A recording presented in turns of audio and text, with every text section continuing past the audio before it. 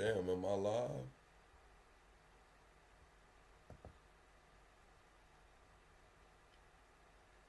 Am I live?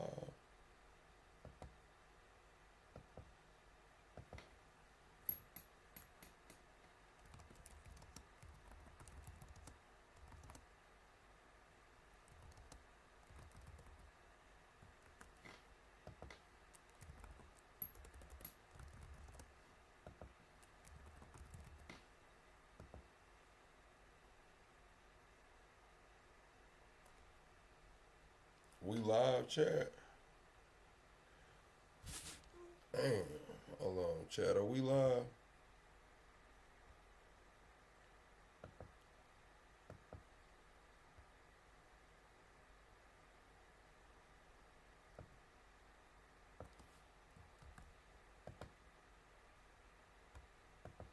Y'all press one if we live, man.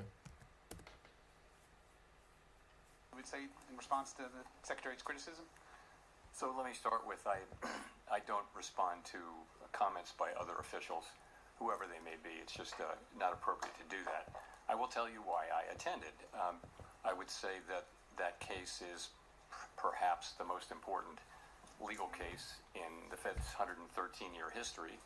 And as I thought about it, I thought might be hard to explain why I didn't attend. In addition, Paul Volcker went to a Supreme Court case famously in, I guess, 1985 or so. So it's precedented, and I thought it was an appropriate thing, and I did it. Did y'all see the party they had at Mar-a-Lago Saturday with the girls spinning around in the damn clear bouncy ball on the pool and shit? Did y'all see that Mar-a-Lago party? Y'all hit the like button. Just quickly follow on the job market. You mentioned last month that the household survey might be distorted, and you also mentioned the potential for overcounting jobs, which would suggest that we're still in a negative hiring pace. So do you see the drop in the unemployment rate as solid? And what's the basis for saying that things have stabilized? Thank you. So, yeah, really two questions. One is, so we're You talking about Donald Trump knee pads? Nicki Minaj says she's the #1 Trump fan out here, and she got her gold card today, man. She got her $1 million gold card. Everybody was talking about deport Nicki Minaj and shit. They say Nicki Minaj got that damn gold card, and we finna watch in a second after this. After we hear from the Fed chair, Jerome Powell, about where interest rates are going, man, tariffs and the economy and shit, we'll get into the Trump accounts and Nicki Minaj. We're getting through the distortions in the data from the shutdown. However big they were in November, they're smaller in December. So we're getting to a place where they're no longer material. They're still there, but it's a tweak here and there. The reason why we changed the statement, let me pull it out, was simply it used to say that judges that downside risks to employment rose in recent months. So we saw data coming in which suggests some signs of stabilization. I wouldn't go too far with that, but some signs of stabilization. There are also some signs of continued cooling, and so we thought that was no longer an accurate description of the data.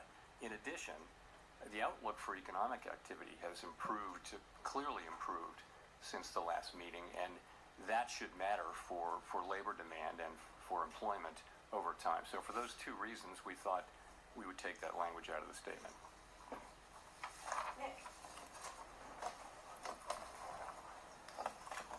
Oh, Jerome Powell still under investigation for that $2 billion, man, for going over budget, all them damn hundreds of millions on that new Fed building and overtime. Man, they've been underperforming and went over budget. So Jerome Powell, I forgot, he's still under investigation, y'all. The Wall Street Journal. Chair Powell, you've generally avoided engaging with political controversies directly, and the video statement on January 11th was a departure. What made this different, and are you concerned it could draw the institution further into political debates? So today I'm simply going to refer you to the statement that I made on January 11th. I'm not going to expand on it or repeat it. So I'm just not going to. This is really about the press conference and the economy and what we did today. But and some ancillary areas, but I'm not going to be getting into that. You said, does BBC stereotypes help you crack snow bunnies? I don't know, man. I never asked. I always been smooth when I move. You know what I'm saying? Anonymous. I always been a smooth operator. You know? I don't know, man. I think I was just born with this shit, bro. Can you say whether the Fed has responded to the subpoenas? I have nothing for you on that today.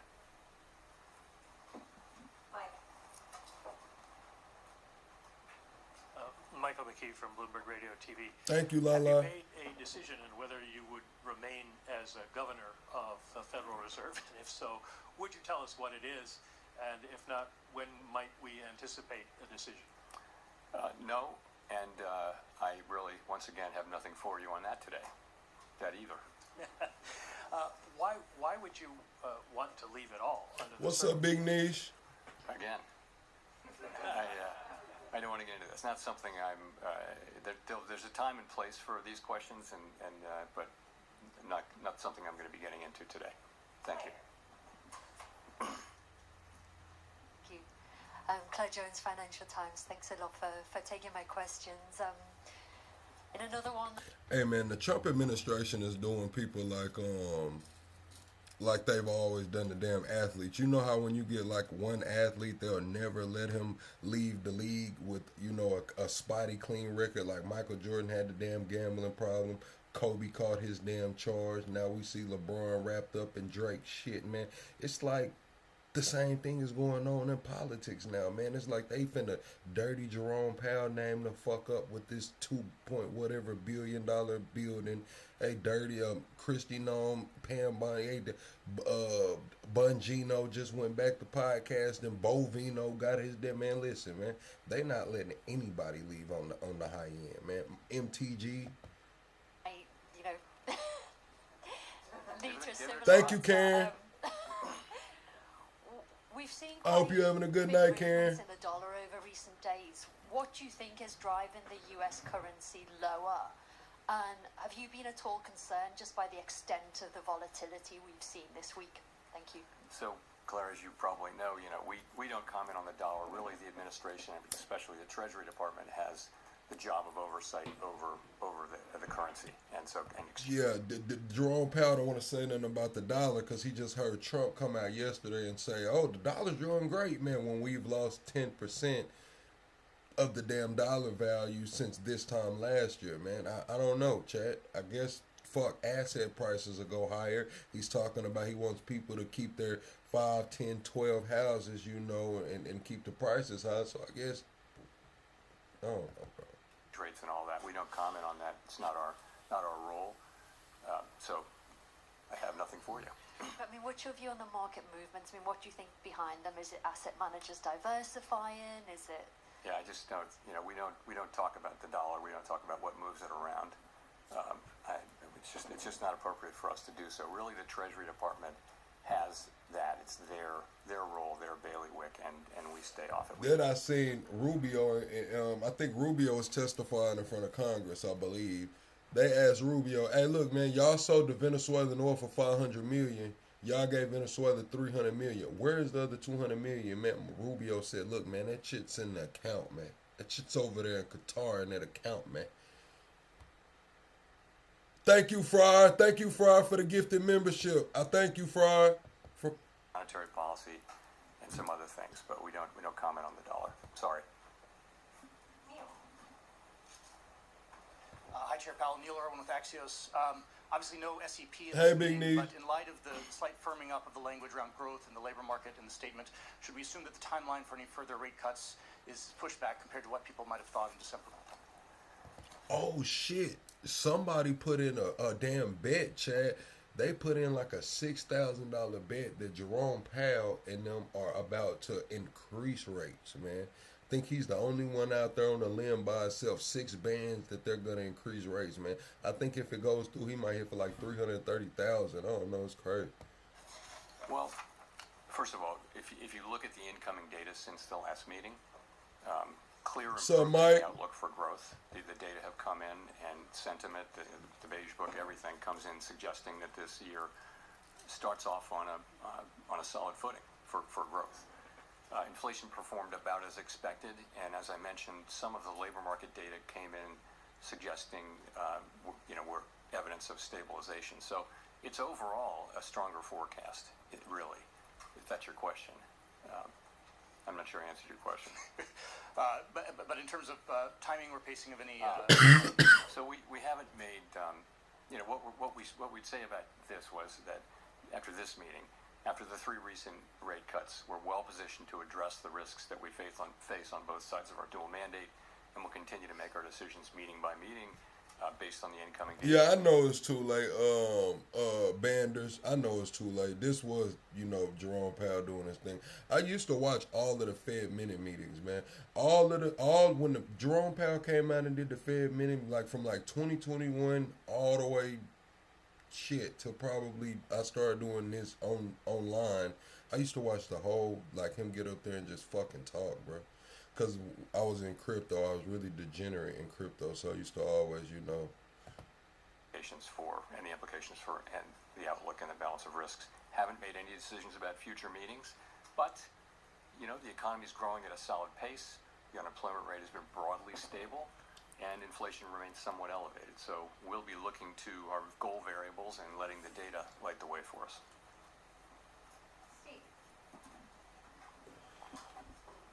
Steve Leisman, CNBC, and sticking with questions you might answer, thank you. You had previously, I believe, described the current policy rate being at the higher end of neutral. And if you look at the longer run, the S&P and the longer run rates, 16 of 19 officials are actually below there on their long run. Is the Fed still in a process of bringing it down towards a middle range of neutral? And what would it take to get there? So the count I did was that 4 of the 19 were at or above that. Maybe I missed by 1, but I thought it was 4. And if you look at the dealer survey, it was 10 out of 58 where we're at or above. So you're right. It's the higher end of the range. What we say is it's within the range of plausible estimates. This is the higher end of that range, but so for some people they think it's neutral. I think, and many of my colleagues think, it's hard to look at the incoming data and say that. Friars, I'm not going to disclose what I got going on, man, but let's just say that I've been in crypto since about, 2017, 2018, no, 2016. About 2016, and I've probably been accumulating since about, a little time, man. A little time, Friars. But I'm still fucked up, though. I'm broke, man. Policies significantly restrictive at this time. It may be sort of loosely neutral, or it may be somewhat restrictive. It's in the eye of the beholder, and of course, no one knows with any precision. You had a follow-up. I get what you're saying, but some officials have described the Fed being in a mode of bringing it down eventually over time. Are you still in that mode, or is this a place to hang out? Yeah, no, I would say look at the S&P from December. Most people had additional normalization, but at the same time, we've done a lot of the process of normalizing. A good piece of it is done with 75 basis points, and before that, 100. It's 107. But Friars, most definitely, if I would have saved all of the coins that I held, I used to buy whole coins at a time, Friars. If I would have saved those coins instead of spending them, it'll be a different story. I'd probably be up 80, 90 million. 75 basis points we've cut since we began cutting in September of 2024. So you've moved now to 3 points. Fed funds is running just a little below 3.65%. So you've moved. I was buying big Friars when they didn't even have Bitcoin ATMs in the state. They didn't even have Bitcoin ATMs in the state. I remember my first time seeing a Bitcoin ATM. I was in Austin. But you used to have to go to the dollar store and get a gift card. You used to have to go to the dollar store, get a gift card, put the gift card on Paxful, get the bit from the people on Paxful, then you would load it to Changely, and you would use Changely to switch it into whatever crypto you wanted. So there wasn't no buying directly. There wasn't buying on Cash App. That's how deep in the game I was, bro. I was in deep, bro. And we think we're well positioned here to watch how the economy performs, look at the data. We're not making decisions about future meetings, but we do think we're well positioned after those 3 cuts to let the data speak to us. Amira. Chair Powell, Mara Mokwe from Bloomberg News. To what extent did the committee discuss the possibility of cutting at this meeting or in March? And how are you all thinking about the conditions that would merit another rate cut? Is there broad agreement on the committee about what it would take? So there was broad support on the committee for holding today. Broad, I would say, including among non-voters. So that's where that was. Of course, some people did want to cut and dissented, but committee pretty broadly for holding today. We're not trying to articulate Man, if y'all want to be real, I'm going to be all the way honest with you. Them folks see some of my Bitcoin too, man. Like one time, man, I was on, this is before 2019. This is before 2019, like, because if y'all remember, it was a gray area for Bitcoin where I remember when it hit 3,300, bro. I remember the day Bitcoin hit 3,000. Around that time, man, I was grabbing some Bitcoin. They smoked my Cash App, bro. When they smoked my Cash App, they sent my money to the damn, I guess, the state or whatever. So I ended up getting a little check for the money. But my Bitcoin was gone, bro. It was over with. They never said nothing about it. It was over with. A test for when to next cut or whether to cut at the next meeting. What we're saying is we're well positioned as we make decisions meeting by meeting, looking at the incoming data. Matter of fact, the day Bitcoin hit $3,000, I'm not gonna dox myself, but I remember exactly what fucking room I was in, bro. I remember who I was talking to. I remember what room I was in.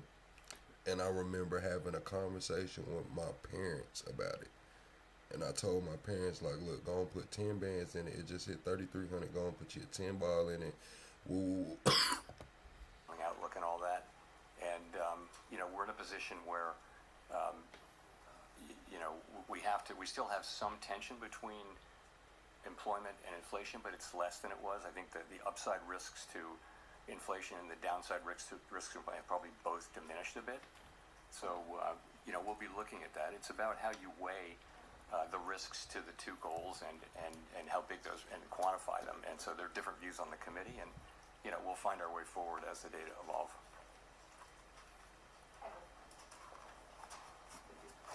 Thank you, Mr. Chairman. Edward Lawrence from Fox Business.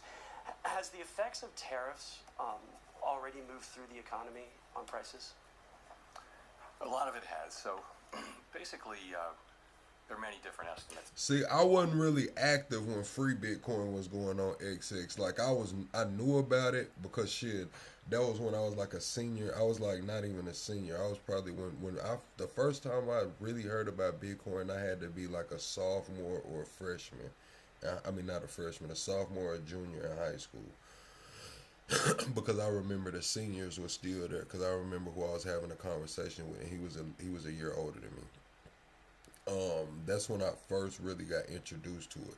But when I first was like actually handling Bitcoin, I think the cheapest I bought Bitcoin sub 1K for sure. For shit sure, I bought quite a bit of Bitcoin sub 1K. I was just spending it. And they're all highly uncertain. But most of the overrun in goods prices is from tariffs. And that's actually good news, because if it weren't from tariffs, it might mean it's from demand, and that's a harder problem to solve. We do think tariffs are likely to move through and be a one-time price increase. So most of the overshoot, if you were to take that out, inflation, core PCE inflation is running just a bit above 2% x the effects of tariffs on goods.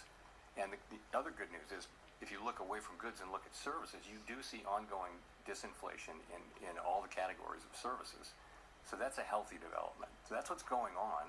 The expectation is that we will see the effects of tariffs flowing through goods prices peaking and then starting to come down, assuming there are no new major tariff increases that are begun.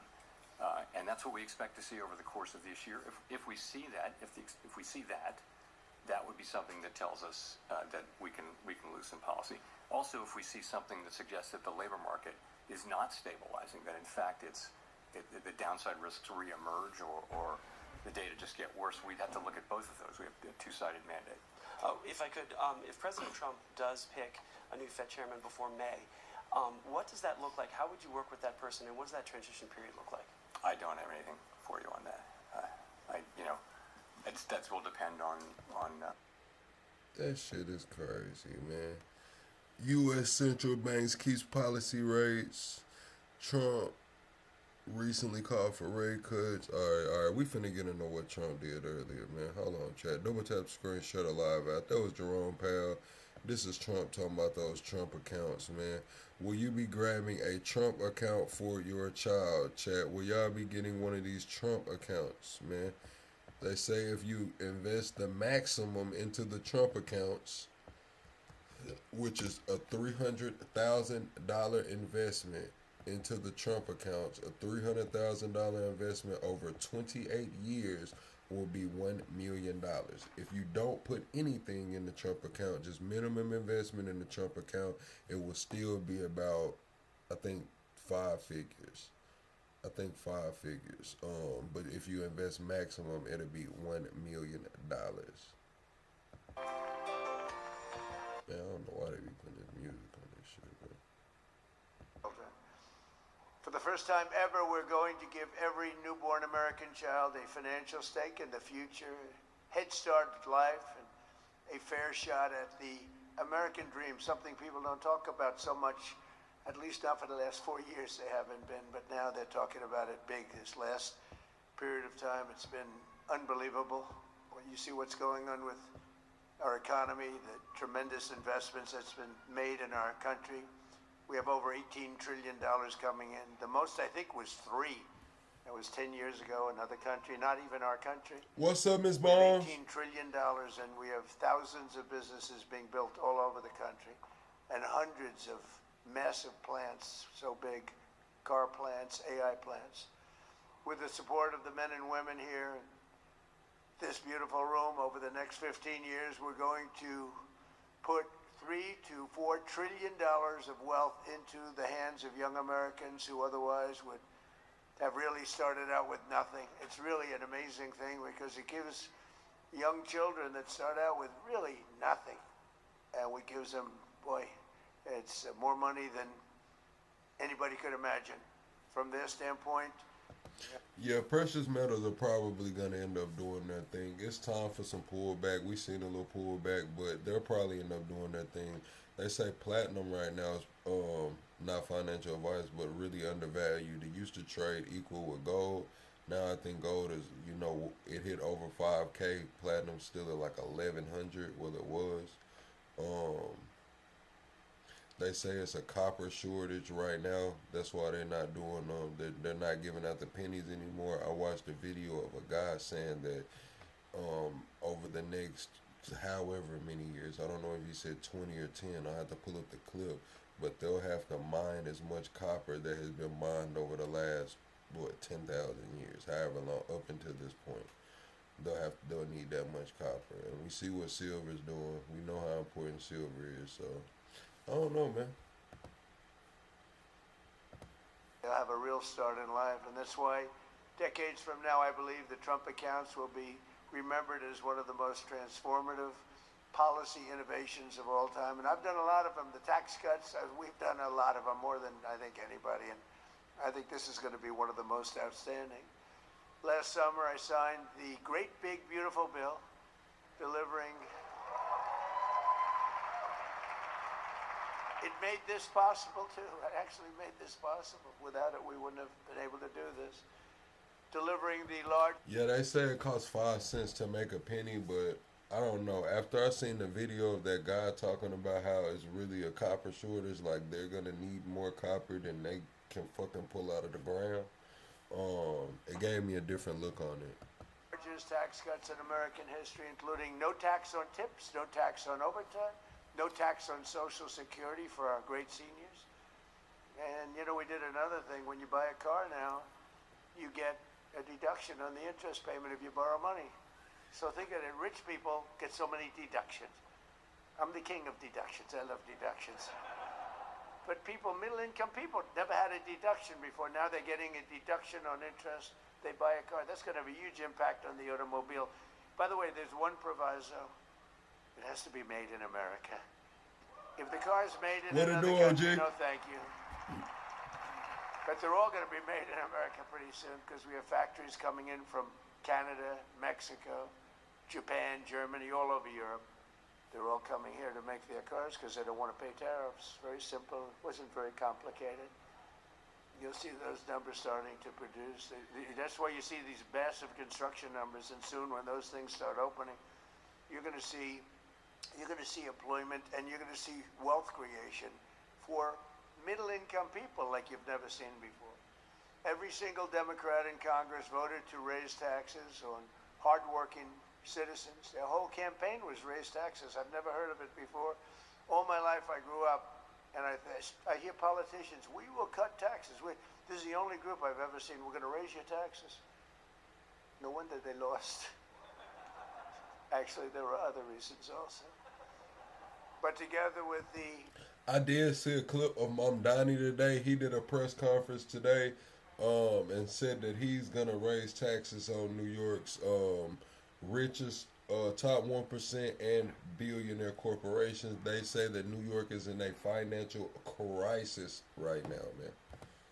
Priorities in the House and Senate, we overcame their obstruction, and we put more money into the pockets of every working American than anyone thought even imaginable. Perhaps no provision of the great big beautiful bill will prove more consequential than Trump accounts. Under this program, the U.S. government will automatically create a tax-free investment account for every newborn American child, something that nobody really would have even thought of. There were some brilliant people that thought of it for a long time. They're here with us today. We're going to introduce a couple of them. But nobody really, I mean, I've had friends that the top people in business, they came up to me, whose idea was this? This is great. They said, I never thought of that. We'll fund those personal accounts with a seed contribution of $1,000, which will compound and grow over the course of their lives and could grow into very, very substantial numbers. Parents, employers, churches, states, and loved ones will also be able to add up to $5,000 in additional money for those accounts. And with every modest contribution, Trump accounts should reach at least $50,000 in value by the time the child turns 18, and could be very substantially more than that. With slightly greater contributions, the typical account will grow to $100,000, $200,000, and can even grow up to past $300,000 per child. And we think the most likely case is in the $200,000, $300,000 range. The size and scale of this wealth will dwarf all government programs ever created to benefit America's youth. There's never been anything like this. That's why everybody's talking about it. Even really people that truly hate me are making this investment. One person hates my guts. He put $1 billion into it. I said, you must like this program a lot because you can't stand me. I said, I do, but I do like you more than you think. They liked me more in the last year than they liked me before. Although we had a great first term, we can't forget that. We are the greatest economy in the history of our country, but this is blowing it away. So. Now, I'm not going to lie, Chad. I'm for the savings accounts for the kids. I got to hear the drawbacks.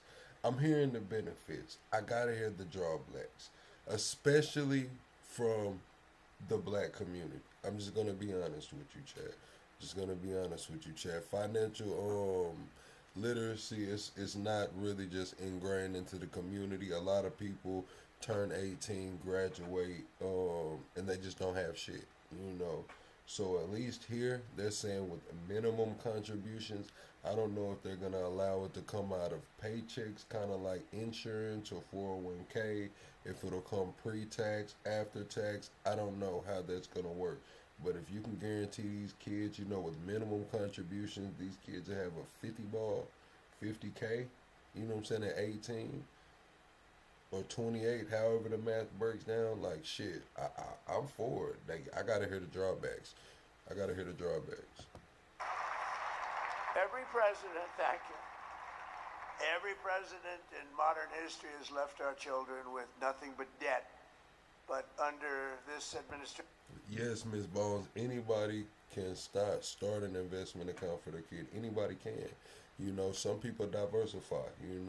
They have different kind of investment accounts for their kids. But what I mean by this is a fast track way. That's what I spoke on the financial literacy. Like, a lot of people are just trying to fucking get by right now, Ms. Bones. I'm gonna be honest with you. So to have it, put into the system, which it could be a bad thing, you say track them or whatever, it could be.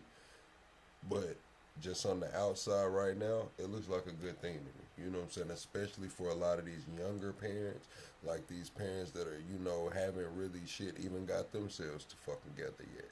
A lot of these younger parents, like, shit, I feel like they can benefit from it. we're going to leave every child with real assets and a shot at financial freedom. We'll ensure that Americans don't just end. Shit, in the black community, most kids turn, and I ain't gonna say most, let me not exaggerate. Some kids turn 18 and they already fucked up. They turn 18 and they already fucked up. They already done had a water bill in their name, a light bill in their name, and shit. They ain't even fucking 18 yet. They be 3-4 years old with damn lights and water in their name. Like, shit, this is at least the way, what I mean? Their lives with a nest egg, but instead all Americans will begin their lives with a beautiful nest egg. There's never been anything quite like this. I want to express my tremendous gratitude to a very special couple who believed so strongly in this vision right from the beginning that they personally donated $6.25 billion.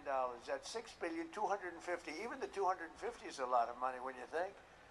I mean, to Nikki Fortune, where you can, routinely make such a payment and investment in the youth of our country. Michael, you're great. Thank you, man. Thank you.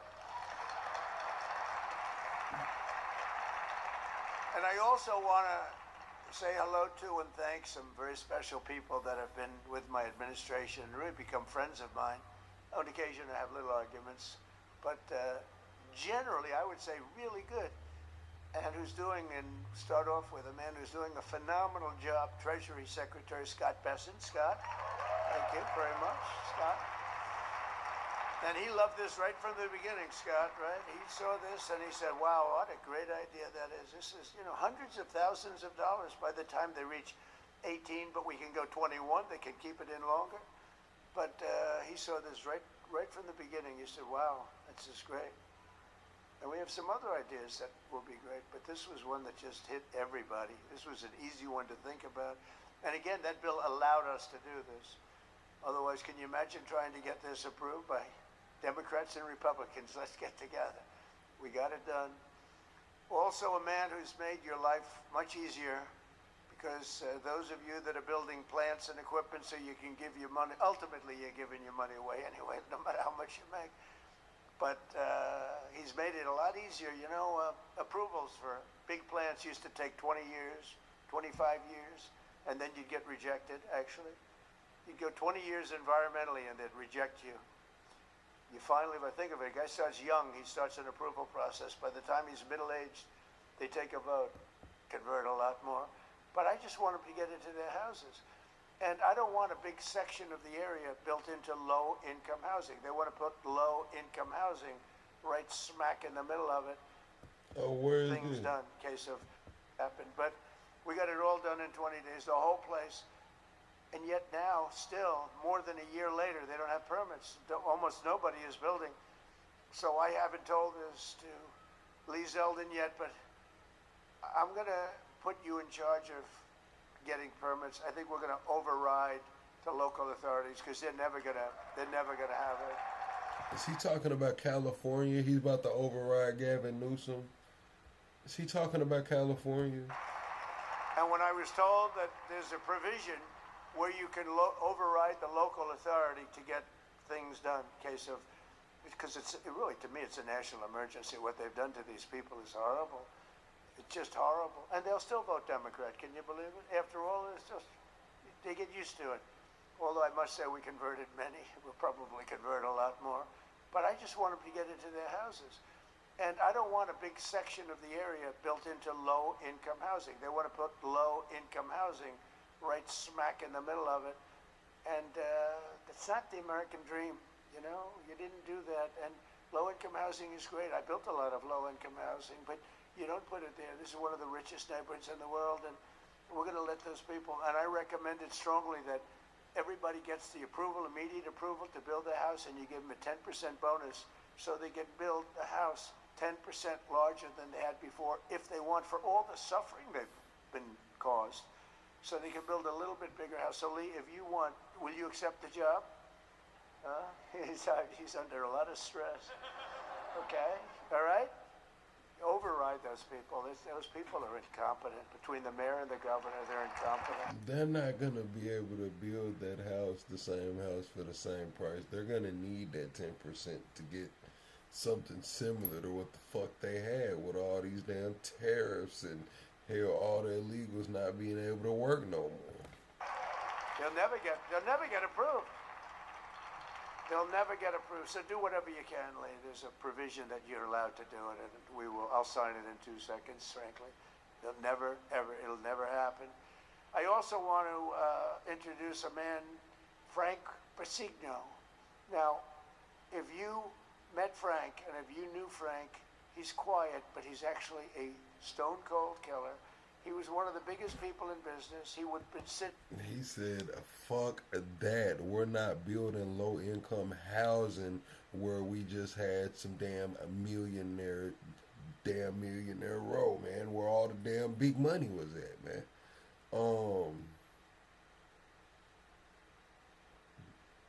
Yeah, that's just straight to the fucking point. I'm not even going, I mean, it is what it is. It is what it is.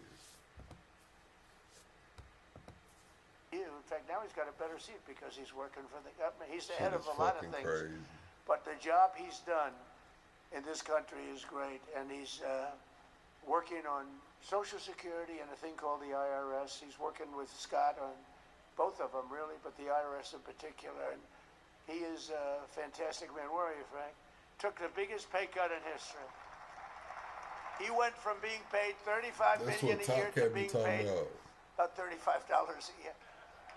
I think you may have taken the biggest pay cut in history. He'd be close. He'd be one of the top 5, because a few people have done that. Few billionaires have sort of left. But Frank has gone from one of the most successful people. He worked with Jamie Dimon.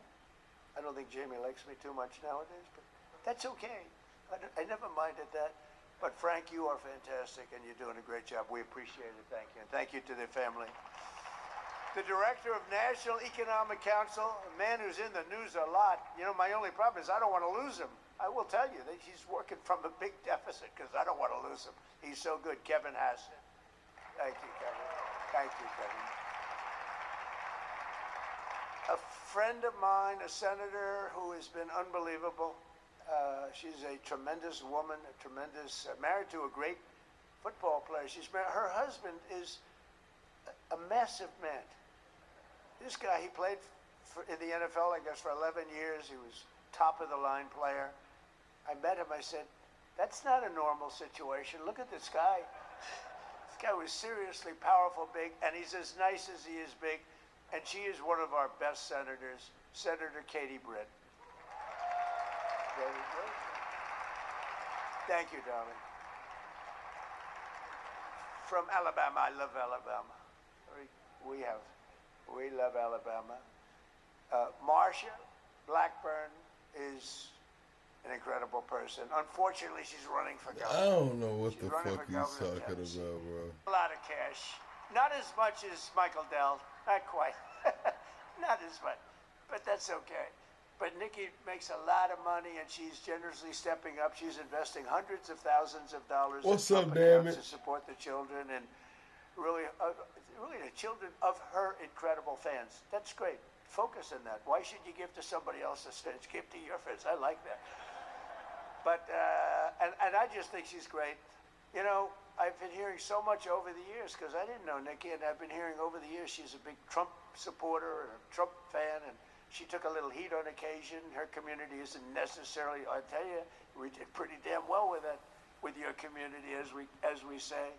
But Nikki has been an unbelievable supporter. She gets almost as much as Mr. Wonderful over here. He's been another one that's been so good. But I'd like to ask you to come up, Nikki. Come on up.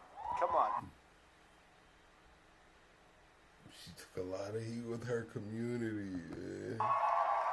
She's been such a great supporter, and a great supporter of Trump accounts. One thing for sure, man. Two things for certain, man. Trump gonna remind your ass you black, man. And I said, I'm gonna let my nails grow because I love those nails. I'm gonna let those nails grow.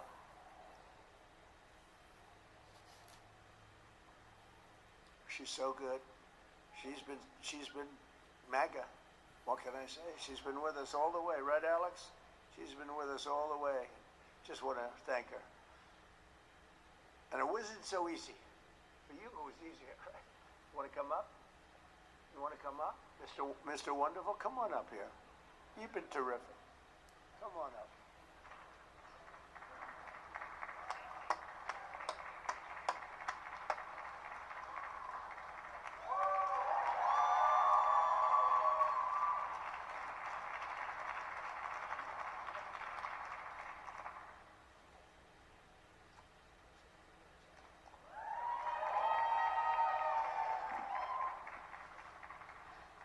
Hello. Well, I don't know what to say, but I will say that I am probably the president's #1 fan. And that's not going to change. And the hate or what people have to say, it does not affect me at all. It actually motivates me to support him more. Listen, man, Nikki got that gold card, man. Nikki got that gold card out of this situation. And what I just want to know, what the fuck is Kevin O'Leary doing over here? Like, what the fuck is Kevin O'Leary doing? And it's going to motivate all of us to support him more. We're not going to let them get away with bullying him and, you know, the smear campaigns. It's not going to work, okay? He has a lot of force behind him, and God is protecting him. Amen.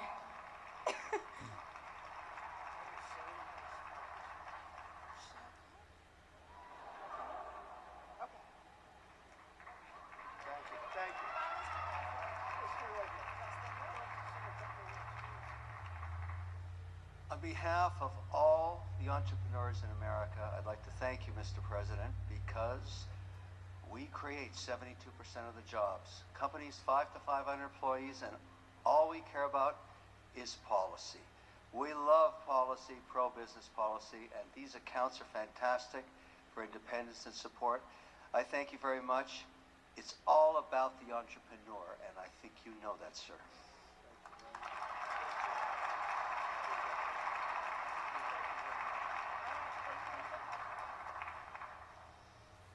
Well, that was great. Like, I'm just saying, like, I know Kevin O'Leary's, you know, Shark Tank, big tycoon, you know, investor, you know,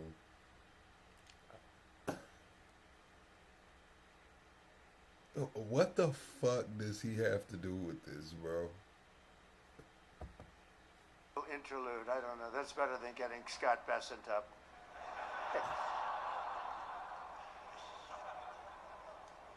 Thank you both very much. Two terrific people. When Trump accounts officially launch on July 4th of this year, every parent will be able to activate their accounts and access the funds at the trumpaccounts.gov. So it's all set up, all ready to go. It's beautiful. The site is beautiful.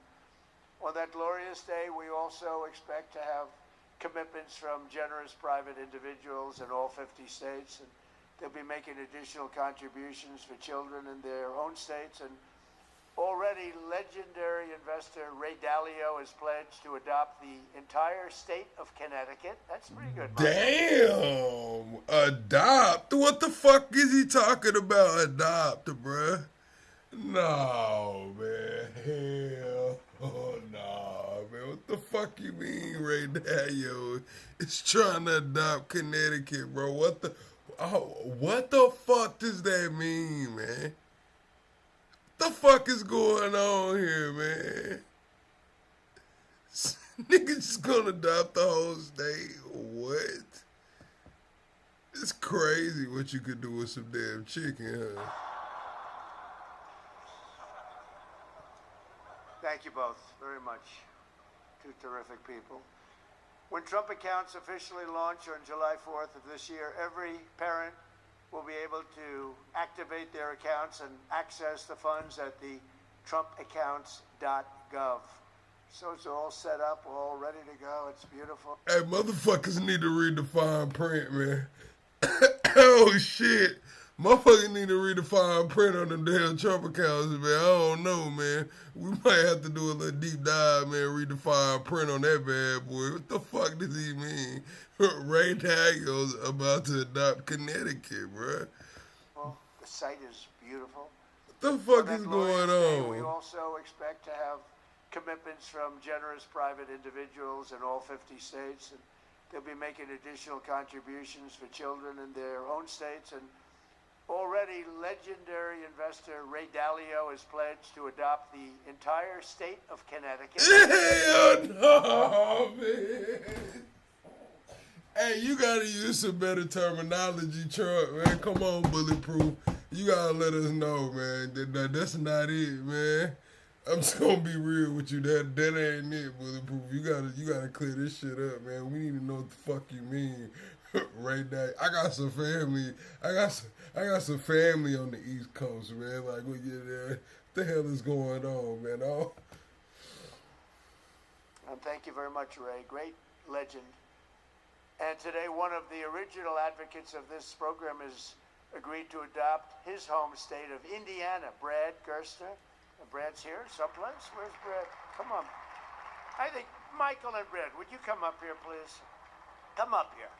I mean, this isn't exactly Mr. Wonderful and Nikki, but I think they might be worth more money than Mr. Wonderful, right? These guys are worth a lot of money. I don't give a fuck how much money they worth. $250 to Trump accounts for all children under 5 in Indiana. So every children, all the children under 5, $250, and he'll be donating tens of millions of dollars more in matching contributions to millions of children all across the country. He's going to make a massive donation already. We know what it is. Brad is not only one of the most successful business people, he's the founder of the Invest America Foundation. But why the fuck are they calling it adoption, man? What the fuck, man? Why are they calling it adoption, bro? That's what's getting me, bro. And he's been working on this idea for years, and he was the one. He went over to see Michael. Michael loved it, and those two were a hell of a team, along with Mrs. Dell, who's been so great. He talking about it, they adopted, letting Ray Dalio and company adopt all fucking kids under 5, man, is what I'm hearing. $250 for your damn kid, man, under 5, man. That's gonna balloon into a couple $100,000 if you invest. I mean, I don't know, bro. He should have used sponsor or, I don't know, man. Adopt's not the right fucking word, bro. Motherfucker want to opt out when I hear some shit like adopt, man. A motherfucker get ready to opt out, man. I also delighted to report that dozens of major employers have signed up to add the Trump account contributions to their employee benefit packages, including Uber, Schwab.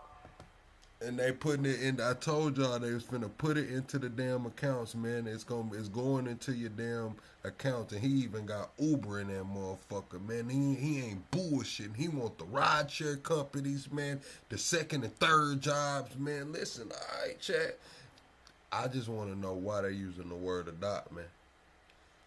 Talking about Charles Schwab, man. You over there trading options and shit, man. They want that too. Charter Communications, and many, many others. And just today it was announced that Intel, NVIDIA, Broadcom, IBM, Steak and Shake, Coinbase, Continental Resources, and Comcast have all signed up for really big contributions. So I want to thank them. I want to have you two guys come on up. Would you say a couple of words? Brad and Michael, would you say a couple of words? Only Indiana. You can't do bigger. We love Indiana, but you know, how about Indiana, Iowa? No, we appreciate it. Big numbers. Thank you. Well, 4 years ago, we set off on a journey to reconnect every child in America with the American dream. This president... Like, I remember when I was in school, chat, the school used to open all the kids up a little savings account. You know, they give you the little $25 for your first savings account and shit. Is it similar to that? They didn't call that shit adopting back then. I was going to be honest with you. Ran on a Main Street agenda that too many people had been left out and left behind. And his articulation of no tax on tips, that doesn't help rich folks. That helps those left out and left behind. No tax on Social Security, no tax on overtime. And when Ted Cruz authored the Invest America Act in the Senate, and Michael Dell partnered with me to bring the private sector to bear on this, we had the opportunity that this president was willing to sign. He immediately understood the impact. That this wasn't about the wealthy folks in America. This was about the 50 million American families who will be lifted up and reconnected to the American dream, because this is now the law of the land. Forevermore, every child in America, from rural Missouri to rural Indiana, from Trenton to Compton, is going to start off life with an investment account at birth, seated with $1,000, where they privately own NVIDIA and Microsoft, all the greatest companies in this country, right? Not dependent on government, independent. Ooh, shit, bro. The babies propping up the economy now, man. What the fuck is going on, man? My little man trying to figure out how to add and subtract and shit, bro. Now he's gonna prop up the economy. Oh my God, bro. What the fuck is going on? From government.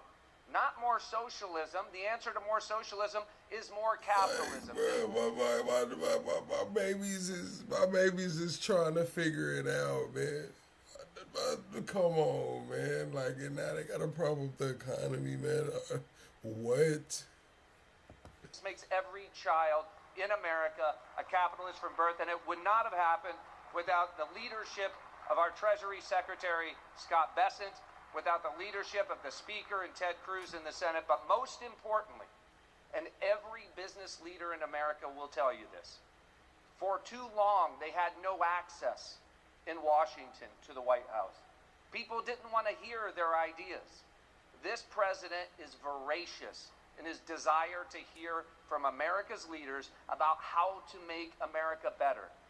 This is citizen democracy at its best. An idea that started around a kitchen table in Silicon Valley makes its way to this day.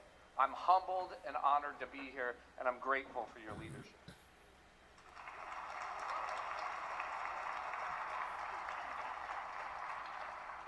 Thank you, Mr. President. As you heard from Brad, the fact that this bill got passed itself was a miracle, and it creates a platform for communities, for families, for corporations, for philanthropists to add to these accounts. And in not too many years, essentially every child in America will have savings invested in the greatest companies in this country. And that will change the face of this country over the next 10, 20, 30 years. We couldn't be more excited about this and the opportunity to make a difference. The best investment a country can make is in its people, especially in its children. And this creates... Man, yeah, it's going to be as centralized as a motherfucker, man. Centralized, man, to a totally different extent. Then they're gonna flip the switch on that bad boy turn it digital, man, and shit, gonna be running out the Trump account, man. Shit is crazy. Incredible platform for that to occur at enormous scale, and we're excited to see it all come together. Thank you all so much.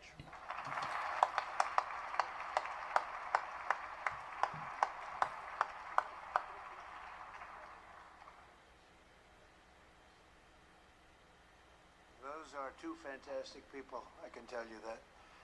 I want to give a very special thanks to some of the CEOs here this morning. Vlad Tenev of Robinhood, what a job he's done. Where's Vlad? What a job you've done. Young guy. Nice young guy, too. Arjun Sethi of Kraken. Arjun, thank you very much, wherever you are. Thank you. Anthony Noto of SoFi Technologies. SoFi. Thank you very much. And the parents, this is the way we want it. Thank you very much. Wow.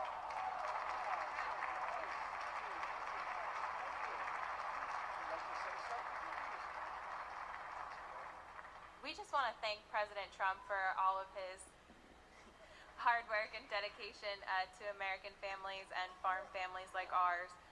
Farming is not always easy, and sometimes margins are tight, so investments like this into our children really help us to buy diapers and formula and not have to worry about making financial decisions for them this early on. So thank you very much, President Trump. Thank you very much.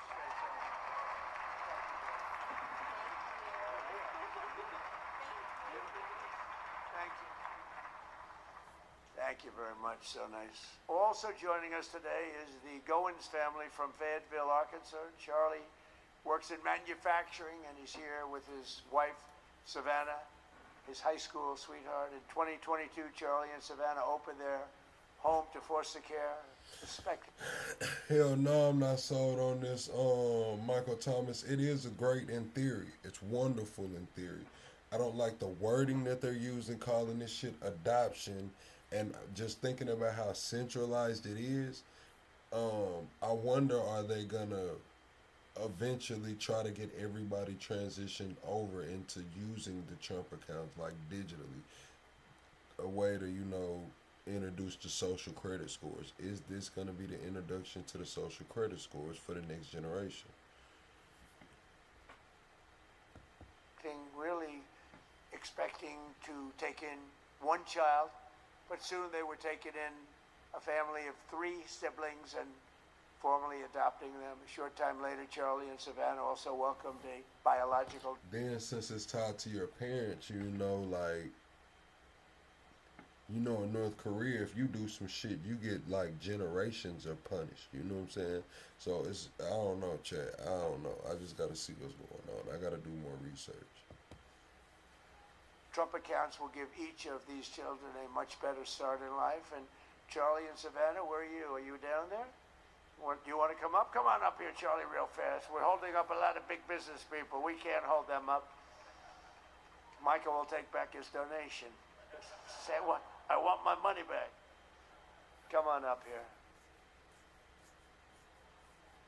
These are great families, but there's millions and millions of families that are going to be so amazed and so happy at what's taken place. Sort of a miracle, I think. Nice to see you.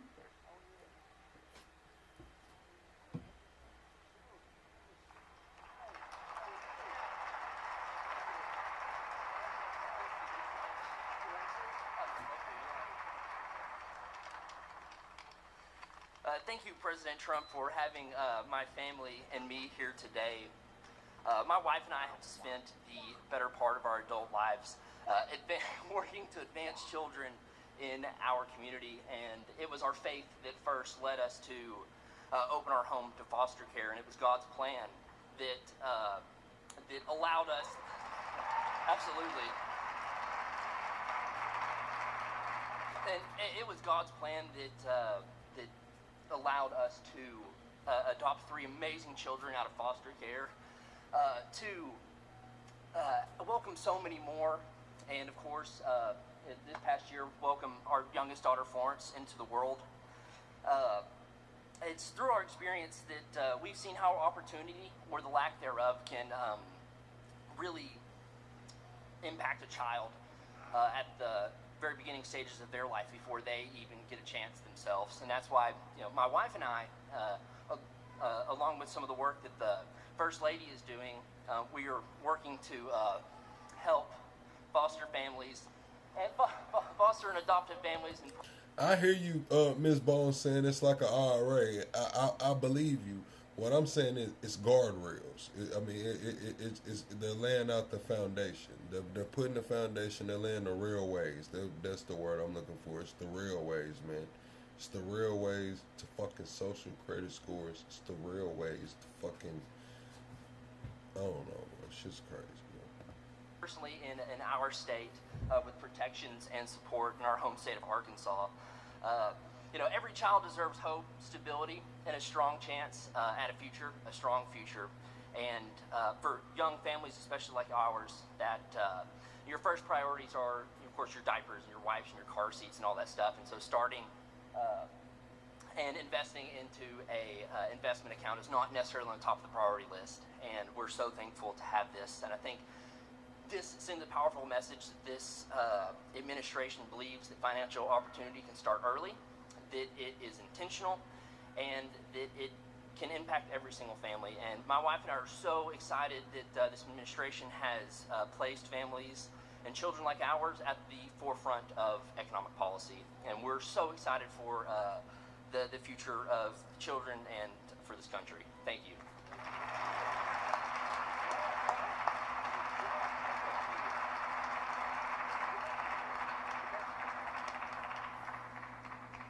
Great job. I was wondering how much longer he could hold. Did you notice it? It's getting heavy. That's still 50 pounds or something, right? I said, how much longer is that? And finally, it broke loose. But you could see a loving father there, couldn't you? Huh? The way he did that, right? Wasn't that a loving father? I watched that. He was grabbing. That's a great family. Thank you very much, both. Beautiful. So in conclusion, the ultimate success of the Trump accounts will be measured not just in the wealth created, it will be seen in young people buying houses that they could never have even dreamed of buying. It'll be seen in diplomas earned, companies founded, families formed, and more babies born. It'll really be seen in something where you're given a chance. You're given a chance at life, a very good chance. Above all, the Trump accounts will help bring the hope and prosperity to every community that every community wants to see. And it'll bring back the American dream. The American dream is so beautiful. I would mention it all the time when I'm running. Whenever I run, I talk about the American dream because that's what we want to create. Others don't talk about it. But we have the American dream back, I think now, maybe better than ever before. For generations, Washington politicians have done nothing to take from the hardworking people.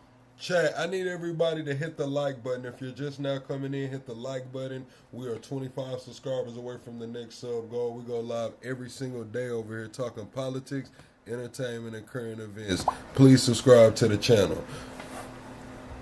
We're going to get into that Mom Donnie press conference after this. Of our country, they take and take. They do nothing but take. They've made workers' lives harder, set prices higher, pushed your dreams out of reach. And both parties, they didn't do the job that they were supposed to do. Some were fighting, and sometimes we fight against some of the great politicians we have here. They fight with me, most of them, and we fight to make things better. But we run into walls of other politicians that either don't want to do something or they almost feel like it's a destruction of our country. But now we're doing something much better than giving the next generation a handout. We're giving them ownership of America's future so that they can grow up, chart their own destiny, and make our nation greater and stronger and better than ever before. So I just want to thank all of the people that participated today, the great business leaders, the great celebrities, and all of the people that are in this room. You've done so much, and I just want to also give a little bit of a shout out to a lot of great politicians that are right now voting on some very important measures. plus the politicians in this room. They have really worked hard on this. This is something that it's amazing that it got done. If you knew the political process, it was very complex, very hard to get done, to get all of those votes together. But we did it, and it's going to be great for America. And Brad and Michael, thank you both very much. Special, special people. Thank you very much. And God bless everybody in the room, and God bless America. Thank you very much for being here. Thank you. Thank you. All right, chat. I need everybody to subscribe to the channel, man. I know a lot of you come in here and hang out with me, but you forget to subscribe. Be sure to subscribe to the channel. We go live every single day. We're talking politics, current events, and entertainment. This the Mamdani press conference. Crisis at the scale. Oh shit! No, the fuck it's not. Where's the Mamdani press conference? Hold on, chat. What the hell is it? Hold on, let me find this damn Mamdani press conference.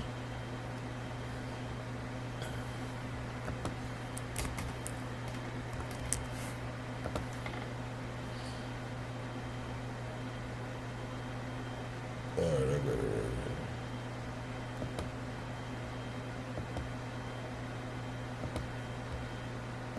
That was a clip I had right there.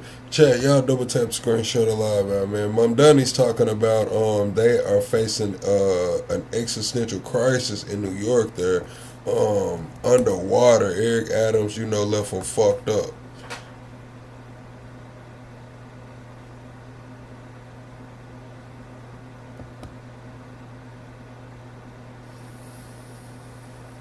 Good morning.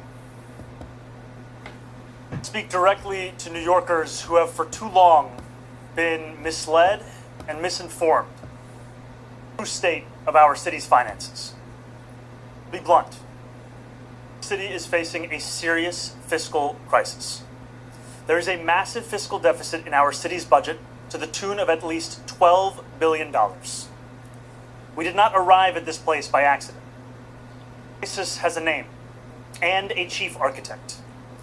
In the words of the Jackson 5, it's as easy. Shit, Mamdani came through this bitch throwing Eric Adams under the bus. After they just said Eric Adams pulled the rug pull with that anti-Semitism coin, he just got damn indicted. Trump had to pardon him and shit, man. And now Mamdani's throwing his ass under those free buses that he wants. Crazy. ABC. This is the Adams budget crisis. In 2025, under the banner of what he called the best budget ever, former Mayor Eric Adams handed the next administration a poisoned chalice.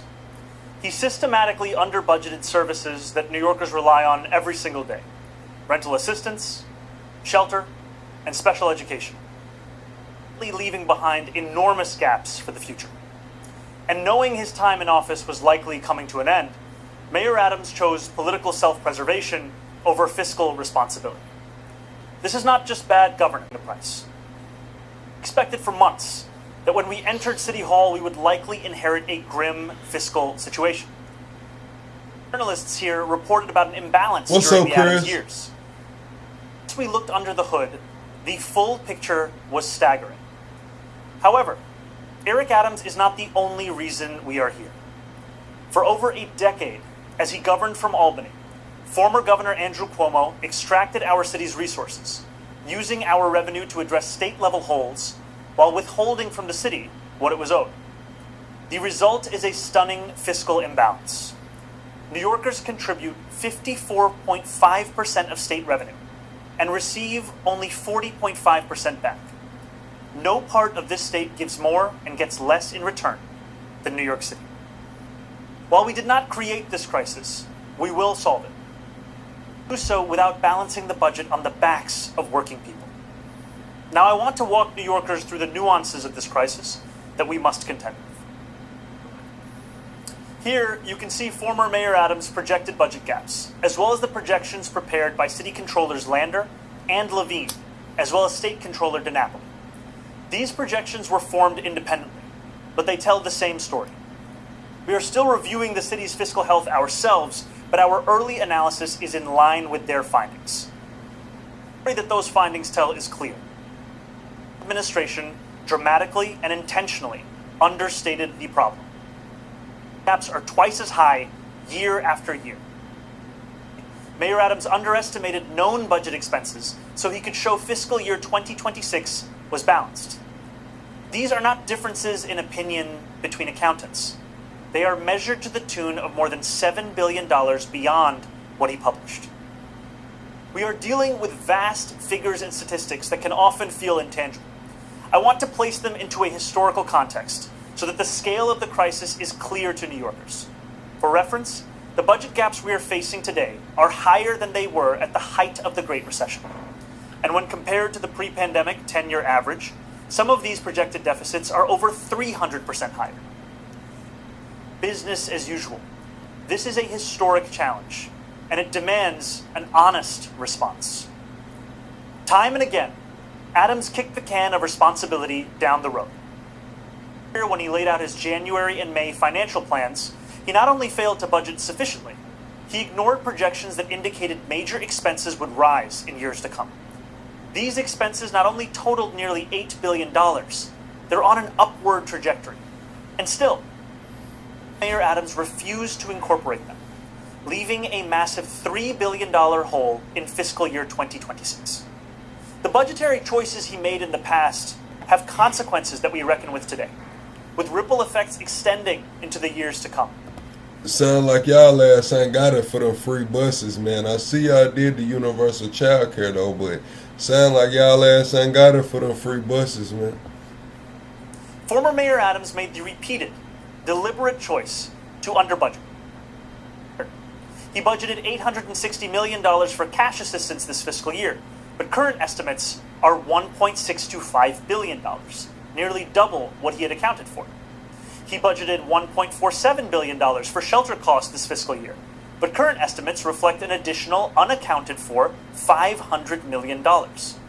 He budgeted paltry fractions of what was actually required, undermining the city's ability to fulfill. Chris, if you want to debate, just hang around. We're going to do a panel here after we watch this Mumdani conference. We're going to do a panel. And if you want to get your ass up here and debate, you can debate. Because there's going to be a few people up here that you can debate. I don't know why you want to debate me. I blame whoever the fuck I feel is responsible. If I feel Trump and his administration is responsible, we going to point the finger at their ass. And if we feel the other side is responsible, we going to point the finger at their ass, man. Fuck.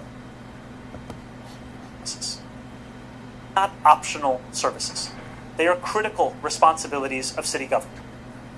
Why do you think it's okay for black people to talk about white people, but not white people to talk about black people? Where the fuck, who are you, dude? Like, what? Yeah, you can come get on the damn panel here in a minute. You just hang out. Save your comments right now. Matter of fact, keep commenting. Run the fucking comments up right now. But I'm just not going to respond to you till we get on the panel.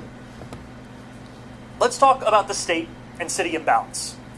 In fiscal year 2022, New York City sent $68.8 billion in revenue to Albany and received $47.6 billion back. That is more than a gap. It is a $21.2 billion chasm, and it can no longer be sustained. Measured in city schools that could have more teachers, parks that could have more staff, playgrounds that could be built across the 5 boroughs. $21.2 billion gap occurred because over the decade Governor Cuomo was in office, the state saw our city as a place from which wealth could be extracted without recognizing the needs of that same place. New York City is the economic engine of this state.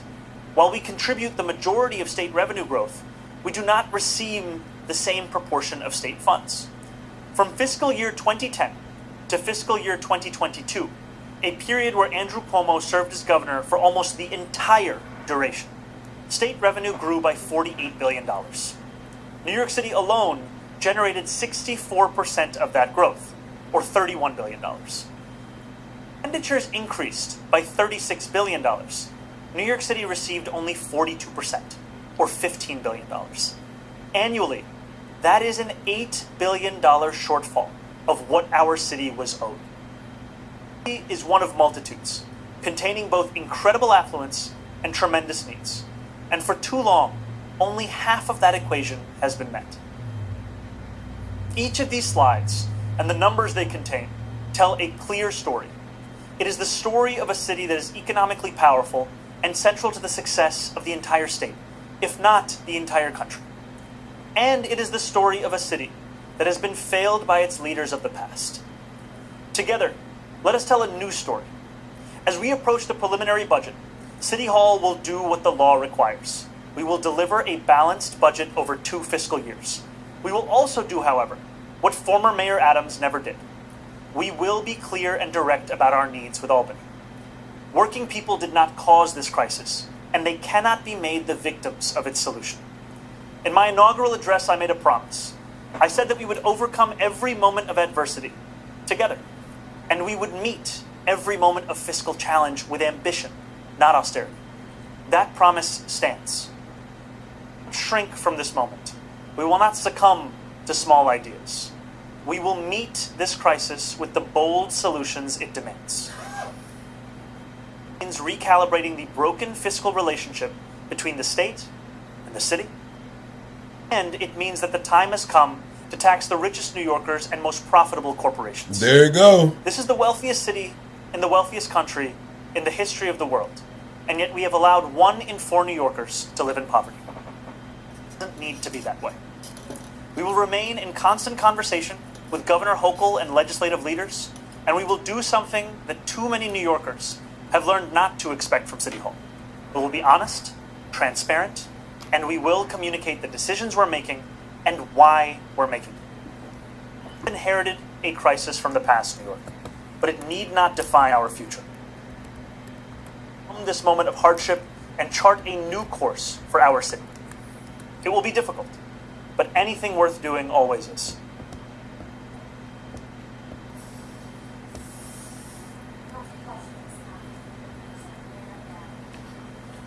Start with Annie right here. Hi, Mr. Mayor. Hi, Annie. How are you? Good, thank you. Part of the budget gap that you criticized for the previous administration comes down to the city FEDS ballooning spending for the comptroller's analysis. Do you plan to accurately reflect those costs in the preliminary budget? And would you continue the last administration? Damn. On the My bad, chat. On this tax the rich, because I was in Puerto Rico and she said explicitly, I'm not going to tax the rich, and calling me out for this is not the method that she likes to, how she likes to work. So much of the work of the next few weeks is going to be assessing the full fiscal health of the city. I say the full fiscal health because what we are announcing today is that our early assessments are in line with that of city and state controllers. We're going to keep looking in and looking under the hood. There are a number of different things we're going to pursue for savings. I can give you one example as just a small glimpse into the kind of mismanagement we're seeing. The previous administration had an AI chatbot that was functionally unusable. It was costing the administration around $500,000. That in and of itself is not something that can bridge this kind of a gap, but it's an indication of the ways in which money has been spent while refusing to account for the actual costs of what these programs are. So we're going to be honest about these costs, we're going to be direct about it, and we're also going to make clear the ways in which we actually get out of this crisis. This is like a massive budget gap, right? This is $12 billion. You still have to deliver a budget, a balanced budget, in the next 17 days, 18 days, whatever it is now. So besides this $500,000, this $500,000 chatbot, there has to be something. Are you looking at contracts with the DOE? Are we looking at contract? What are we looking at here? We are looking at every single dollar that the city spends. And we are looking at it because we know that the gross fiscal mismanagement that we have just made clear is one that extends beyond just these budgeting issues. It also presents us with opportunities for these kinds of efficiencies, for these kinds of savings. And that's what we're going to do over these next few weeks and then beyond through the budget process. I'm sorry, we've got to move on. Go ahead, Anna. So raising the taxes on the rich here? Go ahead. We are continuing to make clear what the city's needs are, and we are encouraged by the relationship that we're building not only with Governor Hochul, but also with legislative leaders. Good afternoon, Mayor. Can you expound a bit more on how you would actually work on fixing this imbalance between the city and the state? Does this mean the city giving less? Does this mean Governor Hochul continuing to pick up the bill for more city initiatives, like, the expansion of universal child care? How do you actually get that fixed? What does it look like, and how do you convince lawmakers? I think is that New York City would be delivered what it is owed. Thinking about a gap on an annual basis of about $8 billion as to the difference between what the city contributes to the revenues of the state versus what it receives back from the state. And what we have now is an opportunity to not only resolve this fiscal crisis, but also to put ourselves back on the firm fiscal footing that the city has been denied for many years. In particular, that you would want to see the state perhaps pick up the tab for here in New York City to help, fix this imbalance? I think we can find in Governor Cuomo's record a wide variety of examples of costs that had historically been borne by the state, then over a decade-long period were shifted back to the city. Melissa? Yes, Mayor, as you know, public safety is a huge concern for New Yorkers. Are cuts to the NYPD on the table? As you know, they spend a lot of money on overtime. Right now, we are not entertaining the idea of cuts. What we are talking about are savings and efficiencies that can be made, but not getting into the place where New Yorkers have to question whether essential quality services will be delivered to them. That will continue. Hi, Mr. Mayor. Hi, Melissa. I'm wondering in a moment if you could just give us an update if you had any new information on the cold weather deaths. But in the meantime, just first, under the circumstances, do you need to revise any of the campaign promises that you made, which you estimated would cost some $10 billion, and that's before we even take into account the $12 billion out of balance that we're now facing? We will not allow the failures of the prior administration to dull the ambitions of our own. And I am incredibly... Chat, do y'all think Mom Dunny can get New York out of the hole before he leaves? Let's say if he gets 2 terms. Let's say if Mom Dunny gets to be mayor of New York, not only this term, but next term. Do y'all think Mom Dunny can get New York City out of that $12 billion hole? Yes or no, chat? Yes or no? Can Mom Dunny get New York out of that $12 billion hole? Be sure to subscribe to the channel. Proud of the work that our team has done in tandem with the governor and the governor's team in starting to deliver on that agenda on day 8 of this administration, with more than $1 billion secured towards universal child care. And what we need to show is that we can reckon with the mismanagement of the past, deal with the issues of the present, and then still deliver. Are you all right, sir? Still deliver a future that working New Yorkers are not priced out of. And then I know you had...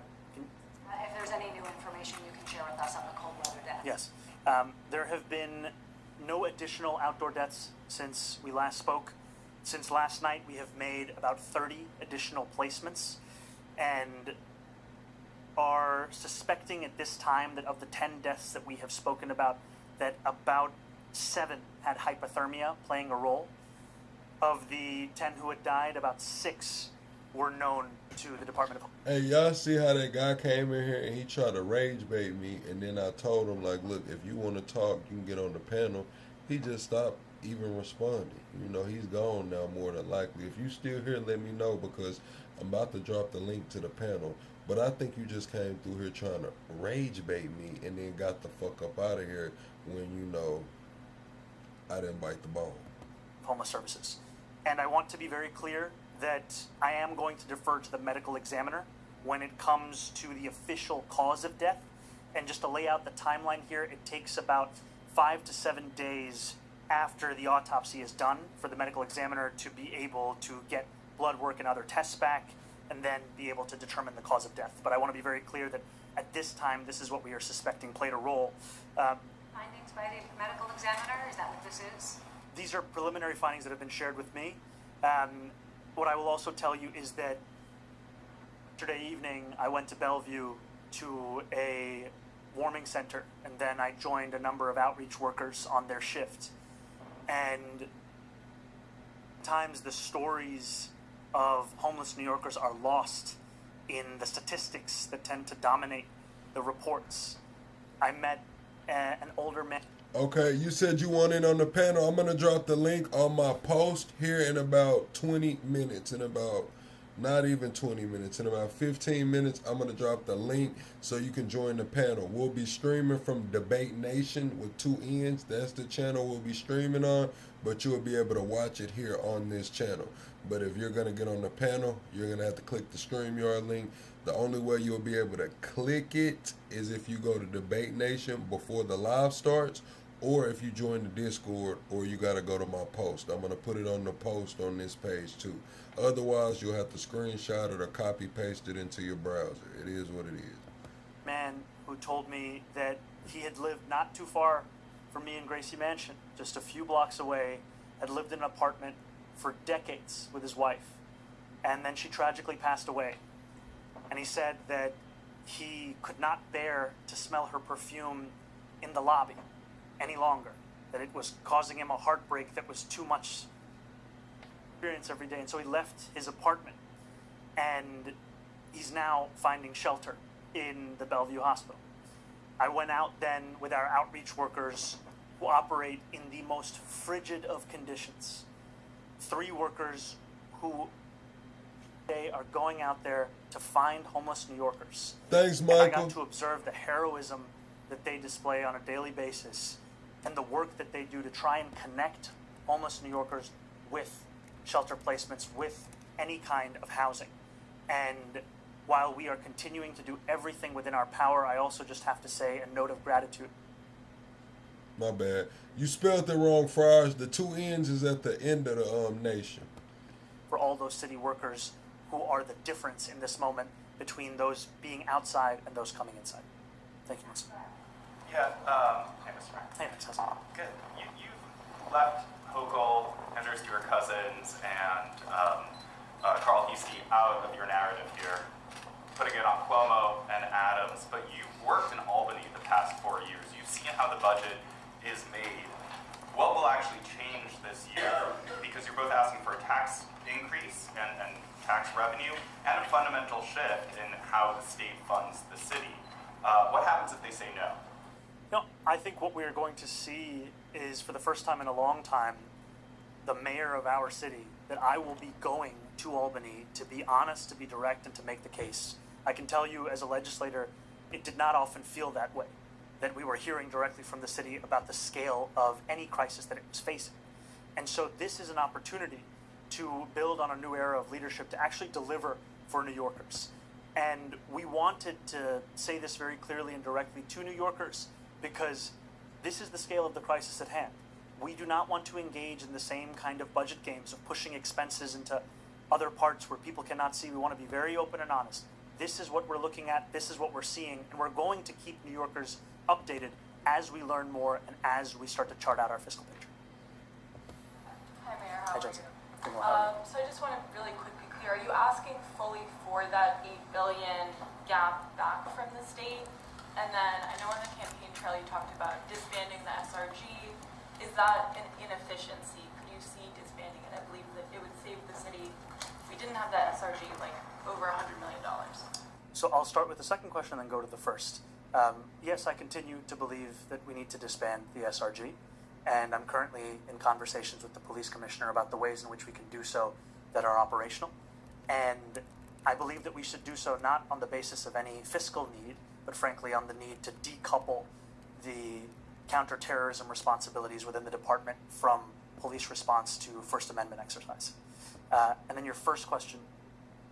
You said that there's an $8 billion gap Yes. in what we're giving and getting from the state. Are you asking fully for that $8 billion? At this time, we are making clear the extent of the fiscal gap of $12 billion. We will be sharing additional information. He letting y'all know, look, we $12 billion in the hole, so when I get to asking for that money, y'all know why I'm asking for that money. You see all these motherfuckers I done hired. We giving out universal health care. We about ready to let the buses be free and some more shit. This is the richest city in the richest country on the face of the earth. We finna tax the fuck out of you millionaires and these billionaires and millionaires in these condos and shit. We finna tax the fuck out of the corporation. NFL, you better get your damn headquarters the fuck up out of there, or we want money from y'all ass as well, man. Mom Dunny ain't bullshitting, bro. I ain't gonna lie. Mom Dunny might run the NFL and some more shit up out of there, bro. To what the gap that needs to be fixed is for this fiscal year, for the next fiscal year, that will take into account what some of the other questions have spoken about, the increased revenue projections, as well as the Wall Street bonuses. No matter what those end up being, though we are encouraged by those reports, it is going to still require an all-of-the-above approach. If the SRG is disbanded, would it be replaced with a similar unit that does similar things that police protest? We don't believe that there should be a unit that has both counterterrorism responsibilities and responsibilities to responding to protests. The conflation of the two is part of this issue. Given what you're saying, did you know that the SRG was going to be at this anti-ICE protest just a few blocks away from here last night? And are you very concerned by that at all? We know that until we for this in an operational manner, that the SRG will continue to be used, and that is why we are hard at work to resolving this issue. You know, given that their focus is counterterrorism also, that you don't want them at protests for now, have you said that, and why not? The NYPD continues to respond to protests, as is their responsibility, and we have also emphasized the need for all of those responses, as always, to... So what is success for Mamdani? Let's be clear. He's saying that they're $8 billion in the hole, projected $3 billion from what Adams has set up already. So they're accounting for around $12 billion total. If Mamdani cuts that to, let's say, back under 8, if he cuts it to 7, is that a successful campaign? If he cuts it to 7, gets free buses and free health care, is that a successful campaign? I know if he makes it 0, it's successful. But where do we measure Mamdani's success when it comes to the budget, when it comes to, getting New York out of this crisis? If they're saying $12 billion, what number, if he walks out of office, when he leaves office, what number would, y'all consider success? Respect New Yorkers' exercising of First Amendment activity. And I think, and I think that to add that I also commend New Yorkers who exercise their constitutional right to protest, especially in bringing attention to the horrific abuses of ICE across this country, and I think especially right now in Minneapolis. I'm sorry? No, in advance. They were there last night. A question about the governor. She said that she's averse to raising taxes on the rich because she said she isn't needed to raise the revenue. Have you asked her for money if she seems to have a bunch of playing around to help fill this gap? We've been very open and honest with the governor and the governor's team, as well as with legislative leaders, as to the scale of this crisis and the need for us to respond to it in a manner that addresses the enormity of it. That will require increased revenue. It will require a new relationship with the state. It will also require the pursuit of savings and efficiencies. It's sorry. Off-topic question. People are still frustrated with sidewalk and bus stop Oh no, Lamar. after the snowstorm. The city delegates a lot of responsibility to property owners who, fulfill those obligations to varying degrees. But even if everything works perfectly, we still end up with situations where, the crosswalks are impassable, bus stops are a mess. Snow plows are plowing snow back onto the crosswalk, and then the property owners are shoveling it back into the street. Now that you have this storm under your belt, are you looking into any new ideas for snow clearing and dealing with future storms so people can walk, push strollers, use wheelchairs more safely? Absolutely. We will continue to look at every which way that we can deliver for New Yorkers. And we want to make sure that every single New Yorker, no matter their mode of transit, is getting that delivery from the city. Right now is working, or do you think? I think I can just give you some kind of recent statistics of what we're talking about. As of 7:10 a.m. this morning, the DOT workers have cleared a total of 3,227 bus stop shelters, which is about 95% of the 3,400 bus stops with shelters. As you've said, property owners are responsible for the remaining thousands of bus stops, and what we are constantly looking at is how we can increase the of service, frankly, whether it's DOT, whether it's DSNY, anything that city government is doing in responding to a storm like this. And I have to say that I have appreciated the immense amount of work from city workers as they have done over the course of these last few days, both in preparation, both in the moment, and now in the continuing cold front. And I think one thing that has complicated their work has been the fact that this snowstorm has then been followed by the kind of cold that the city has not seen in at least 8 years, and that is going to continue to be a focus for us. Thank you. Hey, Mayor. Hey. Rosenberg, 1010 wins. How's it going? Good. It seemed like every year, multiple times during the last 4 years, around budget time, we'd get a version of, from the administration, we have to make cuts. And then the city council would come in and say, no, according to our analysis, we don't have to make these cuts and things would be restored. Was that, I get behind the scenes, was something else going on there? Was the public misled on those messages? Mayor Adams' administration misled the public about the scale of the fiscal deficit. We are not talking about the kind of budget dance that has become endemic in any legislative and executive process. We're talking about a budget gap that eclipses that of the Great Recession. We're talking about one that I think it's 300% more than what we saw in... I just pulled some numbers right quick, because I seen Ms. Bone said that if they would leave over 2%, they would leave now. I don't know, because the NFL, the NFL would probably be better off leaving. The NFL generated $24 billion last year, so that'll be what is that? What's that? 24 billion, 2%. What is that, like 480 million? Percent of 24 billion. 2% of 24 billion. Let's see.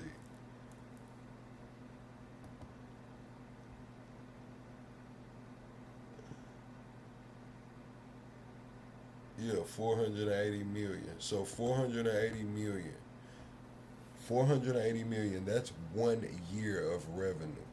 That's 1 year of revenue is 480 million. So over the course of 4 years, that's 2 billion. Yeah, I think they might move their headquarters for 2 billion. In pre-COVID years. This is the kind of gap. Over 4 years, and then let's just say he wins another term and goes 8 years, that's 4 billion. Yeah, they might move that motherfucker for that. That we can only end up with. I'm not talking about for just the Giants or the what's the other team? Jets. Damn, my bad, Jets. For the Giants or the Jets. I'm saying the actual NFL headquarters is there. The actual NFL headquarters is there, and the NFL generated $24 billion, and they split the revenue amongst the teams. So that $24 billion is probably going to be taxed at 2%. That's $480 million per year. The NFL fuck around and move their headquarters to damn Delaware or Texas or somewhere for that, or Vegas for that damn $480 million a year. With if the prior administration was intentionally pushing so much of its actual costs off the books, and we are now looking to be honest and open with New Yorkers as to the actual cost of city services and what it's going to take to get out of this. Last question right here. You said, why don't they move now then? Because the pressure hasn't been applied enough. They'll give Mamdani some pushback. If Mamdani thinks he's just going to walk in and put that on there and then nobody's going to walk out, you're fucking crazy. People are going to walk out. People are going to give pushback. People are going to want some sort of concessions or something. But some people won't. Some people will stay. But not everybody's just going to fucking stay. Not when you're generating $24 billion. That's $480 million a year. That's just for the NFL. I'm pretty sure his companies generate more than that. Man, you talking about $4 billion over the course of 8 years. Motherfucker can move that whole operation. It's just an office. It's like moving an office.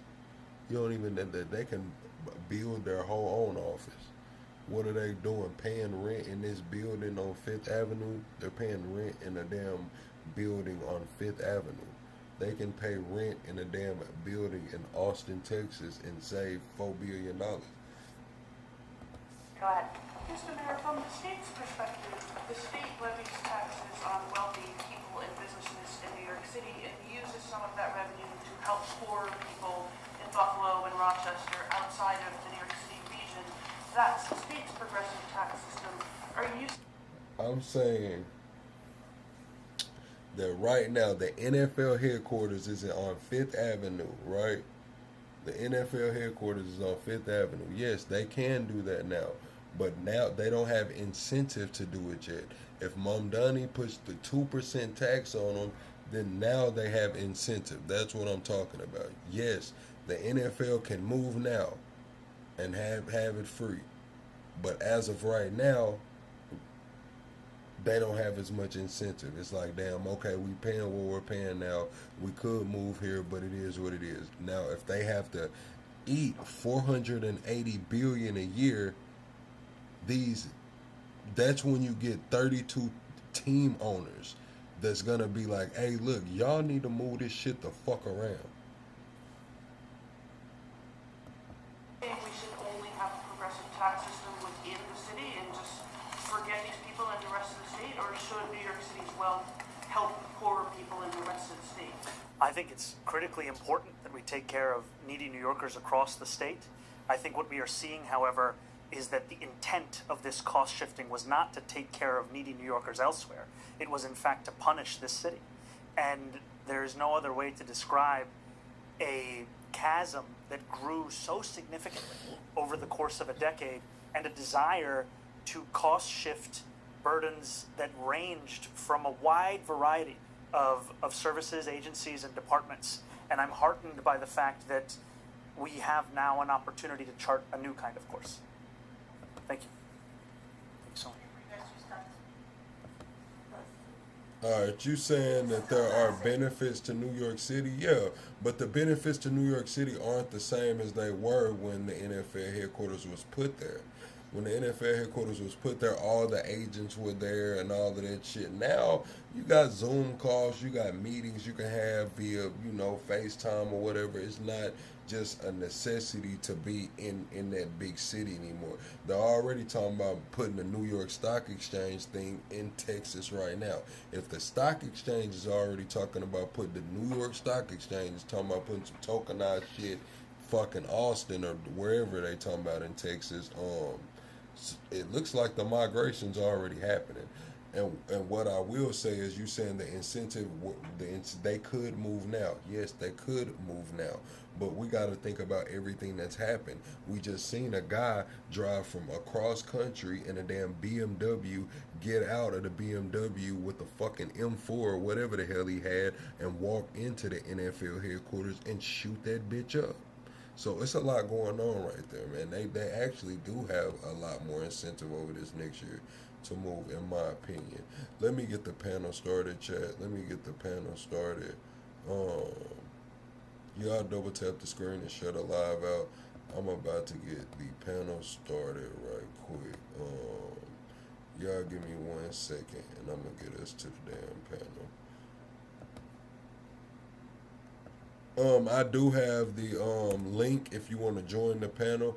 The link is on the community tab wall. The link is on the community tab wall if you want to join the panel. Let me see.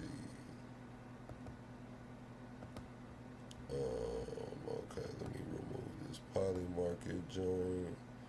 Let me remove this one right here. Chat, can y'all still hear me? Can y'all still hear me, chat? Log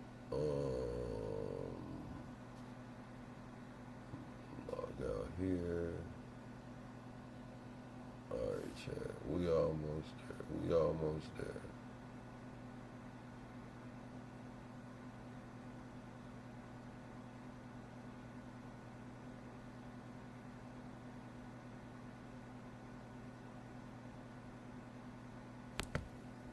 We are almost there. chat. Hold on.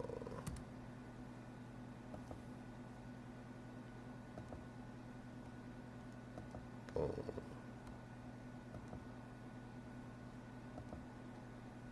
Let's see.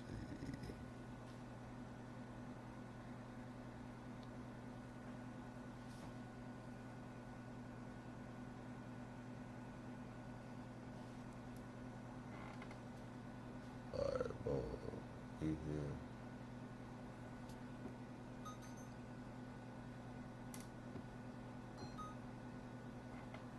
Alright, chat.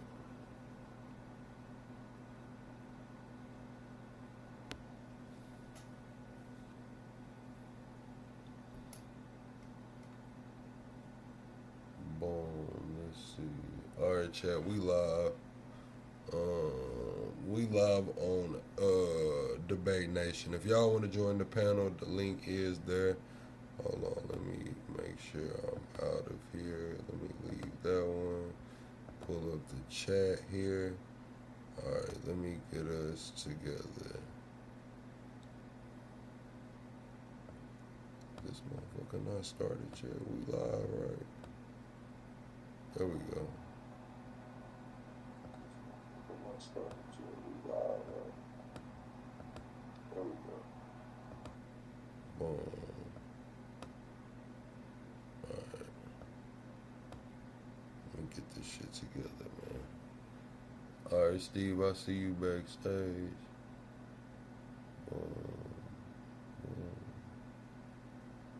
Alright, we got. Is it just me and you? Yeah, right now it's just me and you. I'm giving people time to load up. Giving people time to load up. So before everybody jumps in, I'm just gonna say, bruh, there ain't no way people in New York City are going to want to move to Delaware, are going to want to move to Texas.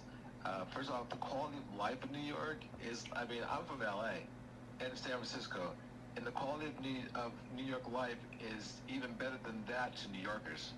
Like being a New Yorker means everything to a New Yorker. Yeah. And plus, what are they getting at? I don't think I wasn't talking about. Yeah, I wasn't talking about the New Yorkers leaving. I was talking about the headquarters moving operations. The headquarters. I'm talking the headquarters. The headquarters isn't going to leave. These guys live in the best city in the world, right? And the only thing they're going to be paying for is 2% or 2% to that their employees. If they have employees, their employees can have free health or free childcare, which they need. Their employees, which happen to take the bus anyway, can have free buses.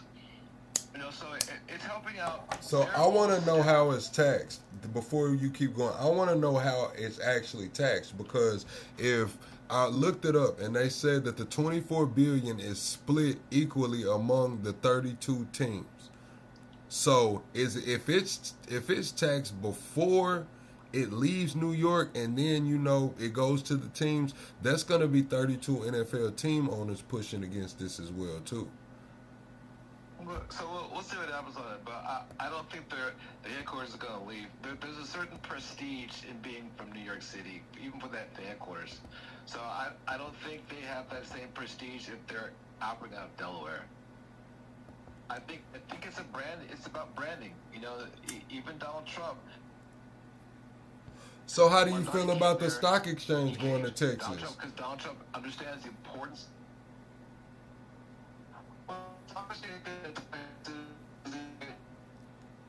You cutting out. But I can see that way more than the NFL, than headquarters of the NFL. I just think that there'll be a lot more, people moving operations, especially with people going remote anyway. It's kind of like, shit, fuck it, bro. If you want to live in New York, you can live in New York, but we're still going to have operations somewhere else. We're talking about $4 billion over the course of, this is just one company though. Now, maybe the NFL doesn't leave, but this is my opinion. There's going to be a lot of companies to leave. Will it be a mass exodus? Over half of the companies leave? No, I don't think that's the case. But I think that the revenue that they're counting on may fall short because a lot of people just aren't going to have that shit. They're going to get the fuck up and move around. I think for every one company that leaves New York, 2 more companies will come there, number one. Also, with the stock exchange, there's no way the stock exchange can come to Texas because of the timeline. No, they're splitting it. This is going to be tokenized running 24/7. That's what I'm saying. This is a timeline accelerating. We're moving into a new era. These markets won't close. Okay, as of right now, I mean, like I have a thing called eToro. It's like an online, stock exchange, and certain markets open all night, but the New York Stock Exchange closes. I mean, it starts at a certain time. Starts at, I think it's 8 a.m. You can trap wrong, and it closes at 4 or 5 p.m. So those are pretty set times. They've been this way since its beginning. I think to change those times would be, I mean, it's just not foreseeable. Hold on. I'm trying to get to the StreamYard right quick so I can't really speak on it, like, 'cause I don't know that much about it, so I'm not gonna lie. Yeah, so what they're saying is Trump came out and was pretty mad at Mamdani about it, but yeah, they're going tokenized. It's gonna be 24/7, and it's gonna be the New York Stock Exchange. You're the first I've heard of that. I'll look into it tonight, but I've never even heard of that before. I'll pull it up right quick. I'm trying to get the link right there so people can. Somebody drop that StreamYard link. It's also on my community tab wall. I can go get it from my community tab wall right quick. Hold on. All those in the chat. Go ahead. I encourage you to go to Mamdani's website. Like, there's like a platform that he had when he was running. And those are all the campaign promises that he's made, but they're not campaign promises. They're his actual policies, and he's going to follow through those policies. And so that's how we can. That's how I want to track to see if he's doing the right thing. If he keeps his campaign promises, then it's a success. So here it is. As of January 2026, over 100 companies have dual listed on New York Stock Exchange, Texas, in under a year, highlighting rapid adoption and Wall Street's growing pivot to Texas. Major firms AT&T, ABBV, Halliburton, Texas Pacific Island, and numerous ETFs from Strive Management. The move to Texas rise as a major financial hub supported by its business-friendly environment, population, and strong economy. So yeah, it's going on already. Newly approved national exchange with plans to launch in fall 2026. It comes amid competition from the Texas Stock Exchange. So now the New York Stock Exchange has operations in Texas with 100. Now Texas is gonna drop their own stock exchange as well to compete. You're breaking up, but yeah, that's the first I've ever heard of it. Okay. Welcome to the stage, Nix. Welcome to the stage, Lady Bones.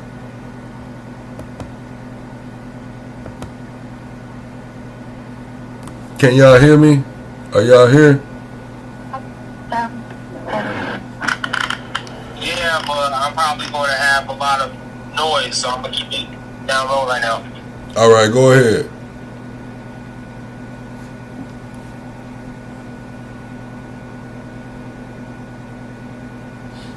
Is it anybody can have the floor? Lady Bones, do you have a comment that you would like to make?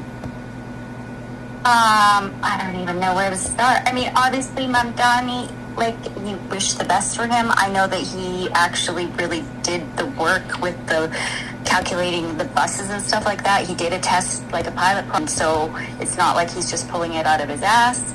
2% I don't think is going to make anybody move. People actually do care about their standard of living, and especially people that are in that income bracket. This is why they chose New York. New York's never been a cheap place to live, so I don't think 2% is going to push them over the edge, especially if he does a good job and cleans up the city. And the NFL, they're private entities, so New York doesn't just get all the NFL revenues. Okay.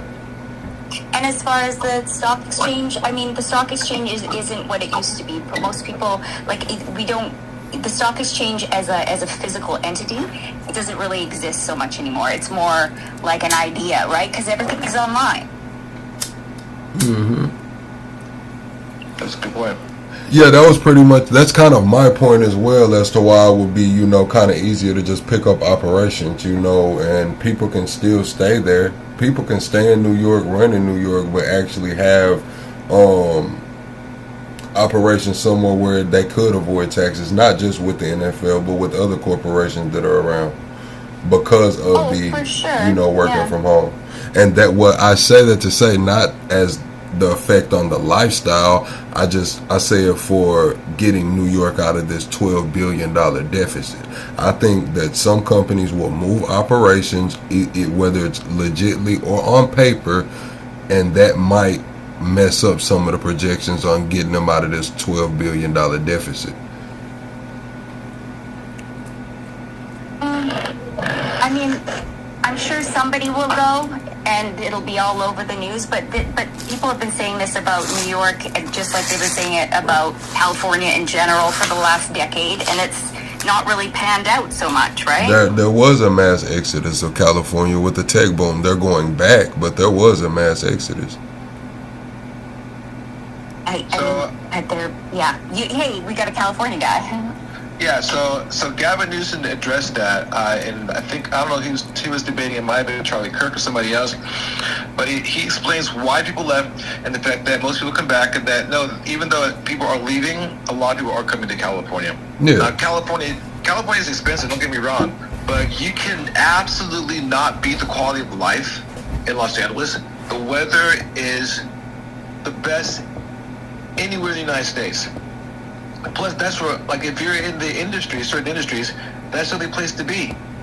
Entertainment industry, there's no place else to be but either New York City or Los Angeles. So it depends on what you're looking for. You know, it definitely is more expensive, but again, a lot of people pay more about that quality of life. And it's more expensive because everybody that has money in the world comes to California. So New York's the same thing, everything that you're saying, Lady Bones, I agree with.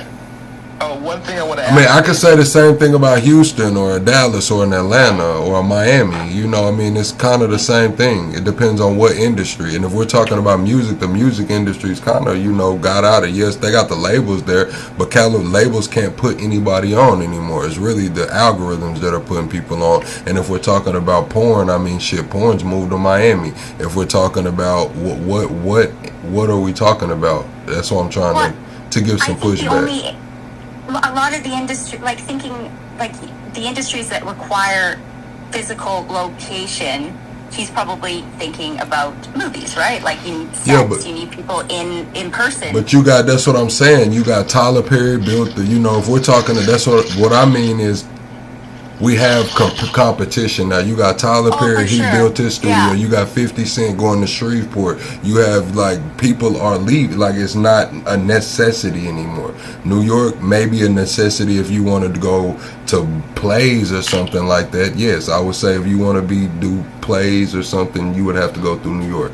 But there's not just a catch-all anymore. Like, you go to Hollywood, you get put on. People chose New York for any reason other than they wanted to live in New York, right? Like these other places are getting, like these, like Austin and stuff, they're coming up, and there's going to be competition in that respect. But I don't think people who chose to move to New York City did so because of any other reason than the lifestyle. It's always been one of the most expensive cities, and so they're not competing on the basis of job potential. It's more lifestyle, and that's what Mandami also is trying to improve for New Yorkers. I think he's going to be fine. I lived in California, in Los Angeles, and I actually moved to Austin for a job. And I'll tell you, the quality of life in Austin, I mean, Austin is a nice city, but the quality of life there is so depressing compared to LA that it can't be compared. I never adjusted because Austin, I mean, you just can't compare. And the same thing with New Yorkers. You have New Yorkers all the time. Like in LA, I would always meet somebody from New York, and they would be talking about New York is this, New York is that. And I would say, well, why don't you go back? They go, oh, the weather's so miserable. Other than the weather, like New Yorkers love New York, you know. And so. But that's how I am on the South. Like I go to LA or I go to Phoenix or I travel a lot. and I just couldn't live there. That's the same way. It's just like I'm from the South. Like it's just, I don't know. I guess people are comfortable. You know, humans are creatures of habit. People are comfortable. I think that's the other idea too.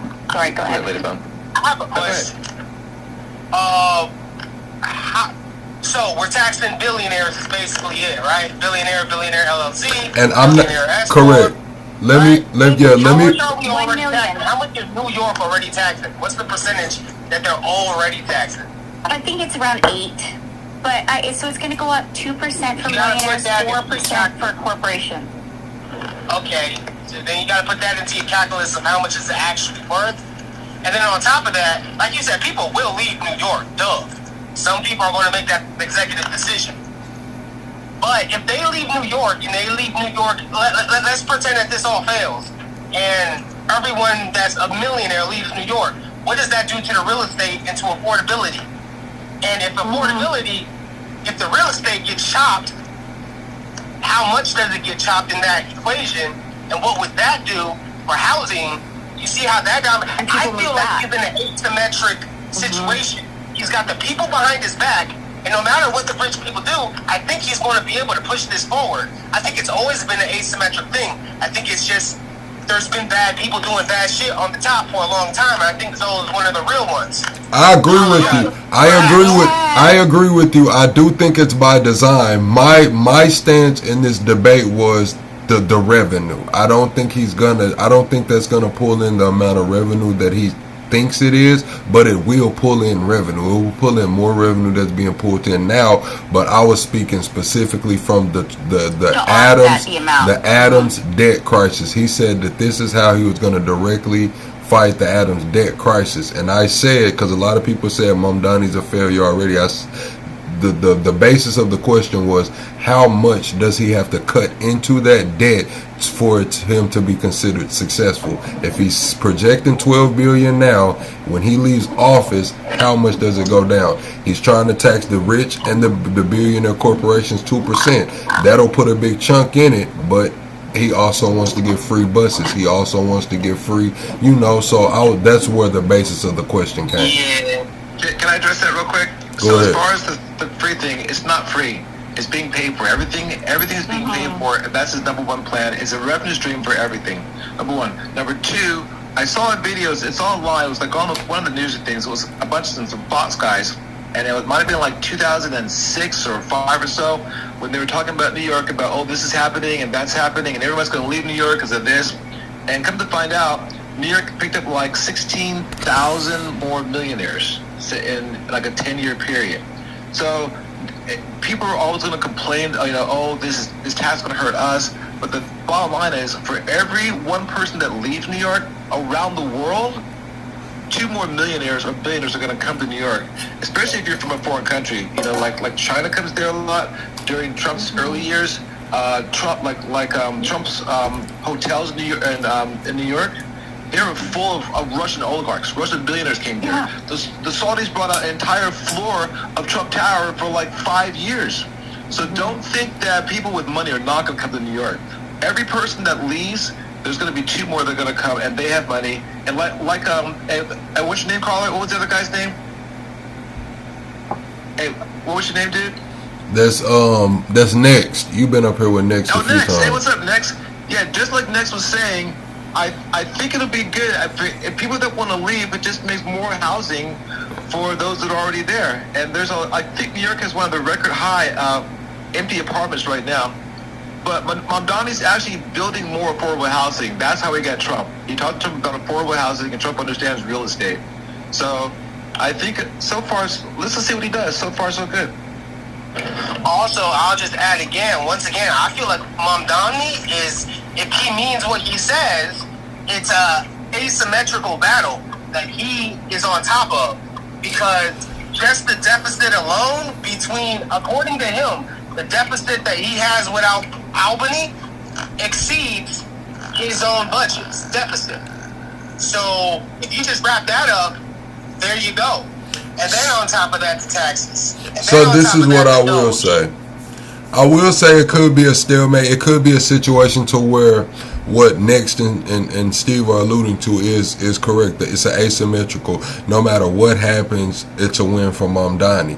If the rich people do leave, we know Mamdani's okay with, changing the demographics of the city anyway. We have to go back to Mamdani's victory speech, and the day before Mamdani's victory speech, I played the clip. A lot of people didn't see the clip, but it's a lady that spoke behind Mamdani and said that this was by design. This was not an accident. We had a lot of rich, wealthy Muslims put the money behind Mamdani, and we'll speak about it after he wins. They never spoke about it, but that clip always stuck with me. So now that y'all are saying that they could just import new billionaires, maybe he has a billionaire class that he would like to import for influence. I can say this much on Mamdani's money base. Mamdani relied on a lot of small donors. So there's a group that you can look up. They're called the Sunrise Movement, and they're a very strong grassroots movement that are really coming up, and they supported him. Mamdani started with like 2 volunteers to 20,000. By the end of his campaign, he had 100,000 volunteers. That's not employees. That's just volunteers working for him. Where everybody that Andrew Cuomo had, he got to pay for. He didn't have one single free volunteer. What I'm saying is, though, I believe that. Billionaires against him. I believe that, but Mamdani also had a lot of money, I ain't gonna call it dark or shadow money, but a lot of money coming from very rich people. I'm telling you, the lady sat right behind him and she said it, and everybody just looked at her. If y'all look at Mamdani's victory speech, he had that whole front row of those people that was looking around like it's some money behind Mamdani. Yes, he had a lot of small grassroots donation, but Mamdani had some very heavy hitters, and that woman wanted to be very clear, like, look, man, this shit is some real money over here. Y'all just don't know what y'all dealing with. I mean, I guess we can look into that. That's not what I heard. I'll see if I can pull the clip. Any more information about it? I'll see if I can pull the clip. Well, I'll look for the clip again. But I'm like, as far as I know, Mamdani received an average, an average of $30. So he's very transparent about all the money that he's received. If he did receive big chunks of money, that would change that dynamic from $30 to like $80 or $90. Like the reason why Kamala Harris, like her campaign had an average donation of $200. Where look at Bernie Sanders, the average donation for Bernie Sanders is $27 because he has small donations and she was receiving big donations. So I'll take a look into that plug. I'm unaware. I'm not really sure if that's the case. You might I think the biggest donation he got was like a $250,000. Here you go, Linda Sarsauer. What did she say exactly? Like share it because I may have missed the clip. I think I remember you playing it. I don't remember what it's about though, honestly. I'm not gonna be able to play it while we're on the panel because I'm on my phone.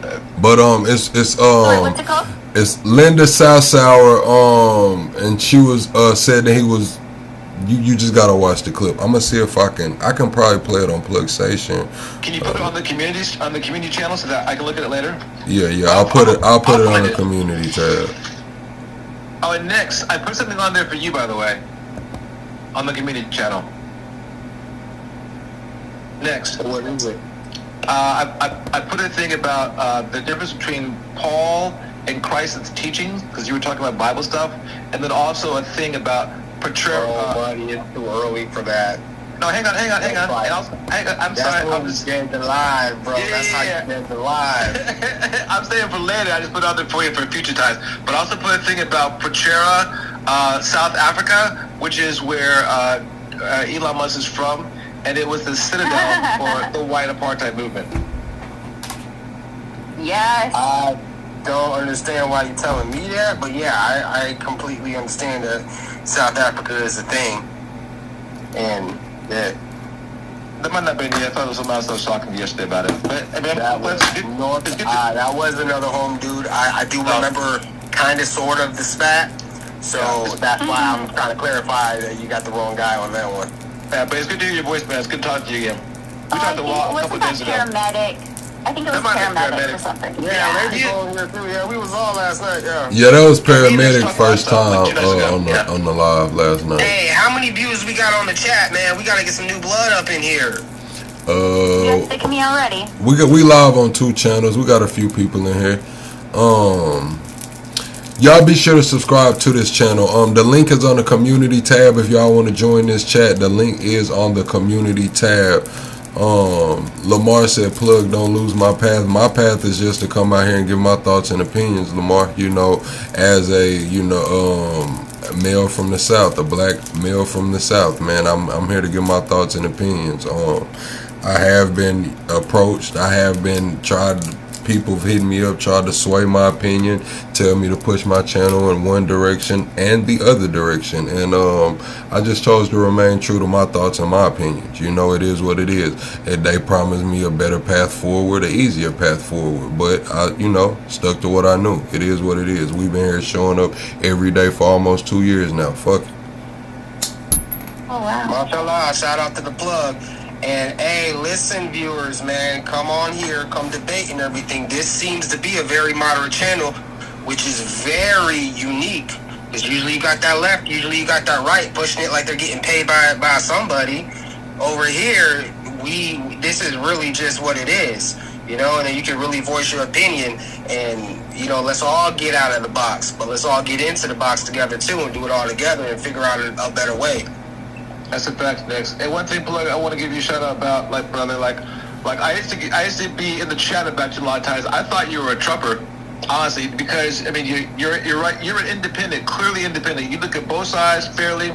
You call him out on bad things. You call everybody out. So I want to give you props for that, because a lot of people in the chat a lot of times he's leaning left. Well, I'm thinking you're leaning right. So if that's happening, dude, you're doing something right, because you are definitely an independent thought. Man, I sure do appreciate it, man. I sure do appreciate it. What else do we have? Okay, what about let's speak on the footage of Alex Petty, the previous footage, the footage where they're saying that guarantees that he was Antifa. That's what they're labeling him now, Antifa. Okay, well maybe he was the president of Antifa, so wow, congratulations, Trump. So that means that this was a targeted assassination, which makes it even worse. And can somebody please tell me where I sign up for Antifa? Because I can't seem to find any way to contact I'm gonna tell you, all you gotta do is go to a No Kings rally. Any No Kings rally, they'll get you signed right the fuck up. I'm not. Hold on. Let me clear it up. I'm not telling you to do anything. I don't have any connections for you, but I'm just saying that I heard that that's where the fuck shit goes on at, man. No, I'm joking. I know. Yeah. It's y'all haven't seen. I got a mini documentary. On my channel where I went to a No Kings rally. Actually, one in Austin, Friday. Oh, did you? And some guy in a damn dystopian cyberpunk mask ran up on me and handed me a piece of Antifa propaganda, and it said "unalive all you know who," and I didn't know what it was. I was like, man, what the fuck, bro? I'm streaming. I'm recording and I'm live streaming. And I what the fuck is this? And I open it up and show the chat live. As I'm reading it, I'm showing the chat and I'm like, oh shit, let me get this shit the fuck out my hand, man, for somebody come pick my ass up. But it was in my mini documentary. That's why I say if you go to one of those, motherfuckers is out there trying to recruit. I mean, is there any contact information on there? Because I think the FBI would probably want to get a hold of that. The problem is it's not a centralized thing, right? No, you're absolutely right. I mean, if anybody knows history, again, this is why I call it Trump. Because Trump. Can I just interrupt one quick sec? Go ahead, I'll finish. Sorry, but it is a centralized thing to the people who centralize. You understand? There might be different chapters and there might be different sets. You know what I mean? At a certain point it is. And Brooklyn is a real motherfucking thing. You know what I mean? And there's other types of brims elsewhere, and they're may not be connected, but they're real things too elsewhere as well. They're just as real too. you know? So we do have to be careful about that because it can turn into something. All right, let me say my thing. wait. This is. Go ahead, Lady Bones. No, You go first, I'm then I go. like, which part can we not have turn into something? The being against fascism? So let me explain. No, just let me explain real quick. Just the shooters and criminals. Let me explain real quick, okay? We all know, maybe you don't know where anti-fascist comes from. Anti-fascist was really a European thing, and it was a direct response to fascism, which was from Italy, from Mussolini, okay? And Mussolini and Hitler were together, so the anti-fascists were Yeah, I get it. Army, Let me continue now. Right now in America, we have the Proud Boys. Do we know the Proud Boy leader? Yes, we do. Right now in America, we have what's another group? The AF, the American Front. Do we know who their leader is? Yes, we do. We also have the 3 Percenters. Do we know the leader? Yes, we do. There is no leadership. Again, the Black Panthers, we know their leader. You see what I'm saying? There is no such thing as an organized group called Antifa. Antifa is an idea of freedom. All right, it's like anarchy. So who's in charge of the anarchy group? There is no anarchy group. There used to be, but there's not. And the reason why Trump needs that dog whistle. It's like it's their dog whistle, exactly. And the thing is, Donald Trump he doesn't know history. He doesn't know the history of Europe, of the wars, of anything. So he doesn't know this. And so years from now, they're going to look back at this time and go, these guys are really the enemy of the state. If you're against Antifa, then you are a fascist. That's all that there is to it. You're openly saying, I'm a fascist. So if you're a fascist, just put a target on your head because you're my enemy. And I don't need to be part of any group. Every American fighting man is anti-fascist, period. Donald Trump is not one of us. He's just an idiot. Well, worse than that, he's a traitor to the Constitution of the United States. I feel what you're saying, but I have to reiterate this point, because I do feel the dog whistle. Of course, we all see it. We all know what we see there. I'm not talking about Donald Trump. I'm talking about this other side, this other thing.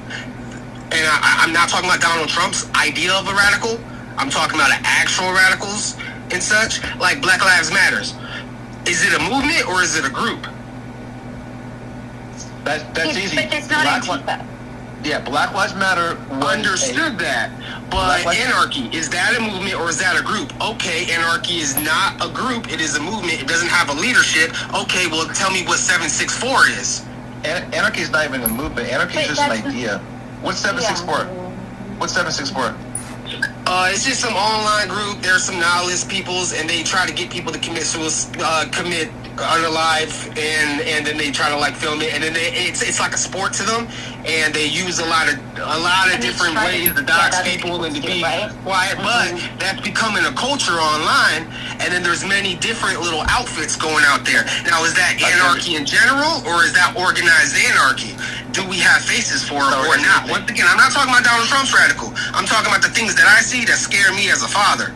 I don't want us to ever go down those roads. Like a person wearing a helmet in a protest talking about whatever the hell they're talking about on that white people stuff, by the way. Like, I want no parts of none of that on either side. And I do agree that Donald Trump and his regime is using dog whistles and blowing things up and trying to create something. And I don't think Alex was most likely part of that. I'm pretty sure Alex was part of following ICE around, snapping pictures, trying to document things. That's peaceful protest, which is to protect it under the Second Amendment. They had a group together. They were in a chat. Whenever you see an ICE agent, put it to the chat. Not protest. First Amendment. And that's protected speech. If you want to get rid of that, we're screwed. Anybody who wants to get rid of that really is a fascist. Because fascists don't like peaceful protest. They don't like any kind. Peaceful protest is I can yell at you and scream at you and call you every name in the book. As long as you're allowed to follow too. You're allowed to follow. I mean, shaming these guys is what we're supposed to be doing. All right, that's what we're supposed to be doing. We're supposed to be shaming these guys. If these guys are so embarrassed of what they're doing that they don't want their family finding out about it, maybe you're doing something right. So the fact that they didn't like this guy because he was doing this is one thing, but to shoot him. If we find that later on that they knew who this guy was and they shot him, that's an assassination. Yeah, then it's just murder. I mean, it's murder anyways, but like, that would just be a next level. That would be like a targeted, premeditated thing. Yeah, I have not found the video that said that he was a prior Antifa. What do you think about that plug? So this is why they're saying he's Antifa, was because the video surfaced of him kicking out the tail light of an ICE agent's truck and spitting at them 10 days prior to him losing his life. So on the 13th, they have the BBC ran facial recognition and placed him on the scene of an altercation with ICE, and he kicked the tail light out of one of their vehicles and was spitting at him. They wrestled him to the ground. Hold on, let me finish. He allegedly had his weapon on him at that incident as well. That's just what BBC's reporting put out today. So they broke his ribs on that one, and that's why they said when they were saying he had broken ribs, it was from that incident. Okay. So understand this: he was protesting before. He spit at one of their trucks, kicked the light, kicked the bumper. He's being a complete asshole. Granted, but bottom line is that he's not. There's no such thing as Antifa. He's not with Antifa. But they want to label him like this because, again, like you said, it's not just a dog whistle. This is their way of saying this is an organized group, and we can try and we can call them RICO. terrorists, and now RICO, and then we can deport them out of the country to another country. That's what's beginning to happen because Trump already promised he was going to do I see, and now this is where our opinions differ. I don't think that he wants to deport them out of the country. I think he wants the money. That's why they keep trying to tie this to Soros and his son and these other ultra rich, what they're calling far left organizers. If they can tie the funding to what they're calling Antifa, they can go in for the RICO and not only do quote unquote arrest these people, but they can cripple it doesn't matter. The same way that the Trump administration the same way that the Trump administration is saying that all of his charges was a hoax and it was just a witch hunt. Trump is on a retaliation tour right now. I've spoken about this for months on months. Whether there's evidence there or not, they're trying to bring charges forward. I just seen it earlier that they're investigating. But you said that he wants money, and I'm going, where is he going to get money? Alex RICO was an ICU nurse. Not the Alex Pretty. We're talking about from who's funding these groups. The Soros family. That's if they pull them into the RICO, they get to freeze the assets. All of these monies that's going to these NGOs, all of that money will be frozen, and it will go to the government. And again, it's because this is the most corrupt administration in history. Everything you're saying is right. He's on a retaliation tour. Is that legal? No. It's absolutely not. I know, but how would they tie George Soros to Alex Peretti? Not even Alex Peretti is to Antifa, period. And they're saying Alex Peretti is Antifa. They blew up those boats and then got Maduro, Maduro, and then brought him back over here. Just imagine that. But let's talk domestic. Let's talk homegrown. And then so far, no more boats are getting blown up. Isn't that funny? The fentanyl just stopped once they caught Maduro. Wow. Isn't that interesting? Yeah, you're right. I mean, it's all a scam. Everything that Trump is doing is a scam. Yeah. On a retaliation tour. Same thing with Diddy. They went to get Diddy and they overcharged Diddy. Why did they overcharge Diddy? Because the RICO was the only way they could take his money. That RICO gives them the ability to seize funds. They could all get in trouble for just being domestic terrorists, but once you bring the RICO in, that is organized crime and you're profiting off of this. I get it, but I just think that George Soros probably has a lawyer that's going to be able to point out the fact that there's no ties between these people at all, because it doesn't exist as an organization. Under investigation, all of their funding still frozen. They'll have to find new ways. And on top of that, George Soros or whatever, he might be the name that we're saying, but just like when you say Antifa, it's not really what some people are actually talking about. Correct. When I say George Soros, I don't even know what Plug's talking about with the Soros thing, but I mean, Soros is with Clinton, though, apparently, but I'm pretty sure Soros is with Besant as well. But nonetheless, What I'm saying is they can link. What I'm saying is the right this has been a running thing with the right. They can link to Soros, quote unquote, or his donations to these NGOs. So that's what I'm saying. These NGOs are the ones that are buying the signs. The NGOs are the ones that are putting the supplies out there. This is all alleged. I haven't seen it. This is all alleged. This is what the right's argument is. And this funding is coming from somewhere. They have traced that funding allegedly to these people through those groups. But Trump doesn't punch up. Don't you see who he takes from? He's grifting from the American people. He is going into like a South American country that's gone through years and years of unrest and dissident within their country. Like, they're not strong. He doesn't punch up. I don't think he's going to go after Soros. I think he's going to go after the smaller guys that'll just pay off. And I just don't see the NGOs being connected to Alex Peretti. Like, there's just no money being funded that way. Because we would see it, right? There would be at least one I was gonna play the clip. They're already it was on Fox and something else earlier, but yeah, they already got the Soros and them under investigation now for funding Antifa. I'm just saying that. So you don't think I'm pulling it out of my ass? Like, it's already kind of going on. I've heard this before, and this is one thing no one's talking about. Okay, George Soros has some of the best lawyers on the planet. So Donald Trump might start this, but it's going to end really bad for him. At the end, George Soros is going to turn around, and they're going to sue the United States government, Donald Trump administration, for $1 trillion, and they're going to win. They're gonna win. Maybe I'm saying what I'm getting at is this: if they want to crush this, whatever we're gonna call it, I'm not even gonna put a name to it. They have to crush the funding. If they bring those charges, hold on, let me finish. If they bring the charges and RICO is included in their charges, all of those NGOs get frozen. That's what I'm saying. Whether he goes to jail, whether he beats it or not, however long that goes through court, all of those NGOs no longer get funding from him. I don't understand how that stops the movement, though. Can I say one thing real quick?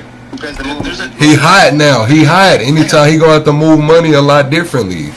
Hang on. Let me say one thing real quick.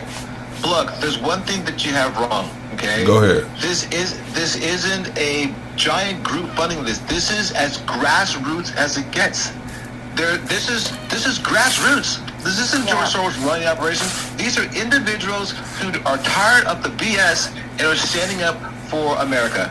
That's what it is. It's not funded by a big organization. But it is. But what I'm saying is, okay, there are people that stand up. There are people that take their paychecks and put it towards this. But there are large influxes of cash. I've seen. What is the cash for? What's it for? Everything, picket signs, supplies.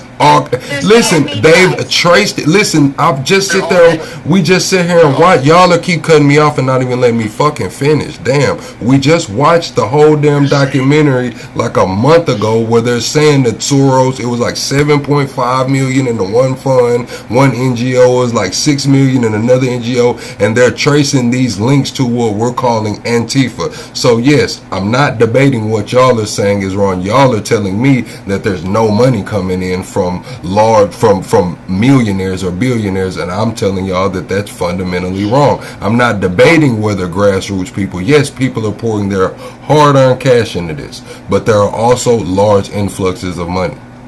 So I want to say one thing about what you just said. That's something that Donald Trump said. And Donald Trump's like, oh, did you see all the signs are the same? No, Donald Trump, they weren't. You know what the signs were all the same? I was out there in Austin. The damn signs were the same. I live streamed the whole wall. Where? But what protest? In the No Kings rally, I went to both of them, and I asked questions on the street. And they were handing out signs. What are you telling me? There were piles of signs, bundles of signs. Okay, because I was there. How many millions of dollars do these signs cost? I don't know, but he's saying that there weren't signs that I was there. This does happen. There are grassroots. There are small grassroots that actually get donations, and then there are other campaign finance committees that actively go to these grassroots people and give them money.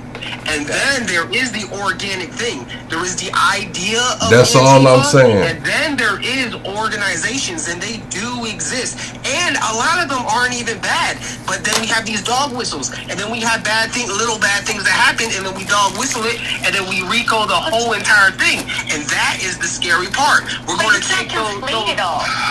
No, there's no. No, you shouldn't. You shouldn't. But what Plug is trying to say is that is the play. Yeah, that's why again. I get it, but that's not from Minnesota. I'm going to disagree with you guys completely. I will not. I have yet. First off, the Trump administration said already that they caught the girlfriend of the founder of Antifa. Okay, remember when they said that? Yes, and yes. And what happened? Nothing. You know why? Because she blew smoke up the butt and go,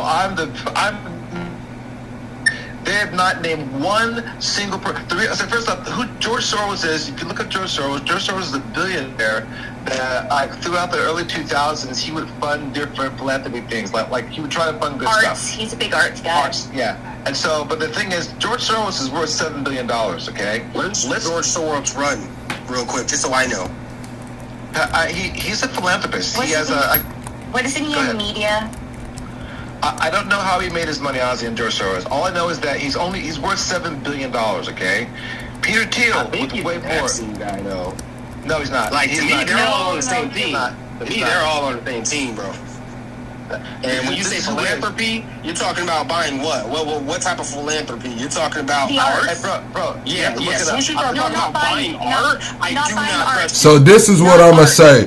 Listen, this is what I'm gonna say. I went the second time. This is the most recent one. The first time I got a documentary, they went to the state capitol. The second time they went somewhere else. We started off downtown. We marched a whole long way, all the way around, down the bridge to like a little park area. They had big ass stages set up, big ass stage set up. A lot of people were out on the grass. A lot of people were walking around. It was packed. They had the little food trucks out there, but they did have bundles of nicely made signs. Like, these were high quality signs, the same white signs that we seen in DC, the same white signs that we seen other places. Now there may be a template out there that somebody's just using, I'm not saying that, but they had these signs out there by the fucking boatload, and you could just get them. And I asked, and I went out there, and hold on, and I went and I asked her, and I said, hey, I had my microphone, you know what I'm saying? I said, hey, do y'all want to answer some questions, to have a conversation? They were like, hell no, we don't want to have no conversation, which I told the chat then, damn, chat, is because I got a fucking do-rag on, we made a joke about it. It just was what it was. All right, well, there's a new King's protest coming up, so we'll take a look. But understand, there were protests in over 100 American cities. So how do you know that there's no new Kings? Sorry to cut you off, but how do you know that there's another new King's protest coming? A no King's protest? They announce them months in advance. There's planners of these events. There's the main planners of these events. The organization. Does that organization require money? You can sign up. No, you can sign up, and you can be the head of your little group to get your community together, and you link up with other people. But I'm not saying that for certain movements. Transporting the people. And they take donations, so you can donate to the cause. Okay. So you don't think millionaires, and that's what we're saying. Those organizations are the ones that's getting the $7 million donations here and there. We're not saying somebody's putting hold on, let me finish. We're not saying that they're putting $7 million every Friday like it's a damn paycheck into these organizations. We're saying that when the influx of cash is needed, that those are the alleyways that certain billionaires that are under investigation, there's probably more people that do it too. We're not just going to say that everybody that's involved, I'm quote unquote saying they're Antifa, is just regular fucking, poor people. No, there's some money around that bitch too. Just like the Republicans got money, the Democrats got money. Just like the far right has some money, the far left got some money too. And sometimes those influxes of cash come in. That's all me and Next are saying. So like, For sure, hang on, but not so- in Minnesota. Go ahead. So Can real we quick, disagree so on that? on January 6th, No, not at all. There's definitely money in Minnesota. Hang on. Walls might be a gangster. Walls might be a straight gangster, man. What happened to them two Congress people, the state Congress peoples? What happened there? Anyone want to still talk about that? Why don't we just throw that under the rug and then just keep moving? Hang on, let's talk about that. They were shot by a Trump supporter, bro. That's who shot him. A right-winger shot him. In case you didn't read the news on that. So take a look at who shot him. Did you get that man's bio? That man's bio screamed MK Ultra and shit. And then he writes a letter saying that Walls told him to do it. Bro, no. Talk to his roommate. His roommate gave an interview on the news. It's online. Hey, chat, pull up the interview from his roommate. His roommate says he'd be pissed if you said he was a Trump. He was a Democrat. He was a proud Trump supporter. He loved Trump. He hated the left. Okay. He hated the current. That's why he went to try to get a job. Let me answer a question, chat. Let me answer a question, panel. Let me answer a question, panel. The other chat's asking a question, and I'm gonna answer first, and then I'll give the floor to you guys. It says, what makes you people what makes you people what makes you think people protest because they get paid? There are a lot of people that protest to get paid, and I'm gonna say financial strain. There are people that believe in these things and they just show up. But when we see people going from city to city to city, and we see they're making $80,000 or they're paying. I mean, we've looked it up over here. Paid protests. I pulled up the website. $100, $300. That's why it's an avenue to get paid. I mean, obviously they got that sort of stuff set up, right? Yeah. I know for sure J6, those are paid there. Turning Point USA sponsored people to come out there. They paid them. They paid for the bus, all this stuff. That's why they were under investigation for January 6th. But I don't really. I mean, if you say. Imagine there's 1 million people that showed up at those protests. You're telling me that half of those got paid? No, it's like this. It's like the snowball effect. It's like the people who sign up on the website and are, quote casted, whatever we want to call it. Yeah, they'll show up, they'll get paid. In turn, that'll bring more people. It'll make the gathering look larger. It'll make it have more of an impact. So yes, I don't think everybody gets paid. But I do think there are individuals that get paid. Oh, for sure. I mean, I'm sure there's a handful of paid agitators, agitators, when you guys had money coming from outside of the country and was being paid don't mean you're an agitator. What? Correct. Just because you're paid doesn't mean you're an agitator. Some people just want their bills. Some people get travel. Some people, because you got to think too. That's where the dog whistle comes from. Listen, in 08, I was in college and I was kind of sort of active, right? And I got with these groups and whatnot, and I started petitioning to get marijuana legalized. I started petitioning so felons can vote, and then I left them when they wanted me to petition. First of all, they got information from the parents, the abortion peoples, but I know that they're not abortion peoples only, but you know who I'm talking about, right? The parents peoples. Yeah. Okay, they got information from them that they weren't supposed to have, and I'm supposed to walk up to the houses that had that so that they can sign certain petitions. That's when I left, because something was shady. But then, me messing with those people in that circle, they were offering every now and then, positions for me to just come through and give out water inside of these protests and whatnot, and the 99% stuff, just to give out water. There are other more official people like Renee Green.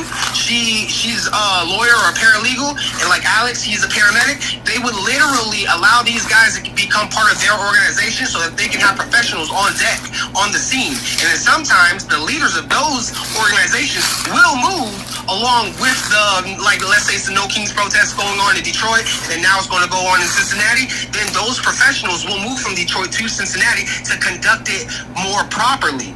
And that has nothing to do with agitation. That has everything to do with organization. The Democratic Party has chapters, and within those chapters, they get individual donations, and they have individual employees. And those individual employees get active when it's time to get active. MLK had money. People funded MLK. I didn't say all the paid people and all the organizations. I'm not arguing what you did or did not say. Just let her. I am just putting context onto the situation. All right, but lady, you got the floor. Literally. No, I was just saying, obviously, like, there are those paid agitators as well. I'm agreeing, but we're saying, like, I think that the Minnesota thing, we've got to agree, seems to be, like, very much grassroots. I mean, and nobody's going to say that there isn't probably like a group of, especially when things get big, there's usually somebody who tries to cause some trouble, or some other group comes in because it's in line with their values or something. But really, it's a bunch of Minnesotans. Like, so, there's, right? Like, isn't it grassroots from what we can tell, like, honestly, in this particular case? I'll say this, on what you said earlier next, like, I mean, I've been a Bernie guy since 2015. 2016, I was out doing, street campaigning for him. I went to the DNC on my own dime. No one paid me. But on the one thing you talked about, I was also a big part of the cannabis movement in California. So there's paid positions, for example, to collect signatures. That's a paid position. You hire a team to go out and they collect signatures. That's a paid thing. It's these organizers. If there's going to be an event, a group organizer will pay somebody to hand out water. That's the group organizer. The group organizer is getting paid from the group. But that's way different than the idea that there's 1,000 protesters there all making $500 to come, and out of 100,000 protesters that are there. So I think that comes from the crisis actors idea, right? All four of us agree that is happening, and we're trying to use a dog whistle to get a RICO, so then we can do a Maduro. Do we all understand that? That is what is happening. We don't really all agree. I think a lot of the stuff that's going on in Minnesota is quite grassroots and it's quite organic. And it's I agree. Most of 80% of that is real. I should not be there. 95%. Yeah, I should not be there, and people are mad about it. That is very, very true. What else is very, very true? 764 does exist. What else is very, very true is Donald Trump wants to make people into terrorists so that he could do certain things. And then you got the Peter Thiel angle, and you got all of that too. All of this is true. That's the bigger angle. Yeah, that part exactly. we 100% agree upon. We 100% agree upon. I think the main point of this discussion is that point. We need to stop arguing, and we need to start really if we got viewers right now, I hope somebody's getting educated.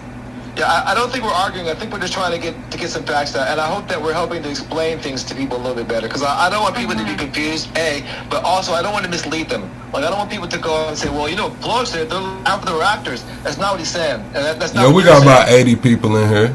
It's all good between the channels. Go ahead. So just to be clear, but again, everything you're saying next is spot on. And I think Donald Trump needs this more than anything else, and Donald Trump needs a civil war. Now, if you guys want to do some research, there's a book called The Foundation of Geopolitics. The Foundation of Geopolitics. It's by a guy named Alexander Dugin. He's a Russian guy, a Russian nationalist. And he talked about this in 1997. Matter of fact, his book became primary.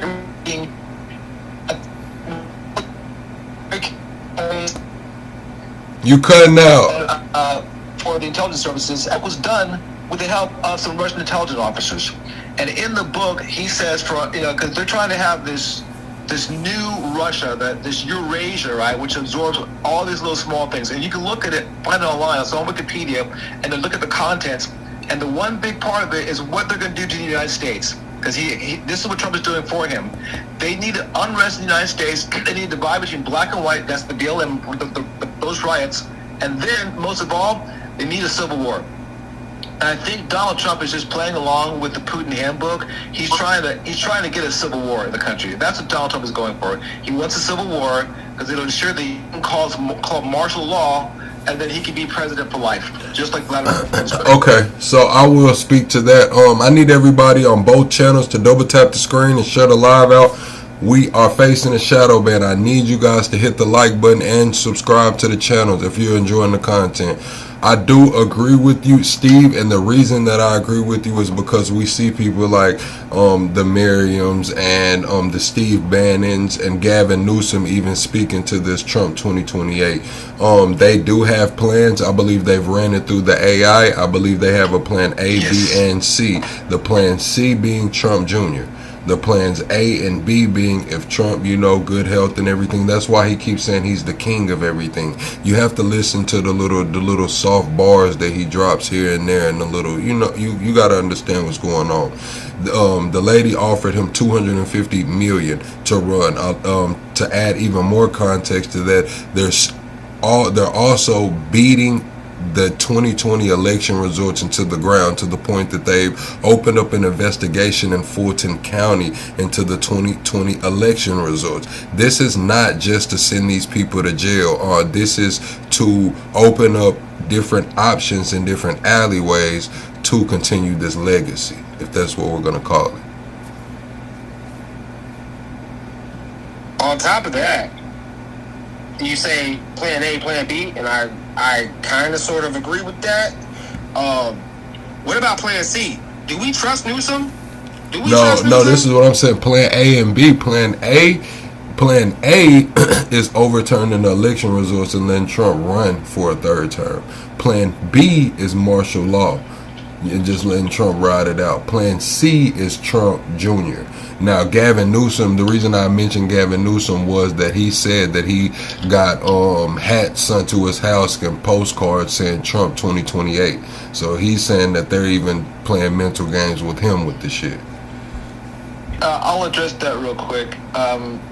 First off, let's let the people decide that. I mean, for as far as I'm concerned, I'm from California. Gavin Newsom was a great governor. Gavin Newsom has the fourth largest economy. He's dealt with more stuff than half the governments in the country have ever dealt with, and I think he's handling it well. Plus, he's a great orator. He can speak really good, and he's good at debating. He was on Hannity's show, and he chewed him apart. So I think that he can debate anybody. I don't think Harris was a good debater. I'm not 100% with all his policies, a lot of the stuff he does, but the bottom line is 1,000% better than what we have right now. And I don't care who it is. I'm going to get behind whoever the people say they want to support. And if it's Gavin, it's Gavin. If it's somebody else, it's somebody else. So that's as far as that goes. That's what I think about Gavin. All right, but I'm talking about the mechanics of that man. I'm not sure about his history. Once again, I'm speaking out of ignorance for real. I'm not sure if we should trust him, because I don't trust none of these politics. I don't trust none of those white folks from up over there. You understand what I'm saying? Because, like, Clinton likes Trump. They're both the same entity. And they both on the Epstein stuff. Now, I'm not saying Newsom is or isn't. Is Newsom connected to Soros? I don't know, but Soros is connected to Besant. No, Newsom's not going to do Soros. The Republicans do not have to win. And on top of Trump, I think Trump is getting a lot of what he wants, and a lot of what he wants is not bad. But I also think that you think he's the boss. He's not the boss. In 2028, it does not have to be Trump or Trump Jr. It can be JD. It can be some other stuff. I think right now, the biggest people in the White House concerned about 2028 is the Heritage Foundation in general. I think what we're seeing right now, the Heritage Foundation, they have flooded the White House right now. They are on that shit. Yeah. They're the ones who are worried about 2028. Federalist Society and Leonard Leo and all that. But, I think that what Trump is going to do, basically, is say that he found a bunch of fraud and declare that that was a fraudulent election, so he's owed a third term, which will make people go crazy and not back it, and there'll be political unrest. And I heard him, he said it right in front of everybody in the interview with Zelensky. He was like, well, what's going on with your country? You're not even running elections. We have to have elections here. And he's like, well, no, it's part of our constitution. It's the same as yours. We don't do elections during wartime. And you could see the wheels turning. And he was like, what? His wheels aren't turning. He's not stupid, bro. He knows that. Is it to say that was when he... Let me be clear. I'm telling you, that's when he found it out. Let me be clear. Donald Trump is the dumbest person who's ever been in the Oval Office. So let's not get it twisted out. Number one. Number two, Donald Trump. If you watch that clip, you'll agree. I'm gonna say this: Trump knows how to play for the camera. Trump knew that because Steve Bannon has been talking about that shit. Steve Bannon has been saying this shit forever. We've heard about martial law and not having elections since Obama. Trump knew. Exactly. That plug nailed it. Trump knows what's going on. Trump ain't smart, but Trump knows how to listen to people, and he catches things that other people don't catch. And Donald Trump is all these guys whispered in his ear. Green limb. Look up Ronald Lauder, Lauder.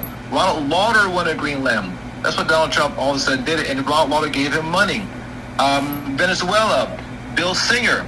Bill Singer's in charge of Chevron. Bill Singer wanted the oil down there. That's what he did. So nothing Trump's doing is organic. Yeah, Bill Singer. Look up Bill Singer, and he's the guy that Trump put in charge of Venezuela.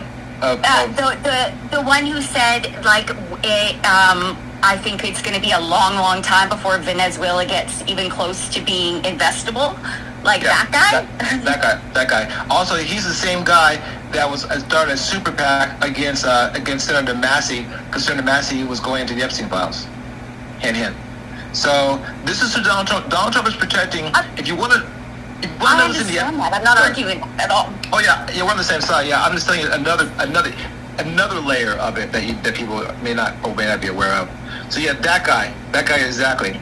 And again, everything. Donald Trump's also trying to end sanctions on Russia. People are like, no, he put sanctions on. No, he didn't put sanctions on. The administration, our administration, put sanctions on Russia. Trump was trying to lift them. He's trying to build a bridge, a little tunnel from Russia to Alaska. He's trying to have it so that we can play soccer or play hockey with them. Donald Trump thinks that he and Vladimir are friends. A lot wrong with that, man. There's a lot wrong with that. I haven't heard that either. I haven't heard that. Who thinks he's a joke? Just look look it up. him to his face. Chat, look that up. Look up tunnel to from Moscow to Alaska. I thought they were going to do a bridge. Eventually, if humanity keeps going, we will have a tunnel in that little area. That will happen. That's a humanity thing. No, it won't. Here's why. Land next to another piece of land.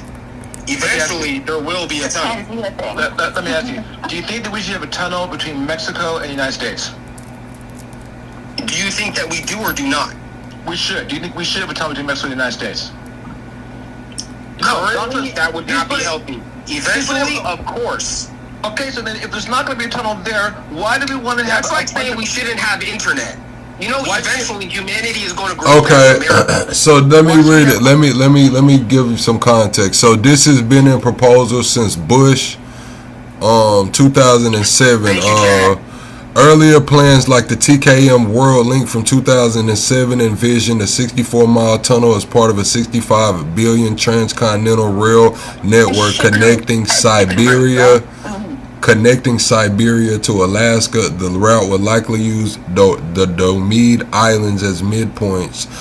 Now they're talking about a one from... It's a trade route, essentially. Now the new one, hold on, let me finish.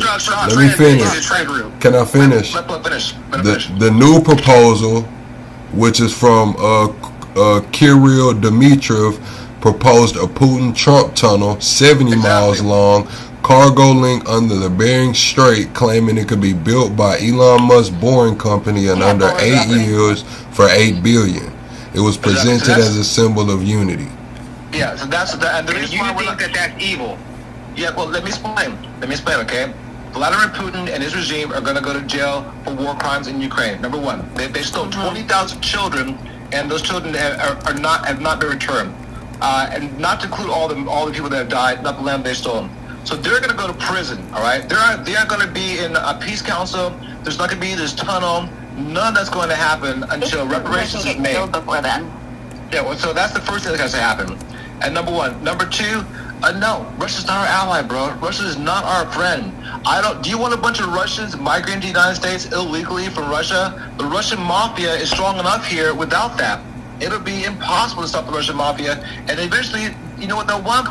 They'll want Alaska. That's what Russia did with Crimea. They said, let's build a bridge, it'll be peaceful. And then they just poured millions of trucks and people into there, and they say it's ours now. So absolutely no, we don't want that. Okay. I'd rather Americans just go on and just every Russian to cross that bridge. They're not our friend. All right. Let's give Dorsey the floor. Dorsey, welcome to the stage. Hey, chat on both channels. I need everyone to double tap the screen and share the live out. I need you guys to hit the like button. I need you guys to hit the like button and subscribe to the channels, man. Go ahead, Dorsey. First of all, why would we need a tunnel to Mexico when Mexico is right on our border? Now, that was the stupidest ass statement to say right there. That's true. I didn't even think of that. We have titles. We have titles already. Shut up. I told you, don't call my name. Don't call my name. You had your time to talk. Second of all, if they were to go ahead and run a tunnel under the Bering Straits, under the Bering Strait, it would be for trade, and it would enhance our relationships with Russia in the first place because they have a lot of raw material in Siberia that can be utilized by the American industries. Third, because of global warming, the Arctic Circle is melting and a lot of that ice-locked lanes are opening up. That's why Donald Trump wants Greenland, so that he'll have a way to monitor Russian ships and so forth in the Arctic Circle. Now, all that other stuff you talking about, Russians is already here. I'm in California. I see Russians every day walking their dogs. I hear them speaking the language here in California.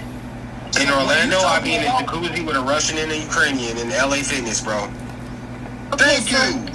I'm from LA too, though. I'm gonna be all the way honest, man. Like, I can't tell the difference between a Russian and a regular white person, man. I'm just gonna be all the way honest with you, man. You ain't talking to Russians lately, man. When you talk to Russians, there's quite different. I'm from LA too, dude. So I've been in the Russian sector. No, I'm saying Orlando, LA Fitness. No, I'm talking Dorsey. I'm talking Dorsey about LA. I'm talking Dorsey about LA. So yeah, so that's my whole point. The Russians are already here. Like, Russians ran the cannabis industry in LA. The Russians mafia and the Armenian mafia are the two main guys. Maybe when they talk, now if I hear the accent or something, I'll be like, oh, all right, you know what I'm saying? But like, just looking at them. The Armenians and the Russians run the dope game here in America. Well, I'm gonna tell y'all like this: the dude, hold on, they just busted the Armenians for doing some kind of fraud, the same Somali fraud. Somebody just did a documentary today. It's going viral on some Nick Shirley shit, but I believe they went to California to the damn Armenian hood. Yeah, Armenians are the best at fraud. They're the best at fraud, dog. They beat everybody. They beat the Russians even. Armenians are the best when it comes to fraud. Yeah, Armenians is good at that. Let's not generalize the population, y'all. Just because they white don't mean that we get to do that. Armenians ain't white, bro. They'll slap you hard. White, man. They will slap you to death if you tell them that. Yeah. Russians are white. Yeah, Russians Greeks will too, but they are though. I am. I'm Armenians Puerto are. Rican, bro. I mean, Check this out. Well, you ain't Armenian though. Let me explain something to you for you guys who ain't up on what Armenians are like. In 1986, Ronald Reagan signed a treaty with the president and so forth of Russia to take Armenian refugees from the earthquake that they had. When they came over here, Ronald Reagan gave them all kind of immigrant assistance, from small business loans with no interest, free community colleges, free housing, food stamps, Medicaid, everything. At first, the Armenians was kind of confused because they was like, damn, we getting all this? But the worst thing they gave the Armenians, you know what it was? Cable TV.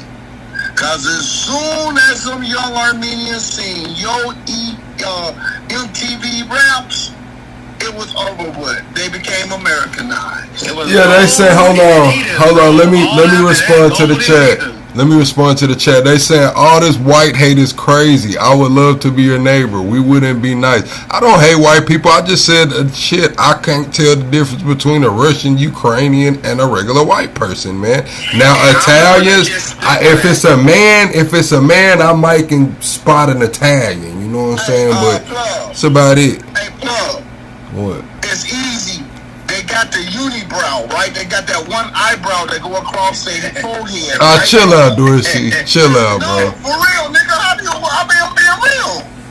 Hey, they got the unibrow, and they look like Mexicans, but they don't look like Mexicans. Like I said, they're unibrows. Well, they work with the Mexicans in the warehouses. That's all I do know. They're usually the owners, but then the Mexicans, like the crappy warehouses for the meats, are owned by Armenians, and then the Mexicans run it. This is how I think, man. I think the Armenians got the weed, man. I think the Russians is the muscle. I think the Italians got the motherfucking pizzerias running money running and shit. I think the niggas was, niggas selling whatever they get their hands on. We got the Africans, they doing fraud, scams, cars, all kind of shit. We got what else? What name? Who else? Don't forget the fake Rolex. Who else? Who else? That's the people with the plain little hats. Man, the Hispanics, they not paying taxes on no food trucks, man. It is what it is. Everybody got some shit. I said all that to say, y'all. I said all that to say everybody got some shit going on. Everybody got some shit going on. If we just gonna be honest. So getting back, go ahead, Darcy. So before all this Trumpism, in the year of 2016, we were at real good friends with Russia. We didn't even care about Crimea. We was like, okay, well, fuck it. It ain't worth going to war with. So then Trump comes in, and then everybody wants to go to war with Russia, but then Trump turns right back around and embraces Vladimir Putin. Can I address that when you're done, Darcy? Oh, hold on. They wanted me to keep going. Hold on. They wanted me to keep going. We seen what Tyler O'Vera did in New York, with their community, the Jewish community. We seen Tyler O'Vera. We seen the massage parlors with the Chinese and the Asian. They stay getting ran through. Who else? Anybody can get some, man. I don't discriminate with this shit. Go ahead. All right, so as far as it goes, 2016, Darcy, we haven't been good with the Russians since they invaded Crimea. And the reason why, it was a thing called the Budapest Memorandum. Now, that was done back in 1993, and it was a deal that the Russians made, UK, Belarus, Gakistan, French, and us all agreed that Belarus, Gakistan, and UK would give up their nuclear weapons. Gakistan, yeah, I'm saying it wrong. But they would give up. I've never heard of that. They would give up their nuclear weapons in exchange for an assurance that no one would attack them. You can go and pull up the Budapest Memorandum, and the only person that violated that was Vladimir Putin. Vladimir Putin invaded Crimea, and that violated the Budapest Memorandum. And what we should have done was send the 82nd Airborne Division. Let me finish. Send the 82nd Airborne Division into the 100%. Yeah, that's what we should have done because we had an obligation to them, or give them back their nuclear weapons. It's real simple. So that's what we have to have bad relationships since then. We started sanctions. I don't think the Obama administration did enough. And then when they made the attack in 2022 and they launched a full-scale war, that ended everything. So no, Donald Trump should have been butting up to Vladimir Putin when he did, because we weren't good with him. He wasn't good with the West. He wasn't good with anybody because of what he'd done. Not to include what he did in Georgia. Not to include what he did in Syria. So no, Vladimir Putin has not been on good terms with the West for a long time. But nevertheless, they got away with it. There were still like Russian oligarchs own teams in England. They're all over the United States. So can I counter that? Go ahead. After 9/11, George Bush and Vladimir Putin got together so that they could have bases in Russia to attack the Taliban, to bring supply trucks over and everything. That was in 2000. What? Who had a base in Russia? The United States? Yeah, in Kazakhstan. No. Yes, it did. No, we didn't. No, yes, we didn't. they did, bro. They have logistic bases in Kazakhstan along the northern part of Afghanistan, man. Google you talking about the Russians did or America did? The United States did along with the Russians. The first place. I believe that. No, then look it up because it's not true. I'm not. The first place to have a base. Vladimir Putin did not like Muslim aggression. He did not believe. Because when he put down the people down in Georgia and the Chechens, when he went ahead And he went ahead and he eradicated the Chechens because he thought they were going to be a threat to Russian sovereignty. So in 2000, he committed a genocide in Chechnya. In 2001, he committed another genocide in Chechnya. That's true. But we had a base in Uzbekistan. And George W. Bush cozied right up to him after 9/11 to get bases in the northern part of Afghanistan in order to wage war against the Taliban. Look it up. Bro, I was there, okay? I was in Uzbekistan. The place was called K1. We had a base in Uzbekistan. We did not have a place in Kakistan. Understood, but you have to understand that we were operational over there because that country is weird and that country is not strong, and Taliban and Al-Qaeda was definitely going on in there. The Pashtun movement is relevant in that region. I am not saying that we own a base over there, but to think that Delta forces and Soviet forces or whatever weren't active in the region? No, dude. I mean, our enemies and their enemies are the same right there. That's not that crazy. Plug, pull that up because it doesn't exist. All right, hold on, everybody be quiet. What am I fact checking right quick? Okay, so we have a base in Uzbekistan, but we had no. Look and see if we had a military base in Kakistan. Or any military activity or Russian military activity in Pakistan. Russia was not. And what's the name of this? What's the name of it? Kakistan. Yes. Yeah, Kyrgyzstan. How I spell that? K-A-K. Crack spelled with a K. Crack spelled with a K. Okay, it's Kakistan. No, it's Kazakhstan. Kazakhstan. Yeah, Kazakhstan. That's true. But no, we have no military bases in Kazakhstan. We have no military bases in Belarus. In fact, they angered that we even were trying to better question is, was Russia and America with each other? Like, did they have military? No. Okay, here it goes. The U.S. does not have a military base in Kazakhstan. There is no evidence it ever rated operated there. The Kazakhstan, hold on, let me finish. While Kazakhstan has cooperated with the U.S. on counterterrorism and allowed overflight routes for operations in Afghanistan, it has not permitted It has not permitted the establishment of a U.S. military base. The Kazakh government offered use of major airport for military operations, but no permanent base was established. Yeah, we didn't work. It's like this. There's a reason why. Hold on.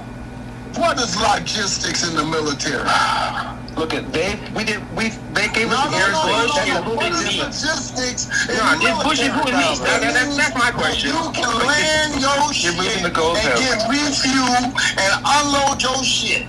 That's what logistics mean. You're moving the goalpost, dude. The bottom line is that, I mean, what is the bottom line? Hold up, everyone time out. Steve, what is the bottom line? They had logistic bases. I didn't say shit about no damn military base. I said logistics. They have cooperation with Russia, is what you were saying. No. Did Russia cooperate with America in any type of way for anti-terrorism? That's Russia can't give you permission to do anything with Kazakhstan. Russia can't give you that. Kazakhstan is separate. Can I explain? Hey, Dorsey, let me explain real quick. So when 9/11 happened, Russia was very excited because Russia had been trying to warn the U.S. about Chechnyan fighters for a long time, and we didn't take them seriously. In 1999, I saw videos of Russians getting their heads chopped off by the Chechnyans, and America didn't care. So when 9/11 happened, we were like, see, I told you so. And Vladimir Putin did a big deal himself to the United States. That did happen. In fact, Vladimir Putin actually wanted Russia to join NATO. So let's be clear, there was good relationships during those times, and all that was great. That's how come we got such good deals with the Russians. So yeah, there was some cooperation, but we didn't have bases there. They just agreed, yeah, we'll share intelligence. Your thesis is they are a sworn enemy, though. That was this whole conversation. Is they are our sworn enemy. Let me finish. We'll share information. We'll share logistics. You can fly over us. You can't land on land because Putin the whole time was saying one thing: we don't want NATO expanding into Russian territory. This is our so they didn't want any forces on the ground. You can fly overhead. Okay, we were talking about a bridge in Alaska. Let's not forget what we're talking about, because I had a point that I never was able to make about the bridge in Alaska, and It it's would still not be a relevant. bridge. It would be a tunnel. It would have to be a tunnel. Either way. No, ain't no either way. A bridge is a bridge. Really? A tunnel is a tunnel. Today, but it's like, why do we have war? Or why do we have embargoes? We have embargoes because of war. Why do we have war? Because of embargoes. Does trade equal peace? That has been the theory for the last couple hundred years. Trade equals peace. Donald Trump, because this all came from Donald Trump being stupid. No, I'm talking about the conversation before. I'm talking about what led up to the Alaska conversation. We were calling Donald Trump stupid because he was buddying up with Russia. Do we want to go to war with Russia? Is that what we really want, or would we rather have trade and peace? Well, what we'd rather have is them not annexing territory that doesn't belong to them. That's what we want. We want them to the world without stealing people's territory. Okay, so let's keep the shit real. The only reason Obama panties got in a bunch was because Snowden went and snitched and said that the United States was doing surveillance on its own citizens. That's when motherfuckers got pissed. Because Snowden went over there and disclosed every fucking thing to the Russians. War started because of that. That's not what... What? No, not the Russians invade Ukraine. But what I'm saying is, it turned the relationship with the United States and Russia sour. The reason that he's able to be protected there is because the countries were not getting along. That's why they took him in. Oh my God, young lady, let me ask you something. How old are you? Old. What's her age gonna do with it? Hey, you can't pull that card, fool. You can't pull that card, fool. Come on now. That's how old she is. No, it's all right. You can school me. Go ahead and school me. When you were watching cartoons and shit, I've been looking at international politics and wars all my life. Dorothy, were you born in the 60s? Dorothy, were you born in the 60s like I was? Yes. So then we seen it all. Please tell me why Russia would check this out. Why don't you guys, let me talk and you hold your tongue over the mouth?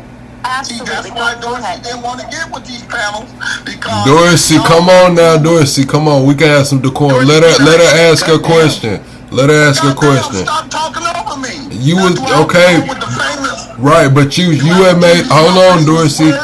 Dorsey, you made a point. Listen, hold on, everybody. Dorsey, you made a point. She gave you pushback, then you cut her off to ask her how old she was and all of that. You didn't let her finish her point.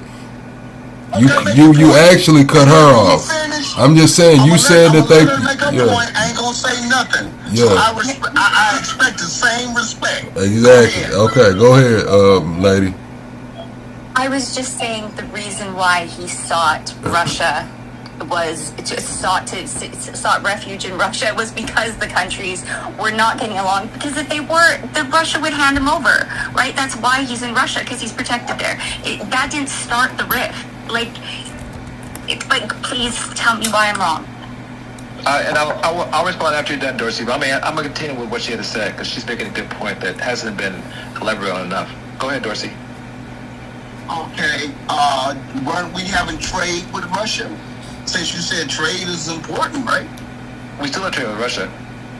Okay, were there any sanctions against Russia prior to Snowden defecting? No, there weren't sanctions in Russia. The first sanctions in Russia started in 2014, and then they got heavy in 2022.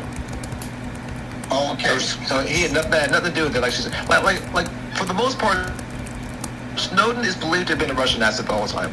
Okay, he went to China first, and China debriefed him.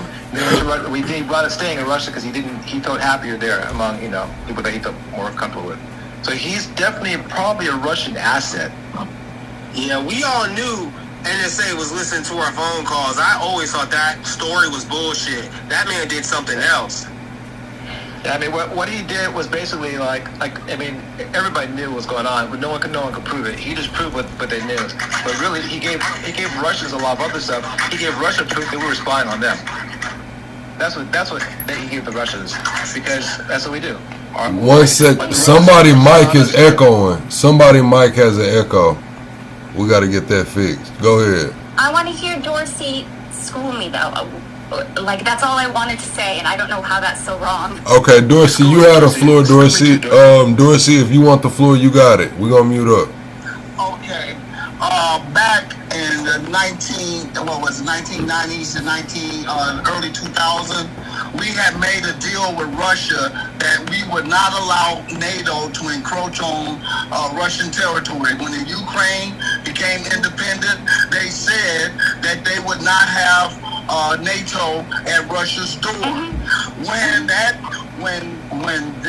president of Ukraine was elected, the United States then gave protesters money to overthrow the government of the Ukraine. Those people that's how come one part of Ukraine, the Donetsk region, separated from the rest of the Ukraine. Because they said that that was unfair and that the United States had led to the overthrow of a government.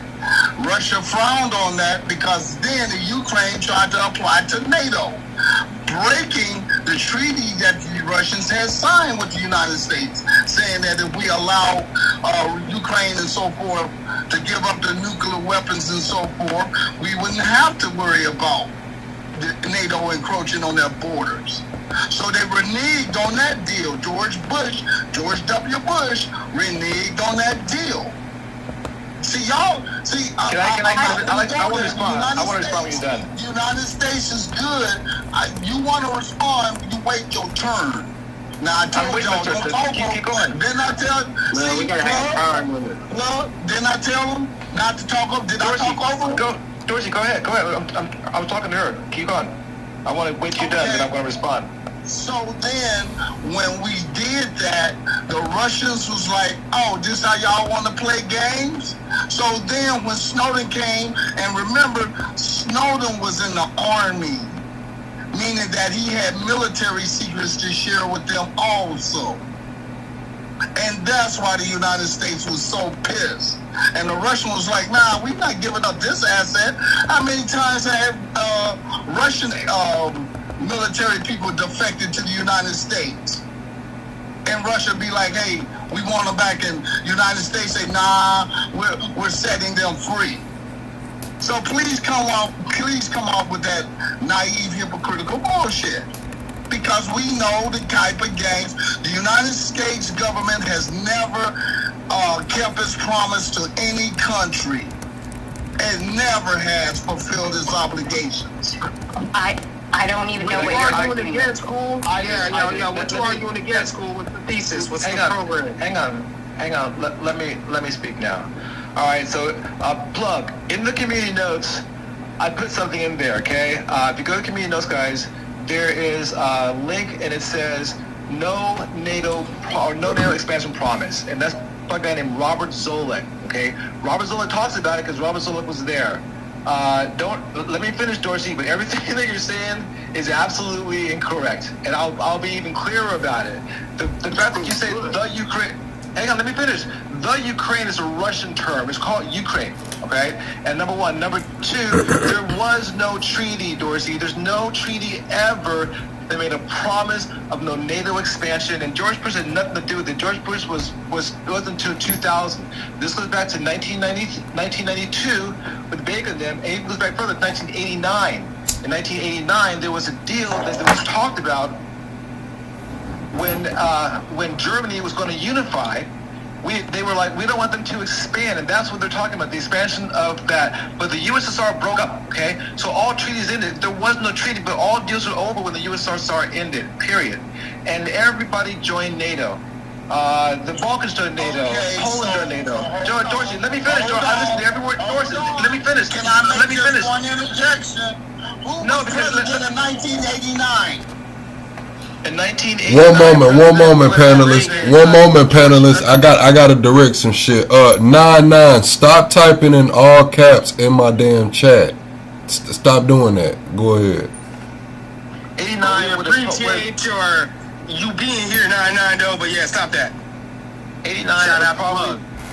89 was probably George Bush Sr. was president then, and George that's Bush. What I said George Bush. Then I made the distinction between George W. Bush. I know what I'm saying. Okay. All right. Hang on. All right. So yeah. So in that sense, you're right. George Bush Sr. George Bush Sr. was president when the wall collapsed, and it was Baker because Baker was his Secretary of State. So Baker made a deal. It didn't make a deal. He had a talk with them, but this is with Gorbachev. But this isn't like the person that says that. And the reason why I'm saying this, Plug, if you look in the community notes, that link right there explains anything. Dorsey, go to the community notes. You see what I'm talking about. So Vladimir Putin violated the Budapest Memorandum. There was no promise of no NATO expansion. And if that's the case, what about Poland coming in? What about the Balkans coming in? You know, and then after his war, what happened? Finland joined NATO, and Sweden joined NATO. So this plan really didn't work. But that's, I mean, I'm not being a dick. Was being cool about Poland, and they've been annoyed, and they've been complaining for years. Because I remember before the Ukraine thing, like back when I was like fucking 16, I remember seeing that on the news that Russia was complaining about specifically, hey man, you guys got Poland, you guys trying to put missiles, anti-missiles, or offensive missiles. That was back in like 06. That was fucking good. Yeah, 2008. If you go look, there's a meeting that was held. I forget where it was. Someone's got an echo. I'm really messing it right now. Yeah, Dorsey, is that you with the echo? Who is that? It might be next. I don't know. But let me finish. 2000 next. What you're talking about was 2006 or 8. I want to say it was in Budapest. It might have been someplace else. But there was a NATO summit, and at the NATO summit, it was addressed about people joining NATO. And the two countries that were coming in were possibly Georgia and Ukraine. Now, the president then was Yanukovych. Yanukovych was as much of a puppet as you can be to Vladimir Putin, and he was the one that stopped it the first time from coming in. So that happened then. But the thing is, there was a vote in Ukraine, and like 70% of the people didn't want to join NATO. So they weren't going to join NATO. Even when Vladimir Putin invaded, like 65 did not want to join NATO. They wanted to join the EU. And this is why I have a problem with it, Dorsey. Like, this is why I want to make sure that you get the real deal. Because I love you, man. You're a good man. But this had nothing to do with joining NATO, but everything to do with them joining the EU. And that's the secret. Hold on. I gotta address some shit right now. 9-9, you got me fucked up. He said, Plug, I know you hate white people, and that's cool. I hate you too. I do not hate white people. I don't give a fuck if you hate me, though. You said at least you're cool and down to earth and allow free speech, so I respect that. Appreciate that. You should have me on some time to talk. Why the fuck would I want to talk to you when you just told me that you hate me? What the fuck do I want to talk to you for? Go ahead, y'all. Yeah, so joining NATO, I'll be real quick, Dorsey, and then I'll be done. Joining NATO wasn't the real issue. The issue was joining the EU, and that's what Russia fucking bombs, bro. That's always the goddamn issue. Let me finish. Bombs. If the issue was joining the bombs, why did Putin just not put nuclear weapons in Belarus?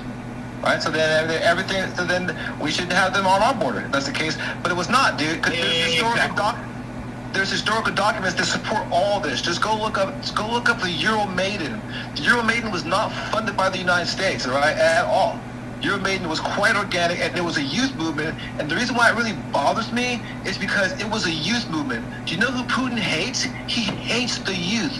So when you side with him on this, you're basically saying you're spitting in the face of the youth that died for their cause, and that's the big problem I have with it. That was the millennials, and so this is what this was all about. It had nothing to do with NATO. NATO was just an excuse for him. Dude, I think he demonized the country. Let me say this last time. This the last time I'm This the last time I'm gonna interrupt y'all. Nah. Listen, I'm trying my best not to ban you, dude. I've never said I hated white people. Stop saying that. I've never said I hated white people. Next, I think you still got an echo, but that's the last time I'm gonna tell you. Stop typing in all caps and stop trying to put hate on me, or you just gotta go straight up. Lady Bones, what we gotta say about this? And I want to hear back from Dorsey. I'm just still waiting for this to have anything to do with that one thing that I said that I was going to get schooled on. And I'm 42, by the way. So I'm just... So what was the one thing, Dorsey? What were you going to school her on? In 1997, NATO-Russian Founding Act, a post-Cold War pact for cooperation, and consultation establishing the NATO-Russia Permanent Joint Council, PJC, and aiming for a stable European security structure, though it contained no formal commitment to halt NATO expansion. After 2014 annexation of Crimea, NATO suspended practical cooperation but kept communication channels open. So what happened is there was a gentleman's agreement not to do it, and everybody shook hands, and then they went back on their word. No, dude, there's no such thing as a gentleman agreement with the Russians. If it's not on paper, it doesn't exist. Period. If I can interrupt 899, I'm white. I fucking hate people like you. You dig? I'm just throwing that one out there too. And because this guy right here, Plug, I can't guess who's on racist, but you know, if I try to factor in how people speak, but that's not always good. And then also we have white people on here all the time. We have literal right-wing people, literal Trump, man, fuck the Mexicans people that say it straight up on this channel, and then we debate about it. It's called Debate Nation. It's not called, libtard or whatever. I just don't like that either. But I don't know if you can't get on here, and that's Plug's decision. But I like to see you on here for 2 minutes to see what you got to say. See if you can enlighten us in any type of way, or if you were the fool that you sound to be. And we need to stop that in general. I think that's a good idea. Okay, so Dorsey gonna speak. Dorsey racist. Because if you're gonna be racist against me, I'm gonna be racist against you. Now this Dorsey, so this ain't got shit to do with love. Y'all always talk about we can't be racist, but y'all continually be racist against us. Y'all start that shit, then when we get in your ass, then you play the victim. I'm not talking to any of y'all on the panel.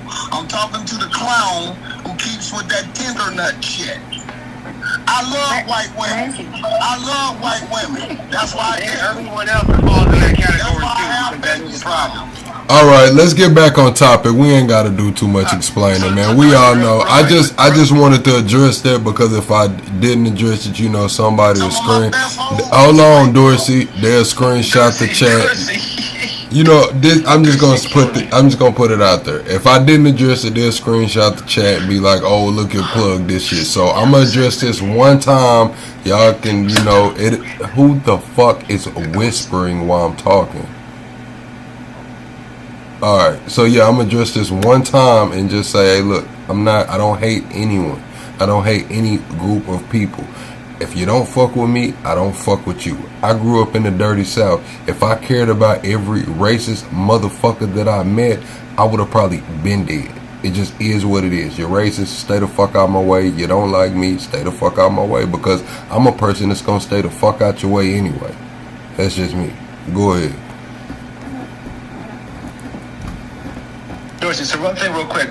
So I'll take for granted what you said that there was a gentleman's agreement. Even though that's here's why that matters to me. A gentleman's agreement is a verbal we agree, right? But a treaty is a written document. There's two treaties. You have a computer, so also look up the Russia-Ukraine Friendship Treaty. That's a treaty. In that treaty, Russia promised that they would not invade Ukraine territory. That's a signed treaty.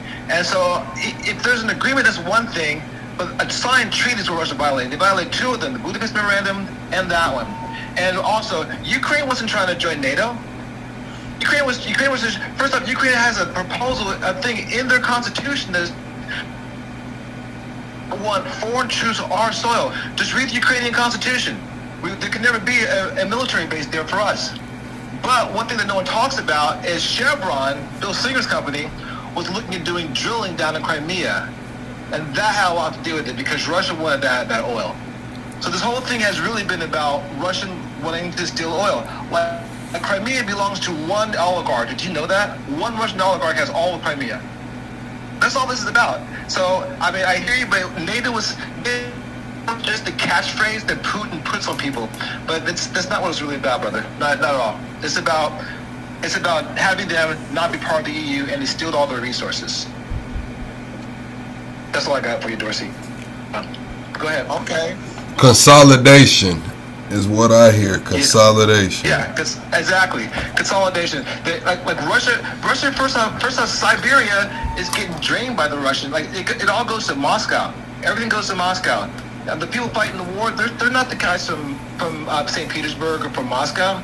Their families aren't fighting in the war. It's the kids from Siberia and all these little small towns and outward towns. And that's why they wanted Chechnya for their oil. That's why they want Siberia for their oil. That's why they wanted Ukraine for their oil and minerals and for their grain. This is about Russia consolidating everything around them and making it to one giant Russia with 11 time zones. That's what it was originally. But Dorsey, that's for that to happen, they have to steal the freedom of others. And Ukraine, that's why people join NATO. Like, we don't want to be part of Russia. We want to be free. We want to be able to do what we want to do. And I think every country has the right to be free. Sovereign. What do you disagree with? What do you and Dorsey disagree with? Dorsey's looking at it like this is my opinion. I think Dorsey's looking at it like this is what's going on. This is what's been planned on going on, and I think that Steve is looking at it from that's not right.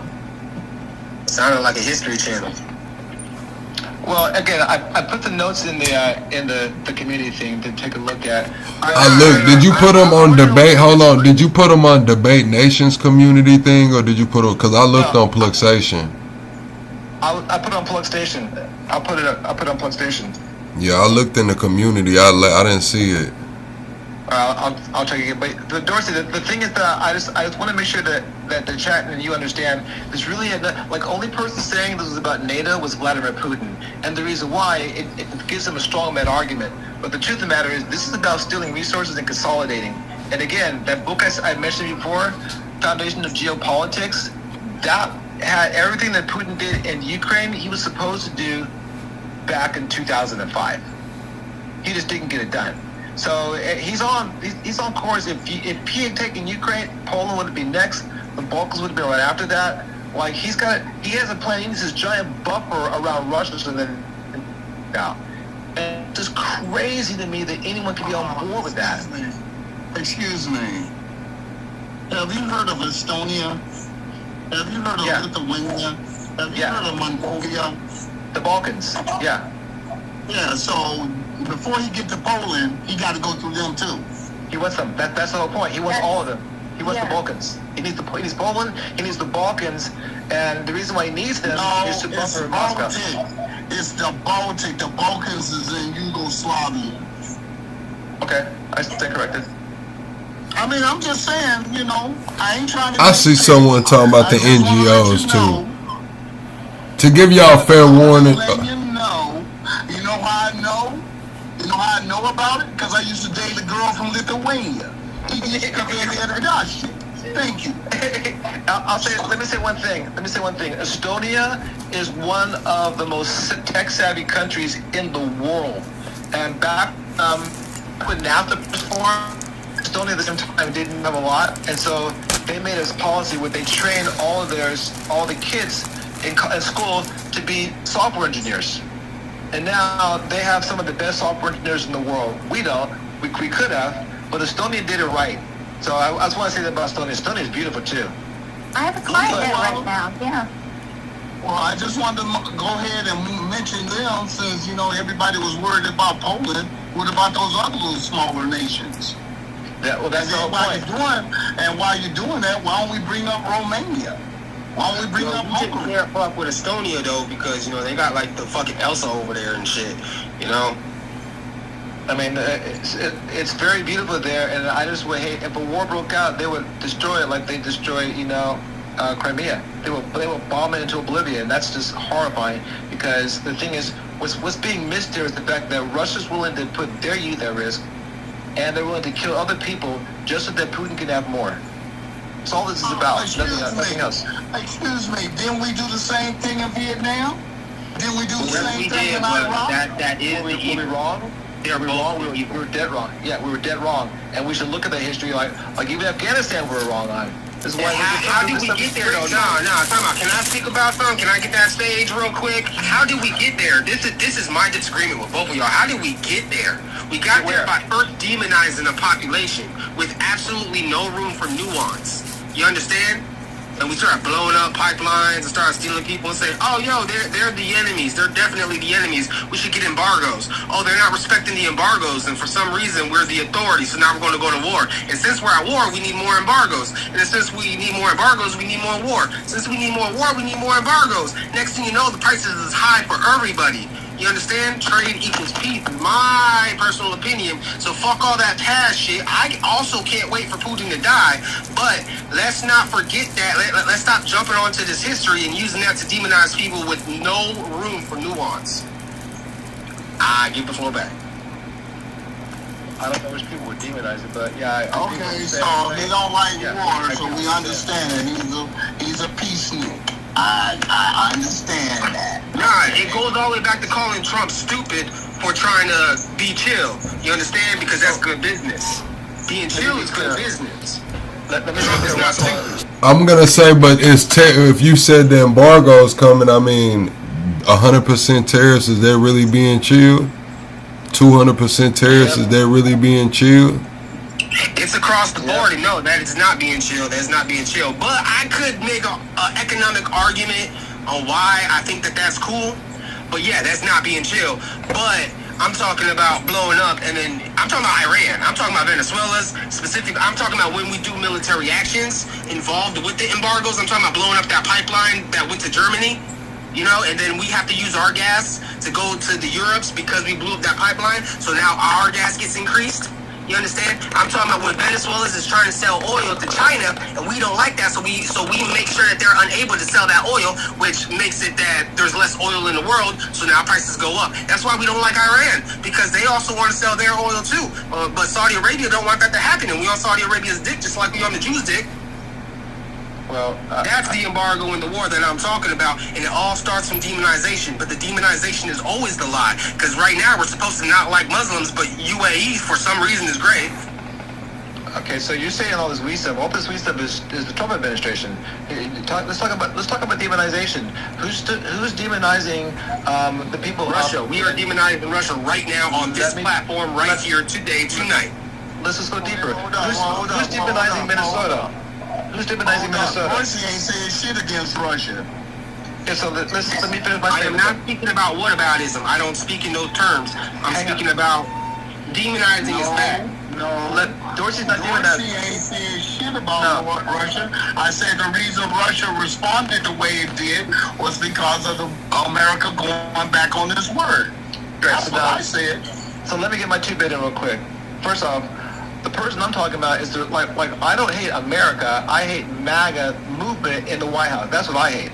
So it's not like to say that all Americans are bad is not true. Number one. Number two, it's the Russian oligarchy that are the problem. It's not all the Russian people. A lot of them fled. A lot of them fled to the U.S. Okay, and guess what? Trump's sending them back to Russia. All right, that's horrifying. So it's not that. But let's name me another president who's demonized people more than Donald Trump. Donald Trump demonizes everybody but who? Doesn't demonize Vladimir Putin. Doesn't demonize Kim Jong-un. What is the solution, though, in your opinion, with the Russia issue? Well, go ahead, Dorsey. What were you saying? Woodrow Wilson in World War I, they were going around killing dachshunds because they said they was German. Did you know that German was the second most spoken word language in the United States? Other than English. Yeah, but okay. I mean, so the people in Wisconsin, the people in Minnesota, all those German farmers and so forth that had migrated to the United States and took up farming. That's why cheese is so popular up there. So when World War I hit, people was talking about, oh, they're the enemy, even though they were loyal Americans. See, we always need somebody to blame our shit on. So when it comes to Europeans, United States don't like Europeans. You don't like France. You don't like Germany. You don't like British. You don't like Italians. Y'all find every fucking excuse to not dislike somebody. We like Poles, we like Estonians. But yeah, you're right, Doris. Yeah, I mean, Lithuanians and Estonians. I like all white girls. I'm not gonna lie. Yeah, everything you're saying I agree with, but let's just be crystal clear. Donald Trump's the one demonizing Europe. Donald Trump's the one demonizing Denmark. Donald Trump's the one demonizing Venezuela. Donald Trump's the one demonizing the Mexican leadership. Donald Trump's the one demonizing Minnesota. Donald Trump's the one demonizing California. Donald Trump's the one demonizing the leadership in Washington, D.C. So there's been no president who does that demonization more, and what is the solution for it? It's very easy. The midterms. The midterms where it begins in 2028. We have to remember all this demonization, like you're saying. It's like this. The Russian government is at war with Europe. And it started with Ukraine. It's not gonna stop. It's not gonna stop until Putin gets everything that he wants. If we took back all of Crimea, this war would continue. And NATO the US should have gotten involved. And then, that would have been a tragedy, but yeah, we should have gotten involved in it. So no, I don't want to demonize Russia. I want Russia to be independent. I want to see a free Siberia. I want to see a free Chechnya. I want to see a free Dagestan. I want to see Russia and Putin, the Russian people rise up and get rid of Vladimir Putin. That's what I want to see. I'm just gonna be, in my opinion, in it before I pass the floor, is that ain't none of that shit my business. That's just me though. Go ahead.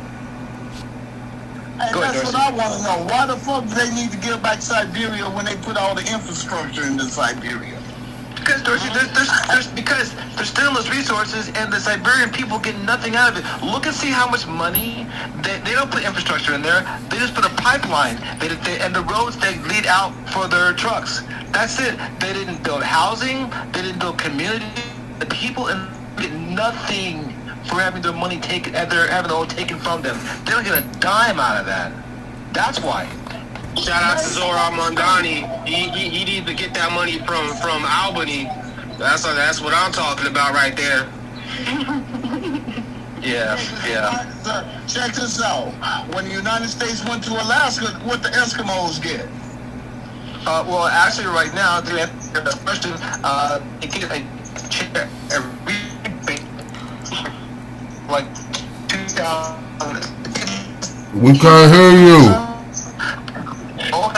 Yo, the internet is doing you mad wrong right now. Yo, we didn't hear none of that. We didn't hear none of that. I can stand up then. I said, my phone's down here. I said that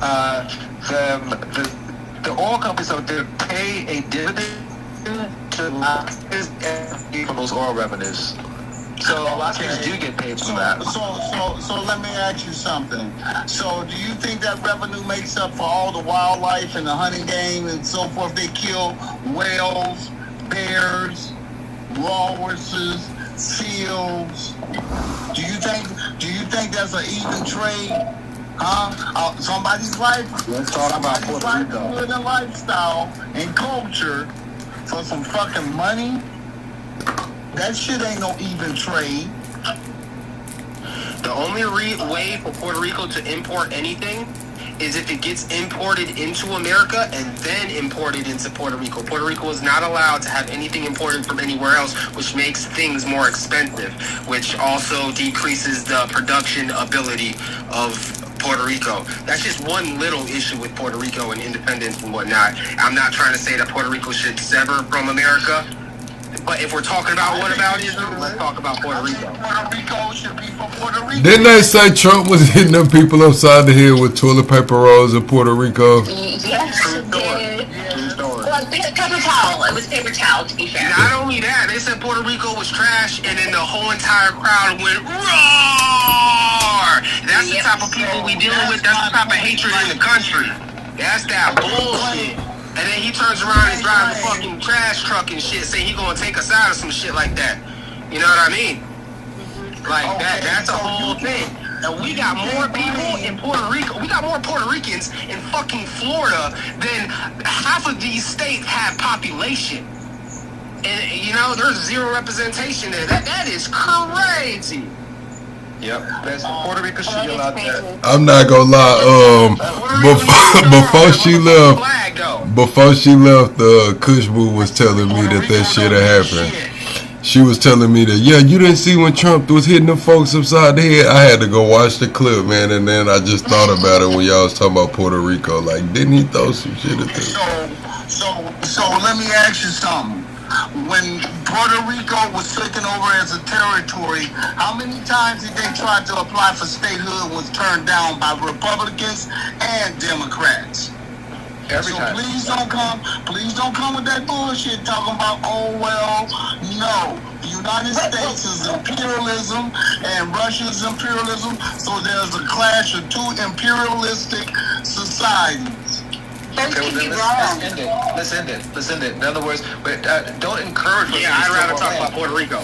Let's end it. Let's talk about Puerto Rico because Puerto Rico should be a state. They should have 2 senators. They should have congressional representatives. They should have every right that every single American has. They have every right, but they can't vote.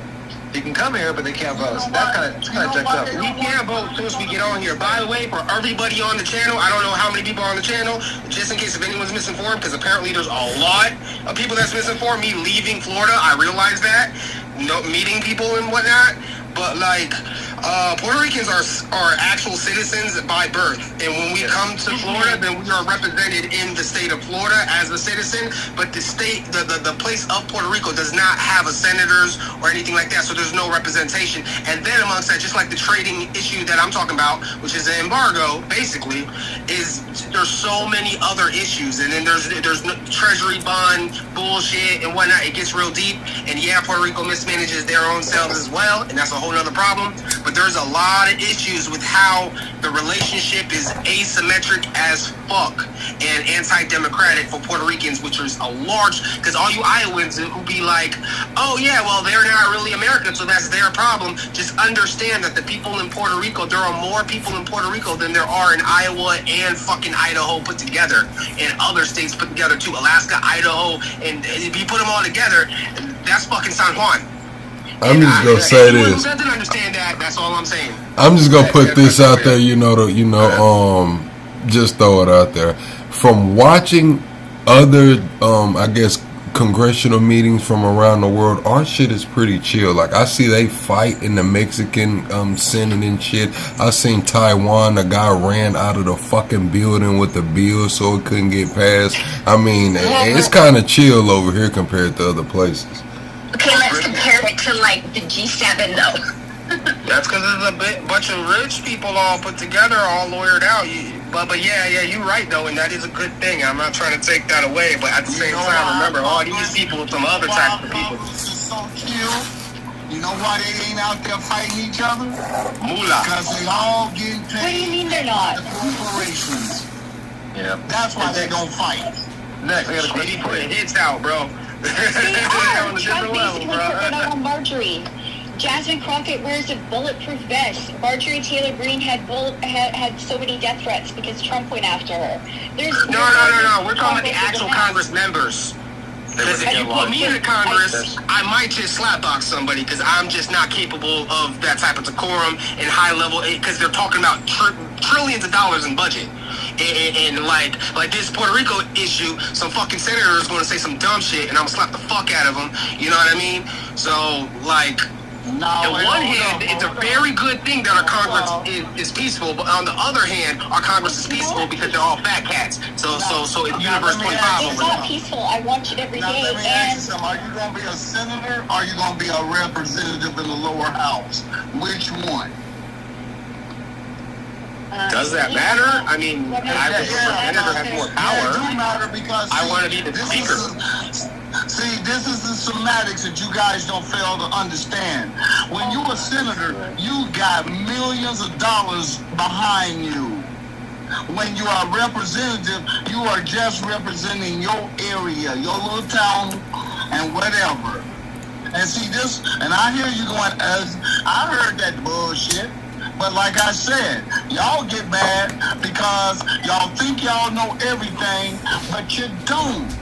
And then when somebody try to enlighten you, hey, didn't I tell you to shut the fuck up? Hey, Dorsey, that's what we not gonna do, man. Come on, man. You talking to a woman, man. You talking to a woman, though, Dorsey. Is that for me, Dorsey? Is that for me? Damn, you talking to a woman.